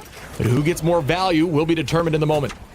It's the fact that Cart also had just a way better Feast of the Abyss, whereas Window really had no follow-up potential too. The backline was split up. And now, seeing Energy, they do have Hoodie and the Kumio Unleash. Aztec very close to that, but they don't have these Ultimates Madness, the Kumio Unleash, to deal with the Galactic Legend here. And they're going to hold on to it, just try to kite away instead, while Hoodie is still able to find Techie. So it was just good at clearing out the pathing, as Tusi now backing away, looking at the way that Energy now had to play more passively. And now Chime has a Galactic Legend himself, but they're trying to mark Cart, who is literally one shot. Yeah, I think that's still a win there for Energy on that particular trade. Tuzi not getting a ton of value there. Melio going to start off now with the calling cards, chasing whoever he can find. Aztec's dance floor is there, but not for long. It's gone now. Madara going to commit with a Rampage. Hoodie out with the Kamiho Unleash. Everybody pressing Q as Chime starts off here with the Galactic Legend, but nobody's falling on the dance floors. Everybody's just moving. Who's going to be the first to fall? Madara finds one. Aztec on a Tuzi. That's going to be 3 here. Everyone goes down, and NRG are going to find point 1. They've cleared up the shop. FlyQuest no more, as a nice ace comes out from Energy in a complete wipe. I was gonna say, Shib, Cart was living for so long, even with the Fate of Both Worlds being right there. He was one shot like how many times? 3 separate occasions until they finally took him down. Yeah, I think that was kind of all on the back there of the fact that they forced out Tuzi's ult and it really didn't get that much value. Everyone just kind of kited it and did not commit a thing. Really smart play there from NRG, coming back in and just matching it right back as Window finds Velocity now. Again, the defense retake. Card falls to the side of Hoodie, and it's once again a trade back and forth. Also delaying having that Fate of Both Worlds too, once you were finding that isolation pickup off of Velocity where Window was prowling about. They're looking to dive in with a 3-2-1 together though, between the way that Chime is playing off angle together with Stinkers and Window once you see FlyQuest go out of the choke. And here comes the commitment once more, dropping back towards the team. Window on the attack. The space has been created. Still plenty of time on the clock here, but this turn is very difficult. Aztec being committed on with the Feast and trying to hold on with the team up, trancing for a moment. Can't find anyone besides just dealing damage as... What a freeze there, Stinkers. Just keeping on the pressure. Team's just essentially resetting right now as no one has fallen quite yet. They're looking to make an alt play here. In a moment, Tuzi on the defense, ready to have an answer, but there is no dance floor for 2% more. Psych, I lied. Aztec's prepared. Galactic Legends is on the side of Tusi once again, but a lot of pressure now coming in. This Black Cat, a problem. The backline needs some help. Stinkers finding Tusi and Velocity. The White Fox is fighting back. They're chomping them away, but Stinkers is still just running away with finding even more picks. The distraction works in favor for NRG, and you see Techie saying, I'm out. I need some help here. He's got the Rampage together with Tusi, but they need to try to stop this cart.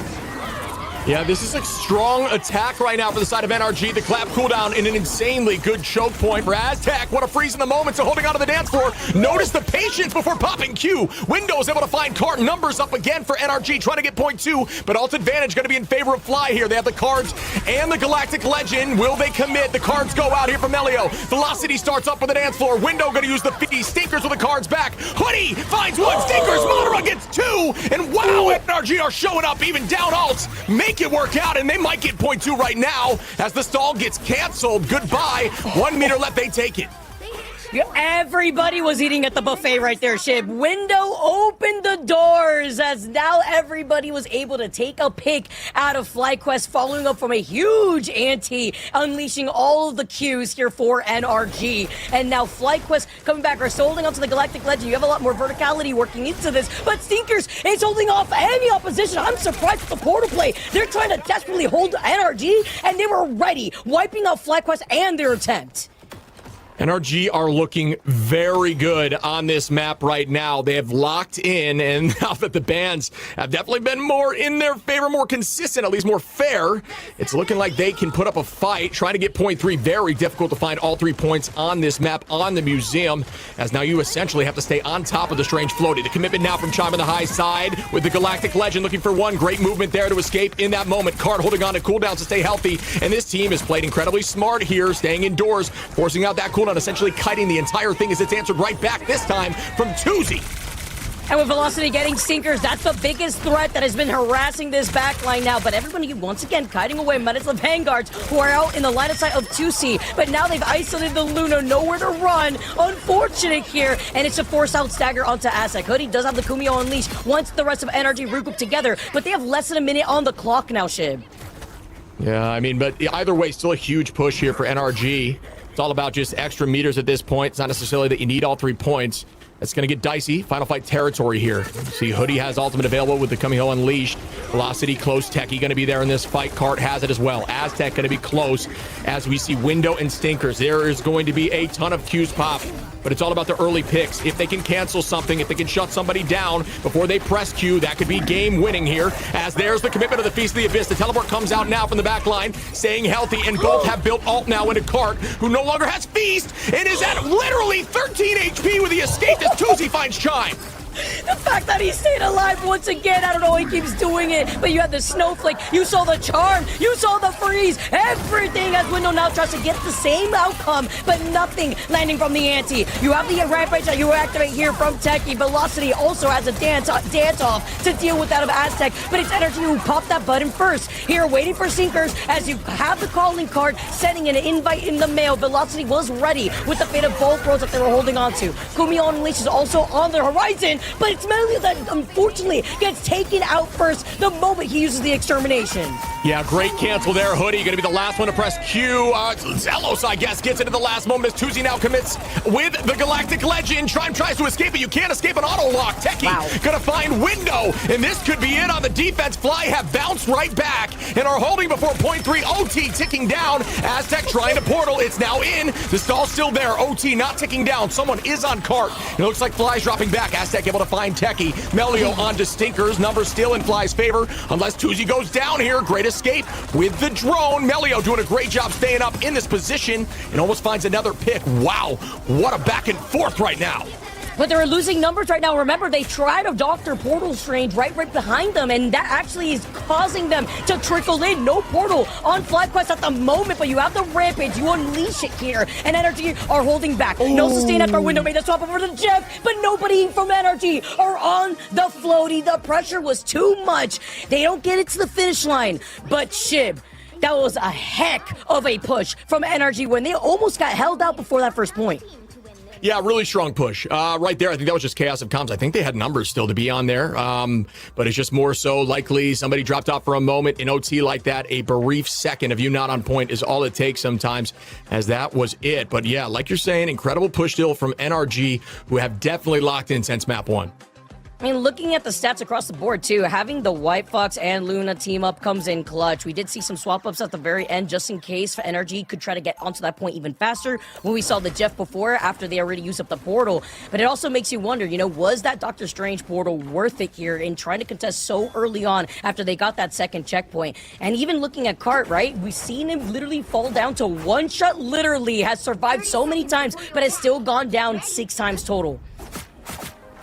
Holy moly, this is going to be, they need a strong defense here for Fly if they want to take this thing, on their attack right now, as this is going to be an intense one. I can see these teams locking into each other's capabilities. They're starting to look strong again. NRG stepping back up. I really do think that first map was like a fluke for them. It was just an unwinnable situation into a team that really knew how to use Gambit.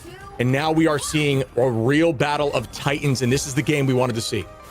Completely different look here with the way that both of these teams have really started to level up as more time has gone by and more series have passed us here in the second week of group stages. Window taking a huge chunk of that damage. It's going to be TuSi who's just trying to farm for that Galactic Legend. Zealous falling incredibly low. The harassment from Stinkers, who's been in the driver's seat, by the way, for NRG. The harassment continues as you see Window already pop that armor. The bubble preventing him from getting healed, and the isolation as they find him in the next pick. That's much better. Melio now setting up, trying to prep with the Daredevil. Incredibly strong on this hero, starting to look more like himself from what we saw last year. Locking in intensely, is now walking forward as Techie, trying to find some sort of pull early on here onto Madara. And that's the back and forth of the Dino game. TuSi finds Chime, says, I am Peter Quill, it is not you. And Melio's able to find Stinkers, marking there with the Daredevil. It's exactly what you're looking to do in a Black Cat. After finding the threat here too and just trying to clear up even more space, the delay was attempted from Window before he gets burned out at the hands of Cart and TuSi. I like the way that we're currently seeing Techie take up that space with the dome. They see 3 members here on the other side of the wall for NRG, but they're going to prevent them from trying to go in. It's going to be whoever gets that bleed damage, that grab first, the isolation that nobody wants to be on the other end of from Techie. Yeah, and Portal, you can see through wall there, trying to flank into the back line. Elio still doing a good job marking, looking for Hoodie now, who does have some answers, as the Fox is actually one of the few strategists that can just go toe-to-toe in melee form with Daredevil after full combination. But look at this already, the push through here from Fly with so much time on. They are coming back with a vengeance, almost 5 minutes for point 2, a very defensible position here for NRG, though. Will they be able to hold on? Even more important, too, is that they didn't stagger very early on to get that point, so now they can clear up so much of this space when it can get difficult in trying to take the second checkpoint, especially if you find yourself getting held by that ramp. They're calling out Stinkers, who's trying to prowl about. The Galactic Legend now active from both sides. It's going to be Velocity, though, that has a fit of both worlds that allow them to move up first and allows FlyQuest to get into a very aggressive situation, preventing Chime from ringing in Chime time. Yeah, TuSi trying to deal some damage there. A nice cleanup from the side of Cart to take out backline. Goodbye, nice. Aztec, who's very close to ultimate as well. Out goes the Fox becoming unleashed. The cards are out now for Stinkers. Stinkers is able to find one, collecting one. Do we see more? Gotta collect them all here. No. Likes to drop backward as the Let the Devil Out gets committed. Looking for Stinkers now on the chase. The trade is back and forth, still holding on. How are you still healthy? I don't know, as Window now going to commit with the Hulk. Trying to find something, not able to do so. These ults aren't getting much value. Not here. And it also prompted Zealous to utilize that Kumio Unleash. This is the part where I was a little worried and trying to hold these 2 different split positions up on the high ground as well as that low ground here. And it forced out so much of that utility, but Velocity's already close to having that fate of both worlds. Aztec, though, does have it here as they weren't able to have it to match it. The Rampage now unleashed from Techie. Here's a dance up from Aztec to keep everybody up, forcing Techie just to back away. But TuSi also taking a huge amount of that pressure. Techie literally getting put in the oven, burned through that Dino health pool, and a big anti-follow-up too, as Cart was able to get the Feast of the Abyss onto 2 members. TuSi was able to get the follow-up, but Melio is also getting marked so much by this bleed. Chime now going to find TuSi to make that trade happen once more for NRG in their favor. Cart is very difficult. The cart, not the name cart, very difficult to turn around this corner and push it up this hill. But it gets even more dicey as it heads towards spawn. Cart is going to be making the switch and say, all right, you're going to run Hook. I can do that too. Psych Guy lies, says, never mind. You know what? I'm capped now, and changes that up. Of course, Caster Curson right outside the spawn door now. Going to try to apply some pressure to that back line. Chime going to start up here with the Galactic Legend, though. Will that get value? Chasing him back to the door once more. But again, Cart took out that space. Can they find Card? Still holding Tuesday back at the spawn door. I was gonna keep you on your toes, Shib. Now it's up to Chime to back away in time, and Velocity and Zelos staggering more of these ultimates. Aztec finds another card here, and that's actually huge too, because he was trying to take an off-angle position. Window gets put into that Bruce Banner form, and now it's gonna be the oppression from FlyQuest just to try to dance off and clear up more of that space. But Stinkers is just running away with this. Yeah, it's good holders. Out goes Tuesday now with the Galactic Legend. That one's able to find Stinkers. Chime trades that velocity on a Madara. Hoodie goes down from Tuesday. A huge ultimate here. The touch needs to come through. NRG, no portal play yet. They're trying to buy time, hoping Window can get there. But at the moment, I don't think it even happens. No, nobody is able to get to this point. Install it for a moment. They're going to completely reset. 3 minutes and 15 on here. An absolutely doable task. What a chase from Tuesday. Goodbye, Chime. Back to the spawn door you go. That's a huge stagger out here, too. And even though they do have that Camille Unleash as well as Aztec very close to having that Fate of Both Worlds, I mean, Energy did look great in terms of the ult economy. Not burning any portal that we saw early on from FlyQuest this time around. It's going to be FlyQuest now just making sure that they clear up more of the space and making that swap up over to the Ultron to play off of the verticality that this third checkpoint has. Yeah, they didn't even need the portal because they just elected to drop back to the point early on. Sometimes you'll see teams portal here to try to fight early. It looks like they still got there just with natural movement. Ton of cooldowns are committed. Zettle's going to go in now with the Kamiho Unleashed. Do we see any follow-up? No. Ultron's Rage out there for Melio now with the switch as Techie's able to take out Window. Doing a good job marking Cap, but pays for it. Melio is now going to pay the price. Cart finds Hoodie. Trade fast as Stinkers takes out Velocity. And what do you know? Blue again. Tuesday on to Stinkers. And it is anyone's battle here. Back and forth. Playing Patty Kick in another form when it comes to the red and blue shining into that feed chip. Cart with the Freedom Charge suit to match on Window, but Cart was literally one shot, brings everybody back to health, painting the path for the rest of FlyQuest. But the stall on the points has allowed NRG to buy more time away from FlyQuest. They already still have 2 minutes and counting here, down to less than 2 minutes now on the clock. While they utilize the Rampage from Techie, they clear up even more space together with Velocity in the cloud. We're seeing now is Techie's able to drop Chime there. Another number up for Fly, who are winning these fights. Running about half the time, but still that's plenty here to get to this point. Don't have much longer to go. 1 minute and 40 on the clock. Confidence still here for Fly. Ult's going to be available for Velocity and Tuesday in this next fight where Chime will be the only answer. Can Chime pull this off into a pocketed Tuesday? Let's find out in a moment. Flake's going to be there. Drone's going to be there. Damage boost is out too at the moment. And Chime pays for it as Tuesday comes out on top of the pocket. Velocity on a Window. This might be a matter of time here as they're going to need a portal likely to get the team back. Tuesday finds Madara. Stinkers trades with Velocity. Techie on to Stinkers. And Fly might be able to do this now. They clear another one. Only one member on the point before it is just a matter of time. But the portal comes in right in between the rubber ducky. They're trying to play off of it for some natural cover, but the rest of FlyQuest, they're body blocking the opening of this port one by one as they fall. No Vanguard Sheriff left minus Window and Hoodie making the desperate swap over to the Adam Warlock. But Shib with the ultimate right now, FlyQuest have everything in their pockets to take this point. Yeah, Fly would really have to fumble now to lose this. This is so much in their favor. Stinkers has ult though. This could be an insane comeback if Stinkers is able to make this work. Calling card goes out. Doesn't work. Chime at like 2 HP. Pays for it. Melio gets that pick. Protecting the back line. Able to drop Stinkers. And folks, that is another insane pick as Hoodie falls. A triple now for Melio in the sky with this Ultron. Techie cleans up Window. And they're still stalling, but not for long. That is going to do it. FlyQuest take this home. Energy was so desperate to keep the stall, but the numbers of time was in FlyQuest's favor. The ultimate economy as FlyQuest, they finally do it, Chib. They've come so close. They've been able to rack up so much synergy, and it was a matter of time for them to take that match as we bring back Cozy. Another 2-0 to end the day, Cozy. Hey, it's the Fly special, you know? Just start off a little slow, then really coming into form and getting a huge win. Obviously, going against 100 Thieves and Swamp Gaming, they started to look more like themselves, Shib, with each of these matches now coming fully in the picture. And, dude, can I just say this? We got to put some way more respect on Tuesday. And, like, this guy, every single hit from those element guns is just headshots. Like no matter where he's going as the Star-Lord. And then you go up to what, Cap with 3 strats? Forget that noise, man. That's a tough defensive comp. And they did that, in my opinion, Shib, to slow down and Vicky the Black Hat, because Stinkers was really the only thing that was clicking on that side. Yeah, and they used that Ultron too to counter, essentially. They saw Black Cat making the dive, and they would just hard focus whoever was being dove by Cat with the ultimate Rage of Ultron, keep them healthy, make sure you rotate those drones to backline when that all gets called out, and it really worked. I think that's the first time we've seen, at least in a few matches here, Ultron look that clean, especially at the end. So much value, it's hard to even describe, so really good switch. And well, you could do that with Tuzi, right? Like if he's going to be able to put out that kind of damage, you could then swap over and have less of that and more of that sustained build, if you will, because Stinkers was kind of the thing that was working for that team. But I mean, Vic, you said at the beginning of the team introductions, got to give some shout outs too to the way that Techie and Cart has really adjusted into this team, because for me, that was the standout and some of the missing puzzle pieces in the matchup and comfortability, if you will, especially coming in as two, not only not together playing together, but new in the team, and they shined.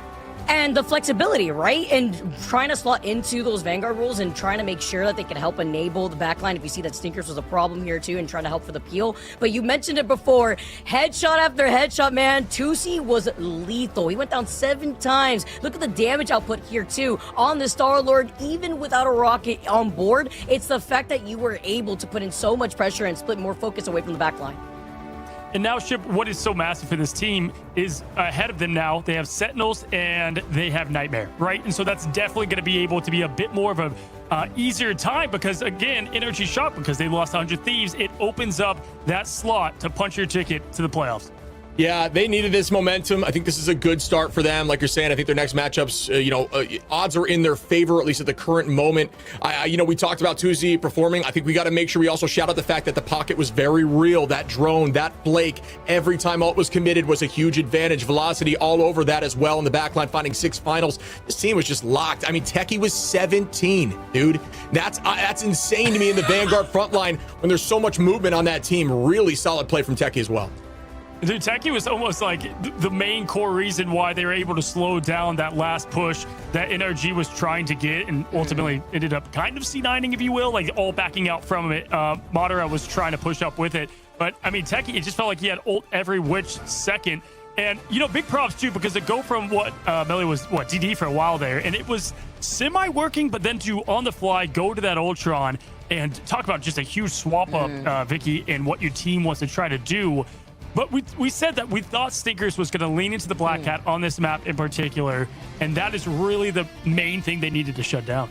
Yeah, and with Melio making the swap over to the Ultron, which we did see the attempt when the sides were flipped and they were trying to hold a defensive side, but in that third checkpoint, you have so much verticality that you could play off of the natural cover of the floaty, playing off of the building roof sides as well as the balcony, and they were able to acknowledge that and also not only hold it down, but get that Ultron ultimate completely online for that final fight to negate the calling card ult from the Black Cat. And for sure, one chip on the Vanguard side, what I want to point out is I think Venom is such a good complement to Devil Dinosaur. And now we're back on Cart being on something he loves to play. Obviously, we know him for the Hulk, but he does play a great Venom as well. Then go to the Cap. I mean, he flexed the Hulk for all of 1 second? Yeah, I just think it's like it's not necessarily the same play style with the brawly dive stuff, but it's more so your engagement timing is very similar on all those heroes. Yeah. If you have a good understanding of when to go after the backline and enable your Dino to not have to go against somebody that's getting hard pocketed, it's going to help your team, and absolutely found a ton of value there. And especially going from that, and that's why they did swap, because you had the Daredevil that they were trying to use with that as well. And then once that was made and adjusted to, and he wasn't Daredevil anymore, that's when he went to the Captain America, which I thought was an interesting choice. Obviously, Cap, at times, even on this map, is a banned choice, right? Because of having such a tough, essentially strategist, if you will, right? But guys, we've got our interview, and it is Velocity, and I've got to say, Velocity is one we always love having on here. It's been a minute since we've been able to say hello, and there he is. What's up, King? Good to have you here. How you feeling after that win? Hello. Feeling pretty good. Feeling pretty nice. A lot at stake for this game, so it was very, very nice to win it in 2. Yeah. Listen, I said that going in. I mean, if you look at the bracket, who you've gone up against, who you're going up against, and really where NRG sits, this felt like really a must win. And to come out there like you did after what I agree on, I think you guys played very well against Swamp, right? Like, what was the team mental? Like, hey, we were right there, didn't get the job done. I know it shows 0-2 in our, standings, but we know what we're made of. How did you guys reset and reload for what's ahead? We're kind of like enough losing. I think to start winning, you got to know how to lose, honestly. So I think it's good to get a few reps with the new team. I mean, it's 3 new players. It's fully new environment for me, for Cart as well, and for Techie, sorry. So all of us, like, brand new environment, right? So getting these reps in for officials, I think, is very nice. Would have been really nice to be on the other side, the other group, because reps might have been a bit easier. But either way, we're going to hopefully come out and still make playoffs and then hopefully beat everyone.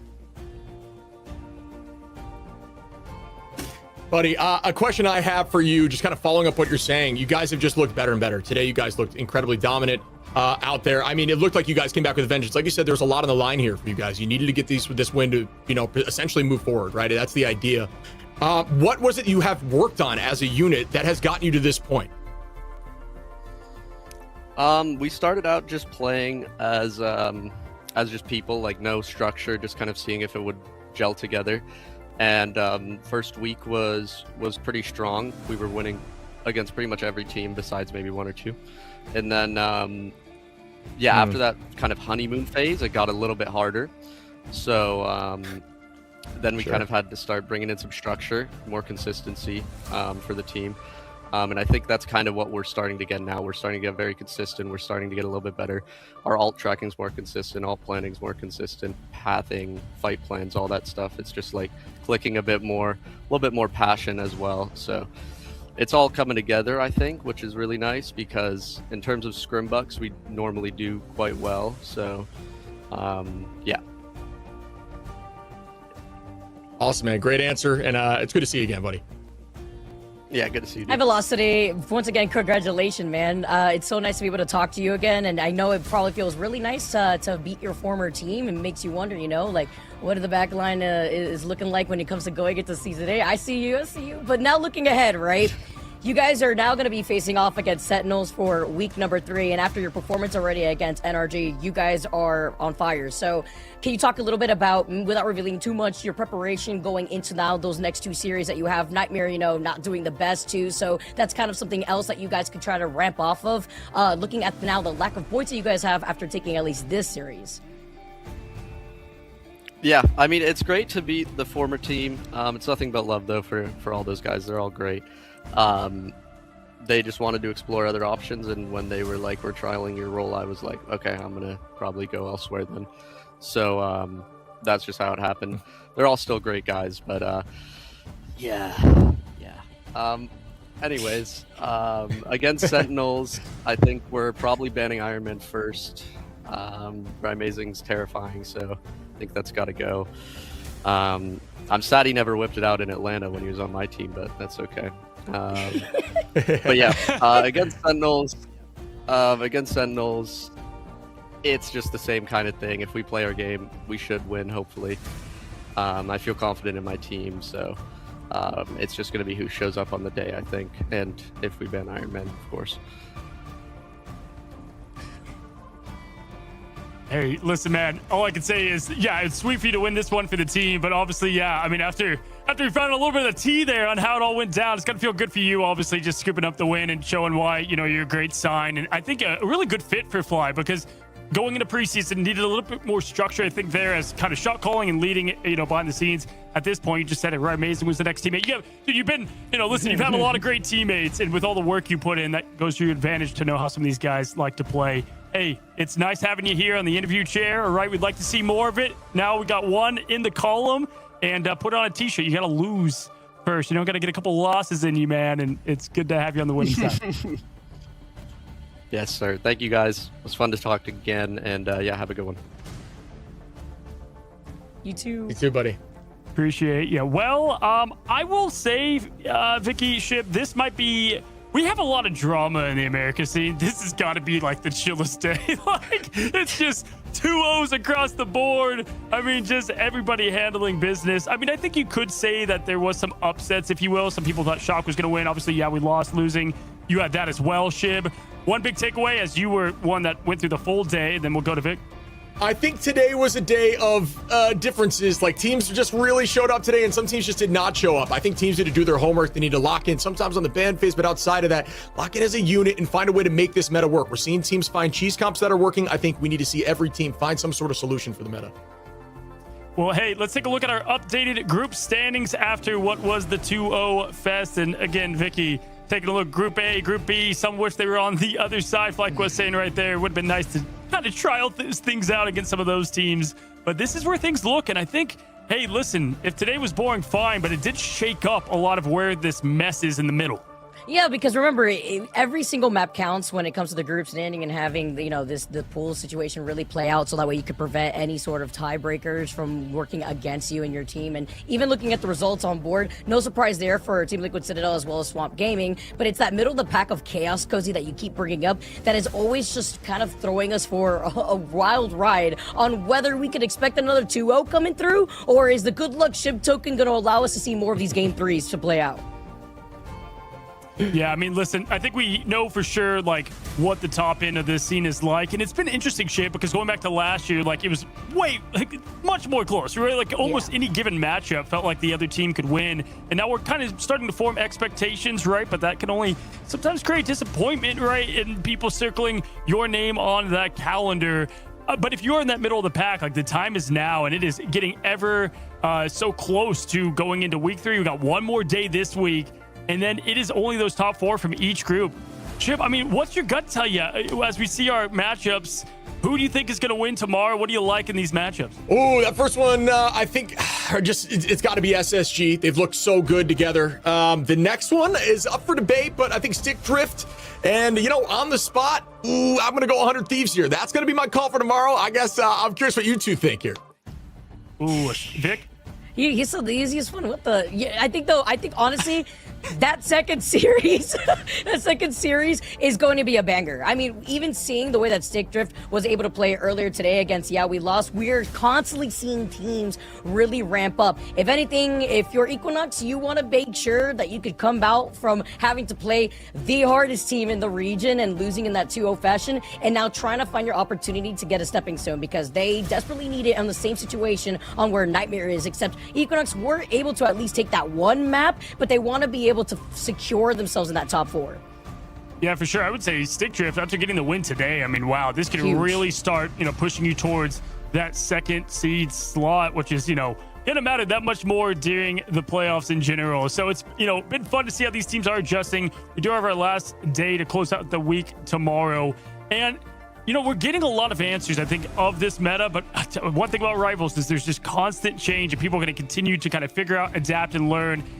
Next week too. I mean, you know what? Listen, maybe today was a bit quick shit, but I think they're writing the fire script, because next week is like full of must-win, like big matchups. Yeah, which is great for me. I'm off tomorrow, and I'm going to be missing it already, right? I'm looking forward to seeing next week myself. I'm having so much fun doing this. I think just kind of following up on what you're saying, this looks very different in the preseason, but I think what it's really showing us is which teams are adaptable right now, which are the most adaptable to this new meta and able to find a solution quickly, which is what you need to have in this level of play in the MRI. So yeah, I mean, what a day, but I'm looking forward to more. This is my only day this week too. You know, I'm gonna miss, honestly. I love having us 3 together. It is just as much hype as you can have. We were like desperate. We were like begging for a game 3. You know what, Vic? Anything you want to say to close out the day?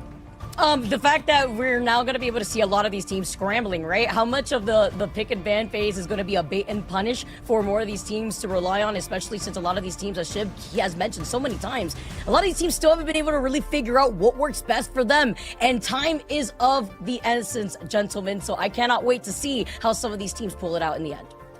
Alrighty, guys, well, we have 3 matches for you tomorrow, same time, same place. So, you know where to find all the good action. I know this just has me hungry to jump in and play some ladder myself. And shout out to all the watch parties, all the viewers out there. We appreciate you guys. Have a great night and happy rivaling.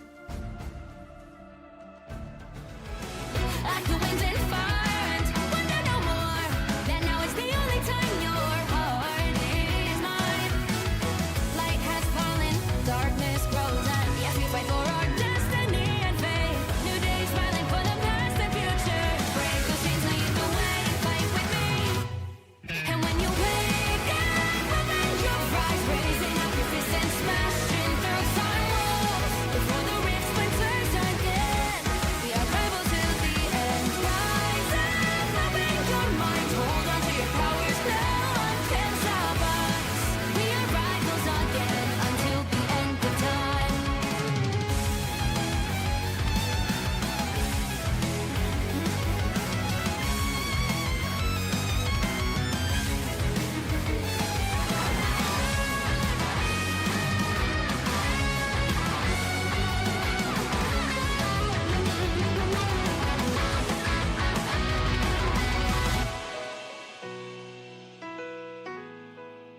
Show